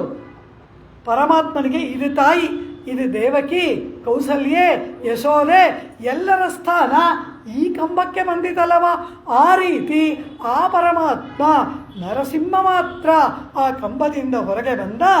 ಈ ರೀತಿ ಸರ್ವಾಂತರ್ಯಾಮಿಯಾಗಿರುವ ಪರಮಾತ್ಮ ಒಬ್ಬ ಭಕ್ತನಿಗಾಗಿ, ಆಶ್ರಿತನ ರಕ್ಷಣೆಗಾಗಿ ಆ ಪರಮಾತ್ಮ எங்குமுடன் கண்ணன் என்ற மகனை காய்ந்து இங்கில்லையா என்னை இரணியன் தூண்புடைப்பா ஆங்கே அப்பொழுದೇ ತೋನ್ನಿಯ ಎನ್ ಶಿಂಗಪ್ಪಿರಾನ್ ಪೆರುಮೈ. ಒಂದು ಕ್ಷಣ ಕಾಲ ತಾಮಸ ಮಾಡಿದ್ರು ಪ್ರಹ್ಲಾದನ ಮಾತು ಸುಳ್ಳಾಗ್ಬಿಡ್ತಾ ಇತ್ತು. ಭಕ್ತನ ಮಾತು ಸುಳ್ಳಾಗುವುದಕ್ಕೆ ಪರಮಾತ್ಮ ಎಂದೂ ಬಿಡಲಾರ. ಆದ್ದರಿಂದ ಅಂತಹ ಆ ಪ್ರಹ್ಲಾದನ ಮಾತನ್ನು ಸತ್ಯ ಮಾಡುವುದಕ್ಕಾಗಿ ಆ ಪರಮಾತ್ಮ ಕೂಡಲೇ ಇಂತಹ ನರಸಿಂಹಾವತಾರವನ್ನು ಮಾಡಿ ಸ್ತಂಭದಿಂದ ಬಂದದ್ದರ ಹಿಂದೆ ಇರುವುದು ಪ್ರಹ್ಲಾದನ ಮೇಲಿನ ಪ್ರೇಮ, ಪ್ರಹ್ಲಾದನ ಮೇಲಿನ ವಾತ್ಸಲ್ಯ, ಪ್ರಹ್ಲಾದನ ಮಾತನ್ನು ಸತ್ಯ ಮಾಡಬೇಕು ಎಂಬ ಭಗವಂತನ ಸತ್ಯ ಸಂಕಲ್ಪ. ಅದನ್ನು ಆಂಡಾಳು ಕಾಣ್ತಾಳೆ. ಪೋದರುಮಾ ಪೋಲೆ ಎಂಬುದಾಗಿ ಆ ಭಾವ ಪ್ರಹ್ಲಾದನ ರಕ್ಷಣೆಯಲ್ಲೇ ಇದ್ದಂತಹ ಪರಮಾತ್ಮನ ತ್ವರೆಯನ್ನು ಆಂಡಾಳು ಕಾಣ್ತಾ ಮಾರಿಮಲೆ ಮುಳಂಜಿಲ್ ಮನ್ನೆ ಕಿಡಂದುರಂಗಂ ಶೀರಿಯ சிங்கம் அறிவுத்தத்தி விழித்து வேரி மயிர் பொங்க எப்பாடும் பேர்ந்துதறி மூறி நிமிர்ந்து முழங்கி புறப்பಟ್ಟು ಪೋದರುಮಾ ಪೋಲೆ. ಮಾರಿ ಎಂದರೆ ಅದು ನೀರಿನ ಕಾಲ, ಆಶ್ರಿತರು ಕಣ್ಣೀರಿಡುವ ಕಾಲ, ಅದು ಮಾರಿ. ಮಲೆ ಮುಳಂಜಿಲ್ ಪರ್ವತದ ಗುಹೆಯಂತೆ ಇರುವುದು ಈ ಸ್ತಂಭ, ಅದರೊಳಗೆ ಇದ್ದವನು ನರಸಿಂಹ ಪರಮಾತ್ಮ. ಮಾರಿಮಲೆ ಮುಳಂಜಿಲ್ ಮನ್ನಿಕ್ಕಿಡಂದುರಂಗಂ, ಶ್ರೀ ಮಹಾಲಕ್ಷ್ಮಿಯ ಜೊತೆಯಲ್ಲಿ ಆನಂದದಿಂದ ಎಲ್ಲದರ ಒಳಗೆ ಇರುವವನು ಆ ಪರಮಾತ್ಮ. ಅವನು ಮನ್ನಿಕ್ಕಿಡಂದು ಉರಂಗುಂ, ಹಾಗೆ ಅದರೊಳಗೆ ಶಯನ ಮಾಡಿಕೊಂಡಿದ್ದ ಆ ಪರಮಾತ್ಮನನ್ನು ಈ ಹಿರಣ್ಯ ತನ್ನ ಮುಟ್ಟಿ ಪ್ರಹಾರದಿಂದ ಎಚ್ಚರಿಸಿದ ಕಾಲದಲ್ಲಿ ಆ ಪ್ರಹ್ಲಾದನನ್ನು, ಆಶ್ರಿತರನ್ನು ರಕ್ಷಣೆ ಮಾಡುವ ಕಾಲ ಪ್ರಾಪ್ತವಾಯಿತು ಎಂಬುದರಿಂದ ಅರಿವುತ್ತು ಎಚ್ಚೆತ್ತುಕೊಂಡು ಈ ಪ್ರಹ್ಲಾದನಿಗೆ ಆಪತ್ತು ತಂದವರಾರು, ಲೋಕದಲ್ಲಿರುವ ಸಾಧು ಸಂತರಿಗೆ ಹಿಂಸೆ ಮಾಡಿದವರಾರು ಎಂಬುದಾಗಿ ಆ ಚಿನ್ನದಂತೆ ಹೊಳೆಯುತ್ತಿರುವ ಕ್ರೂರವಾದ ಕಣ್ಣುಗಳಿಂದ ತೀವಿಳಿತ್ತೆ ಘೋರವಾಗಿ ಎಲ್ಲವನ್ನು ನೋಡಿ ಮೂರಿ ನಿಮಿಂದ ತೀವಿಳಿತ್ತು ವೇರಿ ಮೈರ್ ಪೊಂಗ. ಆ ಪ್ರಹ್ಲಾದನ ಮೇಲಿನ ಪ್ರೇಮದಿಂದ, ಹಿರಣ್ಯನ ಮೇಲಿನ ಕೋಪದಿಂದ ರೋಮಗಳೆಲ್ಲ ಸೆಟೆದು ನಿಲ್ಲಲಾಗಿ ಎಪ್ಪಾಡುಂ ಪೇರ್ದುದರಿ, 4 ಭುಜಗಳನ್ನು ಚಾಚಿಬಿಟ್ಟು ಪರಮಾತ್ಮ ಕತ್ತಿಯ ಅಲುಗಿನಂತೆ ಜಲಪಿಸುವ ಆ ನಖಾಯುಧಗಳಿಂದ ಕೂಡಿದ 4 ಕೈಗಳನ್ನು ಮುಂದೆ ಚಾಚಿ ಸೆಟೆದು ನಿಂತು ಮೂರಿ ನಿಮಿರಂದು ಮುಳಂಗಿ ಭೀಕರವಾಗಿ ಗರ್ಜಿಸಿ ಪುರಪಟ್ಟು ಆ ಸ್ತಂಭದಿಂದ ಹೊರಕ್ಕೆ ಬಂದು ಪ್ರಹ್ಲಾದನನ್ನು ಕಾಪಾಡಿದ ಪರಮಾತ್ಮನ ಶರಣಾಗತ ವಾತ್ಸಲ್ಯವನ್ನು ಆಂಡಾಳು ಹೇಳ್ತಾ, ಹಾಗೆ ಬಾ ಹೊರಗೆ ಪೋದರು ಮಾ ಪೋಲೆ ಎಂಬುದಾಗಿ ಆ ಪರಮಾತ್ಮನನ್ನು ನೋಡಿ ಹೇಳ್ತಾಳೆ. ಇದು ನರಸಿಂಹಾವತಾರವಾಗಿ ಪರಮಾತ್ಮ ತೋರಿದ ಆಶ್ರಿತ ವಾತ್ಸಲ್ಯ. ರಾಘವ ಸಿಂಹನಾಗಿ ಋಷಿ ಮುನಿಗಳಿಗೆ ಲೋಕದವರಿಗೆ ರಾಮ ತೋರಿದ ಕೃಪೆ. ಯಾದವ ಸಿಂಹನಾಗಿ ಅವತಾರವನ್ನೇ ಪಾಂಡವರಿಗೆ ಮೀಸಲಿಟ್ಟು ಭೂಭಾರವನ್ನು ಹರಣ ಮಾಡಿದ ಯಾದವ ಸಿಂಹ. ಆ ಸಿಂಹನಲ್ಲವ ನೀನು, ಎದ್ದು ಬಾ ಹೊರಗೆ ಎಂಬುದಾಗಿ ಆ ಸಿಂಹ ಸದೃಶನಾಗಿ ಸಿಂಹವನ್ನು ಉಪಮಾನವಾಗಿ ಇಟ್ಟು ಆಂಡಾಳ್ ನಿನ್ನ ಅಂತಃಪುರದಿಂದ ಹೊರಕ್ಕೆ ಬಾ. ಕಾರಣ ಏನು? ಈಗ ಆಶ್ರಿತ ರಕ್ಷಣೆಯ ಕಾಲ ಬಂದಿದೆ. ಹೀಗೆಲ್ಲ ಸಿಂಹನಾಗಿ ಯಾವ್ಯಾವ ಆಶ್ರಿತರನ್ನು ನೀನು ರಕ್ಷಣೆ ಮಾಡಿದೆಯೋ ಆ ಎಲ್ಲ ಕೀರ್ತಿಯನ್ನು ನಮ್ಮನ್ನು ಕೈ ಬಿಟ್ಟರೆ ಕಳ್ಕೊಳ್ತೀಯ. ಪ್ರಹ್ಲಾದನಿಗಾಗಿ ಥಟ್ಟನೆ ಸ್ತಂಭದಿಂದ ಬಂದಂತೆ ಎದ್ದು ಬಾ ಹೊರಗೆ ಪೋದರು ಮಾ ಪೋಲೆ ಎಂಬುದಾಗಿ ಆ ದೃಷ್ಟಾಂತವನ್ನು ಕೊಟ್ಟಾಗ, ಗೋದೆ ಸಿಂಹದಂತೆ ಬರಬೇಕು ಅಂತೀಯಾ? ಹೇಗೆ ಬರಲಿ? ನರಸಿಂಹನಂತೆ ಬರಲ, ರಾಘವ ಸಿಂಹನಂತೆ ಬರಲ, ಅಥವಾ ಯಾದವ ಸಿಂಹನಾಗಿ ಬರಲ ಎಂಬುದಾಗಿ ಕೇಳ್ತಾನೆ. ಆಂಡಾಳು ಹೇಳ್ತಾಳೆ, ಅಯ್ಯೋ ಮೂರ್ಖ ಅಂತಾಳೆ ಪರಮಾತ್ಮನನ್ನು ನೋಡಿ. ನೀ ಹೇಳ್ದಂಗೆ ಕೇಳಿದ್ರೆ ಮೂರ್ಖ ಅಂತೀಯಲ್ಲ ಅಂದ. ಏನು ಮೂರ್ಖತೆ ಅಂದರು? ನಮ್ಮನ್ನೆಲ್ಲ ಬಿಟ್ಟು 4 ದಿನ ದನಗಳ ಹಿಂದೆ ಹೋದೆ ನೋಡು, ಆ ದನದ ಹಾಗೆ ನಿಮಗೆ ಬುದ್ಧಿ ಮಂದ ಆಗೋಯ್ತು. ನನಗೆ ಬುದ್ಧಿ ಮಂದ ಆಯ್ತಾ? ಏನಾಯಿತು ಅಂದ. ಪರಮಾತ್ಮ ನೀ பூவை பூவண்ண வேரிமயிர் பொங்க எப்பாடும் பேர்ந்துதறி ಮೂರಿ ನಿಮಿರ್ந்து ಮುಳಂಗಿ ಪುರಪಟ್ಟು ಪೋದರುಮಾ ಪೋಲೆ ನೀ பூவை பூವಣ್ಣ. ನೀ ಅಂತ ಒಂದು ಪದ ಇದೆ ಮಧ್ಯದಲ್ಲಿ, ಅದ್ಭುತವಾಗಿ ವ್ಯಾಖ್ಯಾನ ಮಾಡಿದ್ದಾರೆ ವ್ಯಾಖ್ಯಾತಗಳೆಲ್ಲರೂ ಕೂಡ. ಪೂವೈ ಪೂವಣ್ಣ ಅಂತಾಳೆ. ಪೂವೈಪು ಅಂದರೆ ಅತಸಿ ಪುಷ್ಪ, ಅಗಸೆ ಪುಷ್ಪದ ಹಾಗೆ ನೀಲಮೇಘ ಶ್ಯಾಮಲನಾದ ಅದ್ಭುತವಾದ ಮನೋಹರವಾದ ರೂಪವುಳ್ಳವನು ಪರಮಾತ್ಮ. ಆ ಅಗಸೆ ಪುಷ್ಪ ಹೇಗೆ ಮುಟ್ಟಿದ್ರೆ ಬಾಡೋಗುತ್ತೆ, ಆ ರೀತಿ ಅತಿ ಸೌಕುಮಾರ್ಯದಿಂದ ಇರುವ ನೀಲಮೇಘ ಶ್ಯಾಮಲನಾದವನು ನೀನು. ಆ ನಿನ್ನ ಅತಿ ಸುಂದರವಾದ ರೂಪವನ್ನು ಕಂಡು ಆಲಿಂಗನ ಮಾಡುವುದಕ್ಕೆ ಆಸೆ ಪಡುವವರು ನಾವು. ಆದರೆ ಹೊರಗೆ ನಿಂತಿರುವವರು ಯಾರು? ಯಾವ ಕಾರ್ಯಕ್ಕಾಗಿ ಬಂದಿದ್ದಾರೆ? ಏನವರ ಬಯಕೆ? ಏನವರ ಅಪೇಕ್ಷಿತ? ಇದೆಲ್ಲ ನಿನಗೆ ಮರ್ತೋಯ್ತಾ? ಬಾಲಕಿಯರಾಗಿ, ಸ್ತ್ರೀಯರಾಗಿ, ಪ್ರಣಯಿನಿಗಳಾಗಿ, ಪ್ರೇಯಸಿಯರಾಗಿ ಹೊರಕ್ಕೆದ್ದು ಬಾ ಅಂದರೆ ಹಿರಣ್ಯನ ಮುಂದೆ ಬಂದಾಗ ಬರಲಾ, ರಾವಣನ ಮುಂದೆ ಬಂದಾಗ ಬರಲಾ, ಕಂಸನ ಮುಂದೆ ಬಂದಾಗ ಬರಲಾ ಅಂತ ಕೇಳ್ತಿದೆಯಲ್ಲ, ನಿನಗೆ ಬುದ್ಧಿ ಇದೆಯಾ? ಪೂವೈ ಪೂವಣ್ಣ. ನಾವು ಹಿರಣ್ಯ ರಾವಣ ಕಂಸರಲ್ಲ, ಆಲಿಂಗನವನ್ನು ಬಯಸುವ ಪ್ರೇಯಸಿಯರು.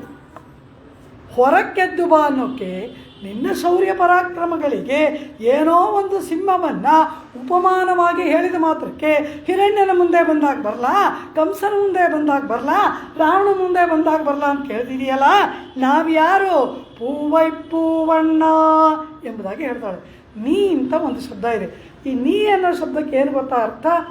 ಸಿಂಹದಂತೆ ಇರುವ ನೀನು, ಪೂವೈ ಪೂವಣ್ಣನಾಗಿರುವ ನೀನು, ಎರಡಕ್ಕೂ ಅನ್ವಯ ಈ ಮಧ್ಯ ಇರುವ ನೀ ಅನ್ನೋ ಶಬ್ದ. ಇದು ಎಲ್ಲಿದೆ? ಇದಕ್ಕೆ ಮುಂಚೆ ಸಿಂಹದ ವರ್ಣನೆ, ಇದಾದ ಮೇಲೆ ಸುಕೋಮಲನಾದ ಮನೋಹರವಾದ ರೂಪವುಳ್ಳ ಪೂವೈ ಪೂವಣ್ಣ ಎಂಬುದರ ವರ್ಣನೆ. ಈ ನೀ ಎಂಬುದು ಈ ಕಡೆಗೂ ಅನ್ವಯ, ಆ ಕಡೆಗೂ ಅನ್ವಯ. ನಿನ್ನ ವೀರಶ್ರೀ ಪರಾಕ್ರಮ, ಆಶ್ರಿತ ವಾತ್ಸಲ್ಯ, ರಕ್ಷಣಾ ಸಾಮರ್ಥ್ಯ ಇವೆಲ್ಲಕ್ಕೂ ಅದು ಹೋಲಿಕೆ. ಪ್ರೇಯಸಿಯರ ಮನಸ್ಸನ್ನು ತಂಪಾಗಿಸಿ ಆಲಿಂಗನದ ಸೌಖ್ಯವನ್ನು ಕೊಡುವುದಕ್ಕೆ ಪೂವೈ ಪೂವಣ್ಣ ಇದು. ಇಂತಹ ಅದು ಇದು ಇದು ಅದು ಎರಡೂ ಆಗಿರುವ ನೀನು ಎದ್ದು ಬಾ ಹೊರಗೆ. ಇದು ನೀ ಶಬ್ದದ ಅರ್ಥ. ಇದು ಮಧ್ಯದಲ್ಲಿದೆ. ಆ ಶಬ್ದಕ್ಕೆ ಎಷ್ಟು ಚೆನ್ನಾಗಿ ಆಶ್ರಿತ ವಾತ್ಸಲ್ಯ ರಕ್ಷಣೆ ಒಂದು ಕಡೆ ಆದರೆ, ಆ ಆಶ್ರಿತ ರಕ್ಷಣೆ ನಮಗೆ ಹೇಗಾಗಬೇಕು? ಹಿರಣ್ಯ ರಾವಣಾದಿಗಳನ್ನು ಕೊಂದಂತಲ್ಲ ನಮಗೆ ರಕ್ಷಣೆ. ನಮ್ಮ ರಕ್ಷಣೆ ಏನು? ನಮ್ಮನ್ನು ನೀನು ಆಲಂಘಿಸಿದರೆ ಅದೇ ನಮಗೆ ರಕ್ಷಣೆ. ಆ ಆಲಿಂಗನ ಮಾಡುವುದಕ್ಕೆ ಅನುಕೂಲವಾದ ರೂಪದಲ್ಲಿ ಬಾ ಪೂವೈ ಪೂವಣ್ಣ. ನೀಲಮೇಘ ಶ್ಯಾಮಲನಾಗಿ ಮನೋಹರನಾಗಿ ನಿನ್ನನ್ನು ಕಂಡು ಹುಚ್ಚಾಗಿ ಮನೆ ಮನೆಗೆ ಅಲೆಯುತ್ತಾ ನೈಯುಣ್ಣೋಂ ಪಾಲುಣ್ಣೋಂ ಎಂಬುದಾಗಿ ಪ್ರಾಣವೇ ಹೋಗುವ ಸ್ಥಿತಿಯಲ್ಲಿ ಬಂದು ಹೀಗೆ ನಿನ್ನ ಮುಂದೆ ಬೇಡುತ್ತಾ ನಿಲ್ಲುವಂತೆ ನಮ್ಮನ್ನು ಈ ಸ್ಥಿತಿಗೆ ತಂದಂತಹ ಅಂತಹ ರೂಪ ಅದ್ಯಾವುದು? ಪೂವೈ ಪೂವಣ್ಣ. ಹಿರಣ್ಯ ರಾವಣಾದಿಗಳಿಂದ ಲೋಕವನ್ನು ರಕ್ಷಿಸೋಕ್ಕೆ ಹಾಗೆ ಬರಬೇಕಾಯಿತು. ನಮ್ಮನ್ನು ರಕ್ಷಿಸೋಕ್ಕೆ ಪೂವೈ ಪೂವಣ್ಣನಾಗಿ ಬಾ. ಕಾರಣ ನಮಗೆ ರಕ್ಷಣೆ ನಿನ್ನ ಆಲಿಂಗನ. ಆದ್ದರಿಂದ ಪೂವೈ ಪೂವಣ್ ನೀ ಪೂವೈ ಪೂವಣ್ಣ ಎಂಬುದಾಗಿ ಹೇಳ್ತಾರೆ. ಕೃಷ್ಣ ಹೇಳ್ತಾನೆ, ಏನೋ ನನ್ನ ರೂಪವನ್ನು ವರ್ಣನೆ ಮಾಡ್ತಾ ಇದ್ದೀರಾ, ನನ್ನ ಸೌಂದರ್ಯವನ್ನು ಕೊಂಡಾಡ್ತಾ ಇದ್ದೀರಾ, ಸೌಕುಮಾರ್ಯವನ್ನು ಕೊಂಡಾಡ್ತಾ ಇದ್ದೀರಾ, ನಿನ್ನಿಂದ ನಮಗೆ ದಿಸೆ ಬಂತು ಅಂತ ಇದ್ದೀರಾ. ಹಾಗೆ ನನ್ನನ್ನು ಆಲಿಂಗನ ಮಾಡುವ ನನ್ನ ಸೌಂದರ್ಯವನ್ನು ಅಪೇಕ್ಷೆ ಪಡುವ ಆಸೆ ಇದ್ದರೆ ನೀವೇ ಅಂತಃಪುರದ ಒಳಗೆ ಬನ್ನಿ ಅಂತಾನೆ. ಕೃಷ್ಣ ನನ್ನ ಸೌಂದರ್ಯವನ್ನು ಕೊಂಡಾಡ್ತಾ ಇದ್ದೀರಾ, ನೀವೇ ಒಳಗೆ ಬಂದಿಂದಾಗ ಕೃಷ್ಣ ನಮ್ಮನ್ನು ನೀನು ಒಳಗೆ ಕರೆಯಬೇಡ, ನೀನು ಹೊರಗೆ ಬಾ. ಕಾರಣ ನಮಗೆ ಬೇಕಾದ ಪುರುಷಾರ್ಥ ಏನು ಅನ್ನೋದನ್ನು ನಾವು ಹೇಳ್ತೀವಿ, ಆಗ ನೀ ಕೊಡ್ತೀಯಂತೆ. ಈಗ ನಮಗೆ ಬೇಕಾದ್ದೇನು ಅಂದರೆ ನೀನು ಹೊರಗೆ ಎದ್ದು ಬರೋದು. ಈಗ ನಾವು ಪುರುಷಾರ್ಥವನ್ನು ಕೇಳೋಲ್ಲ ಎಂಬುದಾಗಿ ಹೇಳ್ತಾಳೆ. ಪೂವೈ ಪೂವಣ್ಣ. ಈ ಪರಮಾತ್ಮ ಕಪ್ಪಗಿದಾನಂತೆ. ಯಾಕೆ ಕಪ್ಪಗಿದ್ದಾನೆ ಅಂದರು, ಮಹಾಲಕ್ಷ್ಮಿಯದು ಕಪ್ಪಾದ ಕಣ್ಣು, ಅವಳು ಯಾವಾಗಲೂ ನೋಡಿ ನೋಡಿ ಕಪ್ಪಾಗಿಬಿಟ್ಟಿದ್ದಾನಂತೆ. ಯಮುನಾ ನದಿ ತೀರ್ಥ ಕಪ್ಪು, ಅದರಲ್ಲಿ ಜಲಕ್ರೀಡೆ ಆಡಿ ಆಡಿ ಕಪ್ಪಾಗಿದ್ದಾನಂತೆ. ತಮಾಲ ವೃಕ್ಷ, ಅದರ ಕೆಳಗಡೆ ನಿಂತು ವೇಣುಗಾನ ಮಾಡ್ತಾನೆ, ಅದು ಕಪ್ಪು, ಅದರ ಛಾಯೆಯಿಂದ ಕಪ್ಪಗಾಗಿಬಿಟ್ಟಿದ್ದಾನಂತೆ. ಒಂದಾ ಎರಡ ಭಕ್ತರೆಲ್ಲರೂ ಪರಮ ಯಶೋದೆ ಇವನನ್ನು ಆಲಿಂಗನ ಮಾಡಿ ಪ್ರೀತಿ ಮಾಡ್ತಾ ಆನಂದ ಬಾಷ್ಪ ಸುರಿಸ್ತಾಳಂತೆ. ಅವಳ ಕಣ್ಣಿನ ಕಾಡಿಗೆ ಎಲ್ಲ ಹರಿದು ಕಪ್ಪಾಗಿದ್ದಾನಂತೆ. ಒಂದಾ ಎರಡ. ಈ ಕೃಷ್ಣನ ಕಪ್ಪನ್ನು ಯಾರ್ಯಾರು ಹೇಗೆಲ್ಲ ವರ್ಣನೆ ಮಾಡಿದ್ದಾರೆ. ಪೆರಿಯಾಳ್ವಾರ್ ಕಾರುರುವ ಕರುಮುಗಿಲ್ ಪೋಲುರುವ ಅದ್ಭುತವಾಗಿ ಅವನ ಕಪ್ಪಾದ ಬಣ್ಣವನ್ನು ವರ್ಣನೆ ಮಾಡ್ತಾರೆ. ಈ ರೀತಿಯಾಗಿ ಇರುವ ಪೂವೈ ಪೂವಣ್ಣ, ಆ ಅಂತಹ ಸೌಂದರ್ಯವುಳ್ಳ ನಿನ್ ಕೋಯಿಲ್ ನಿನ್ನೆ ಇಂಗನೇ ಪೊಂದರುಳಿ ಕೋಪ್ಪುಡಯ ಶೀರಿಯ ಸಿಂಹಾಸನತ್ತಿರಂದೇ. ಉನ್ಕೋಯಿಲ್ ಅಂತ ನಿನ್ಕೋಯಿಲ್, ಉನ್ಕೋಯಿಲ್ ಎಂಬುದಾಗಿ ಹೇಳ್ತಾಳೆ. ಎರಡು ಪಾಠ, ನಿನ್ಕೋಯಿಲ್ ಅಂತ ಒಂದು ಪಾಠ, ಉನ್ಕೋಯಿಲ್ ಅಂತ ಒಂದು ಪಾಠ. ಇಲ್ಲಿ ಎಲ್ಲರಿಗೂ ಸೇರಿದ್ದು ನಂದಗೋಪನುಡೆಯ ಕೋಯಿಲ್, ಅದು 16ನೇ ಭಾಷೆದಲ್ಲಿ ಆಗೋಯ್ತು.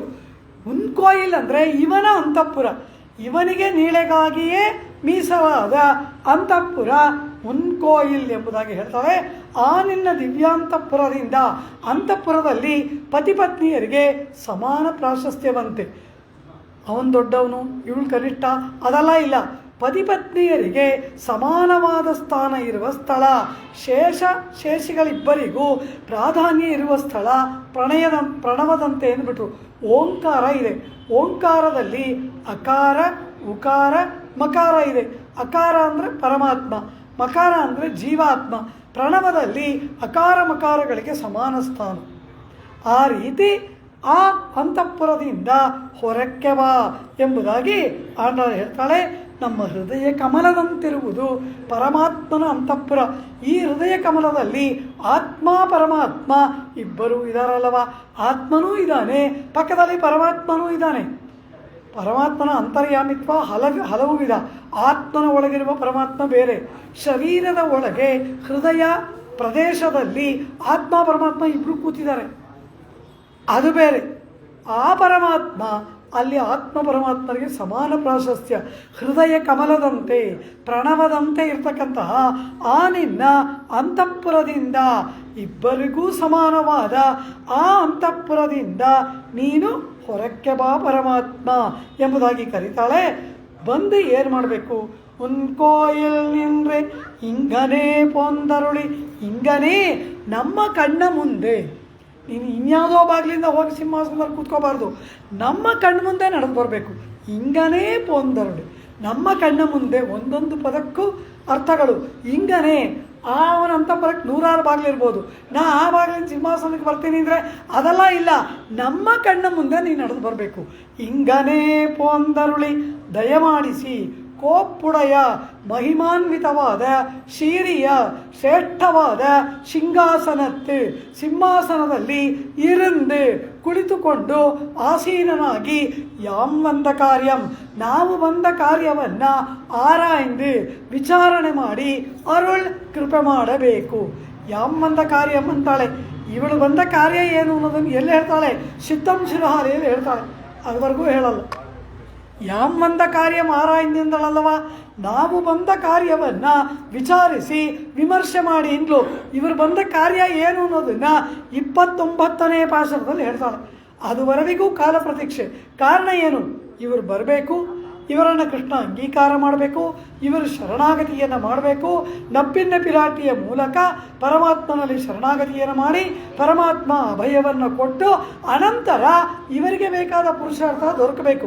ಇನ್ನು ಶರಣಾಗತಿಯೇ ಆಗಿಲ್ಲ, ಪರಮಾತ್ಮನನ್ನು ಇವರು ಪ್ರಾರ್ಥನೆಯೇ ಮಾಡಿಲ್ಲ, ಶರಣಾಗತಿಯೇ ಆಗಿಲ್ಲ. ಅಂದ ಮೇಲೆ ಪುರುಷಾರ್ಥ ಎಲ್ಲಿಂದ ಬರುತ್ತೆ? ಕಾರ್ಯ ಎಲ್ಲಿಂದ ಬರುತ್ತೆ? ಶರಣಾಗತಿ ಎಲ್ಲಿ? 28ನೇ ಪಾಶರದಲ್ಲಿ. ಪುರುಷಾರ್ಥ ಕೊಡೋದು ಎಲ್ಲಿ? 29ನೇ ಪಾಶರದಲ್ಲಿ. ಆದ್ದರಿಂದ ಯಾಂ ಬಂದ ಕಾರ್ಯಂ ಅದು 29ನೇ ಪಾಶರಕ್ಕೆ ಮೀಸಲಿಟ್ಬಿಟ್ಲು ಆಂಡಾಳ್. ಈಗ ನಾವು ಬಂದ ಕೆಲಸ ಅಂತಾಳೆ. ಆ ಕೆಲಸವನ್ನು ಆಮೇಲೆ ಹೇಳ್ತೀವಿ.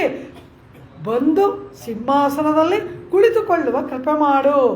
ಉನ್ಕೋಯಿಲ್ ನಿನ್ರಿಂಗನೇ ಪೋಂದರುಳಿ ಕೋಪ್ಪುಡೆಯ ಶೀರಿಯ ಸಿಂಹಾಸನತ್ತಿರಂದೆ ಪೋಂದರುಳಿ ಅಂತಾಳೆ. ನಮ್ಮ ಕಣ್ಣ ಮುಂದೆ ದಯಮಾಡಿಸು ಎಂಬುದಾಗಿ ಹೇಳ್ತಾಳೆ. ಯಾಕಿಲ್ವಾ?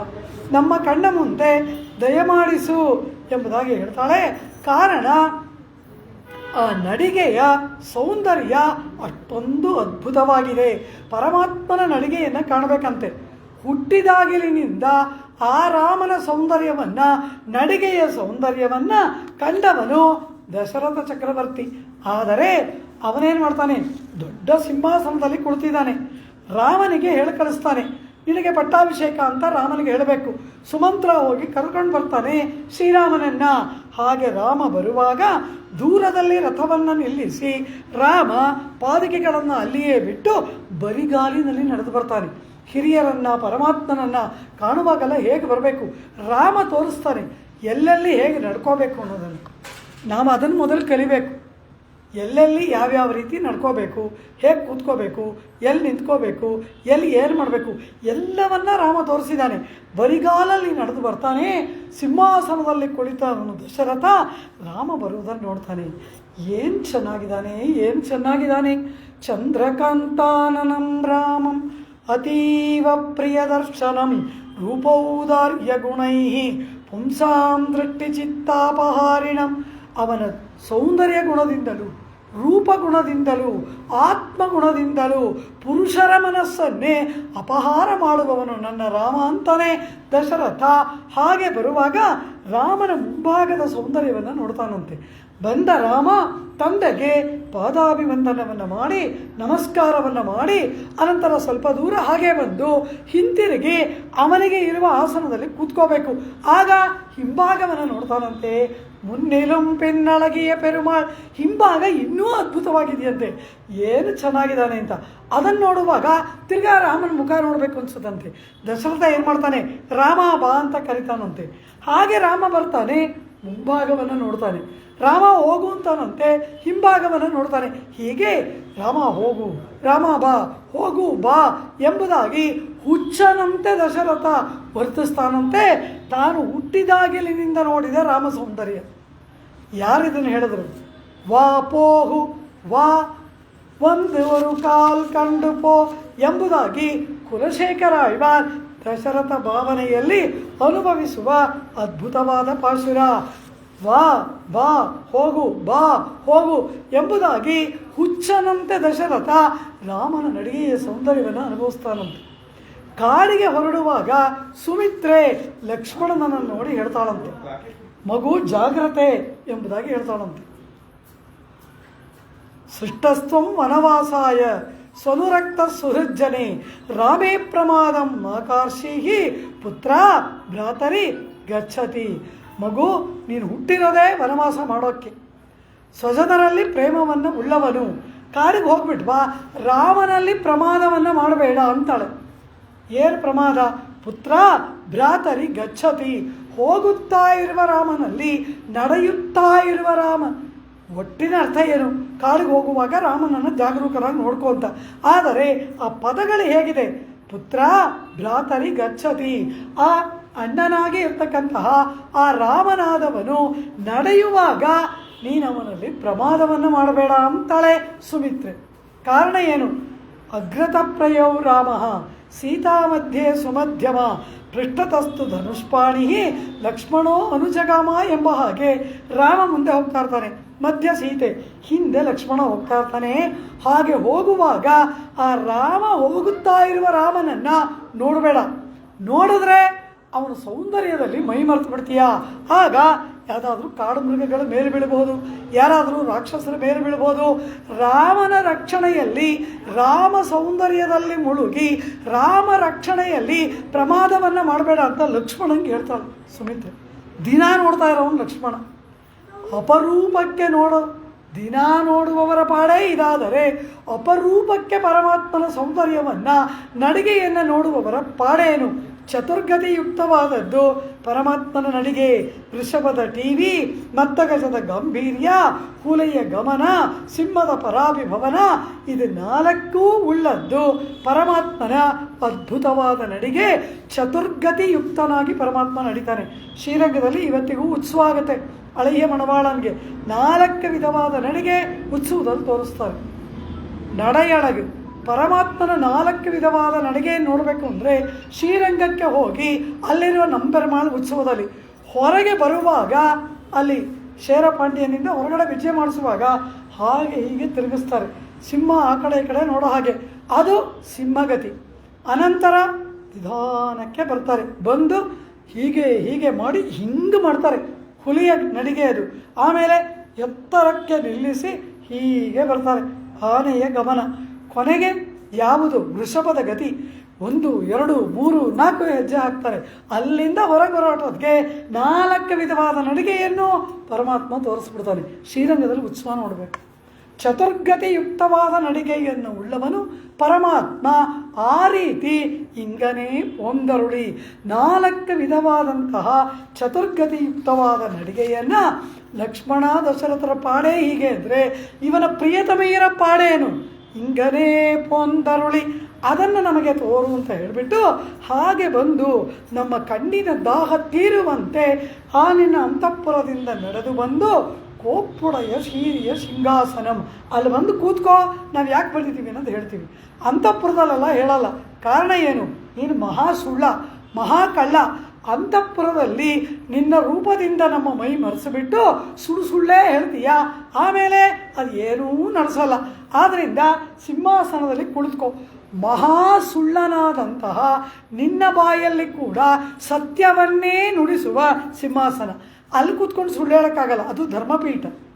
ಆದ್ದರಿಂದ ಕೋಪ್ಪುಡೆಯ ಶೀರಿಯ ಸಿಂಹಾಸನಂ, ನಿನ್ನಂತಹ ಸುಳ್ಳನಾದವನ ಬಾಯಲ್ಲಿಯೂ ಸತ್ಯವನ್ನೇ ಹೇಳಿಸುವಂತಹ ಮಹಿಮಾನ್ವಿತವಾದ ಧರ್ಮಪೀಠದಲ್ಲಿ ಬಂದು ಕೂತ್ಕೋ. ಆಗ ನಾವು ಯಾಕೆ ಬಂದಿದ್ದೀವಿ ಅನ್ನೋದು ಹೇಳ್ತೀವಿ ಅಂತಾಳೆ ಆಂಡಾಳ್. ಈ ಕೃಷ್ಣ ಮಹಾ ಕಳ್ಳ, ಬೆಣ್ಣೆ ಕಳ್ಳ, ಸೀರೆ ಕಳ್ಳ, ಏನೆಲ್ಲ ಮಾಡ್ತಾನೆ, ಬರೀ ಸುಳ್ಳ. ಇವನ ಬಾಯಲ್ಲಿ ಕೂಡ ಸತ್ಯವನ್ನು ಹೇಳಿಸುವ ಸಿಂಹಾಸನ ಕೋಪ್ಪುಡೆಯ ಶೀರಿಯ ಸಿಂಹಾಸನಂ. ಅಲ್ಲಿ ಕೂತ್ಕೋ. ಸಭಾ ಮಧ್ಯದಲ್ಲಿ ಬಾ. ಅಂತಃಪುರದ ಏಕಾಂತ ಎಲ್ಲ ಬೇಡ. ಸಭಾ ಮಧ್ಯದಲ್ಲಿ ಕೂತ್ಕೊಂಡು ಮಾತಾಡಿದ್ರೆ ನೀನು ನಮ್ಮನ್ನು ಮೋಸ ಮಾಡುವಂತಿಲ್ಲ, ನೀನು ನಮಗೆ ಸುಳ್ಳನ್ನಾಡುವಂತಿಲ್ಲ. ನಿನ್ನ ಬಾಯಲ್ಲಿ ಸತ್ಯವನ್ನೇ ಬೆರೆಸುವಂತಹ ಸಿಂಹಾಸನದಲ್ಲಿ ಕುಳಿತುಕೊಂಡು ನಾವು ಬಂದ ಕಾರ್ಯವನ್ನು ವಿಮರ್ಶೆ ಮಾಡುವಂತಾಳೆ ಆಂಡಾಳ್. ಸಿಂಹಾಸನಂ ಅಂದರು. ಆಸನಂ, ಸಿಂಹಾಸನಂ, ಶೀರಿಯ ಸಿಂಹಾಸನಂ, ಕೋಪ್ಪುಡೆಯ ಶೀರಿಯ ಸಿಂಹಾಸನ. ಆ ಪರಮಾತ್ಮ ಕುಳಿತುಕೊಳ್ಳುವ ಆಸನಕ್ಕೆ ಎಷ್ಟು ವಿಶೇಷಣ! ಆಸನ, ಸಿಂಹಾಸನ, ಶೀರಿಯ ಸಿಂಹಾಸನ, ಕೋಪ್ಪುಡೆಯ ಶೀರಿಯ ಸಿಂಹಾಸನ. ಆಸನ ಅಂದ್ರೇನು? ಕುಳಿತುಕೊಳ್ಳುವ ಪೀಠ ಅಂತ ಅರ್ಥ. ಪರಮಾತ್ಮ ನರಸಿಂಹನಾಗಿ ಅವತಾರವನ್ನು ಮಾಡಿದಾಗ ಆ ಹಿರಣ್ಯಕಶಿಪು ಮರಣಿಸಿಬಿಟ್ಟ. ಈಗ ಪ್ರಹ್ಲಾದನಿಗೆ ಪಟ್ಟಾಭಿಷೇಕ ಆಗಬೇಕು. ಹಿರಣ್ಯಕಶಿಪು ಮರಣಿಸಿದ ಮೇಲೆ ಪ್ರಹ್ಲಾದ ತಾನೇ ಪಟ್ಟಾಭಿಷಿಕ್ತನಾಗಬೇಕು, ರಾಜನಾಗಬೇಕು, ದಾನವ ರಾಜ್ಯ. ಆದ್ದರಿಂದ ಆ ಪರಮಾತ್ಮ ನೋಡಿದನಂತೆ ನರಸಿಂಹ. ಈ ದುಷ್ಟನಾದ ಭಗವದ್ಭಾಗವತ ಅಸಖ್ಯಾಪಚಾರವನ್ನು ಮಾಡಿದ ಈ ಮಹಾಕ್ರೂರಿ ಕುಳಿತ ಈ ಸಿಂಹಾಸನದಲ್ಲಿ ಪರಮ ಭಾಗವತೋತ್ತಮನಾದ ಪ್ರಹ್ಲಾದ ಕೂಡುದು ಅದಕ್ಕೆ ಪುಣ್ಯಾಹ ಮಾಡಬೇಕು ಅಂತ ನರಸಿಂಹ ಭಾವಿಸೋದನಂತೆ. ಅದಕ್ಕಾಗಿ ಏನು ಪುಣ್ಯಾಹ, ಏನು ಮಂತ್ರ ಹೇಳಿ ತೀರ್ಥ ಪ್ರೋಕ್ಷಣೆ ಮಾಡಿದ್ನವನು ತಾನು ಹೋಗಿ ಕುಳಿತುಕೊಂಡಂತೆ. ಸಾಕ್ಷಾತ್ ನರಸಿಂಹಮೂರ್ತಿ ಆ ಸಿಂಹಾಸನದಲ್ಲಿ ತಾನೇ ಕುಳಿತುಕೊಂಡು ಆ ಸಿಂಹಾಸನಕ್ಕೆ ತಟ್ಟಿದ್ದ ಹಿರಣ್ಯಕಶಿಪುವಿನ ದೋಷವನ್ನು ನಿವಾರಣೆ ಮಾಡಿ ಆಮೇಲೆ ಪ್ರಹ್ಲಾದನನ್ನು ಕುಳ್ಳಿರಿಸಿದ. ಆಸನವಾಗಿದ್ದು ಸಿಂಹ ಕುಳಿತಿದ್ದರಿಂದ ಸಿಂಹಾಸನವಾಯಿತು. ಈ ಸಿಂಹಾಸನ ಏನಾಯಿತು? ಶ್ರೀರಾಮಚಂದ್ರನಿಗೆ ವಸಿಷ್ಠರು ಪಟ್ಟಾಭಿಷೇಕ ಮಾಡ್ತಾರೆ. ಅಭ್ಯಸಿಂಚನ್ ನರವ್ಯಾಘ್ರಂ ಪ್ರಸನ್ನೇನ ಸುಗಂಧಿನ ಸಲಿಲೇನ ಸಹಸ್ರಾಕ್ಷಂ ಬಸವೋ ವಾಸವಮ್ಯತ ಎಂಬುದಾಗಿ ರಾಮಂ ರತ್ನಮಯೇ ಪೀಠೆ ಸಹಸೀತಂ ನ್ಯವೇಶಯಿತ್ ಎಂಬುದಾಗಿ ಆ ರತ್ನಮಯವಾದ ಪೀಠದಲ್ಲಿ ಸೀತೆಯೊಡನೆ ರಾಮನನ್ನು ಕುಳ್ಳಿರಿಸ್ತಾರೆ ವಸಿಷ್ಠರು. ಹೀಗೆ ಸೀತಾ ಸಮೇತನಾಗಿ ರಾಮ ಕುಳಿತಾಗ ಶೀರಿಯ ಸಿಂಹಾಸನ, ಶ್ರೇಷ್ಠವಾದ ಸಿಂಹಾಸನ ಆಯಿತು.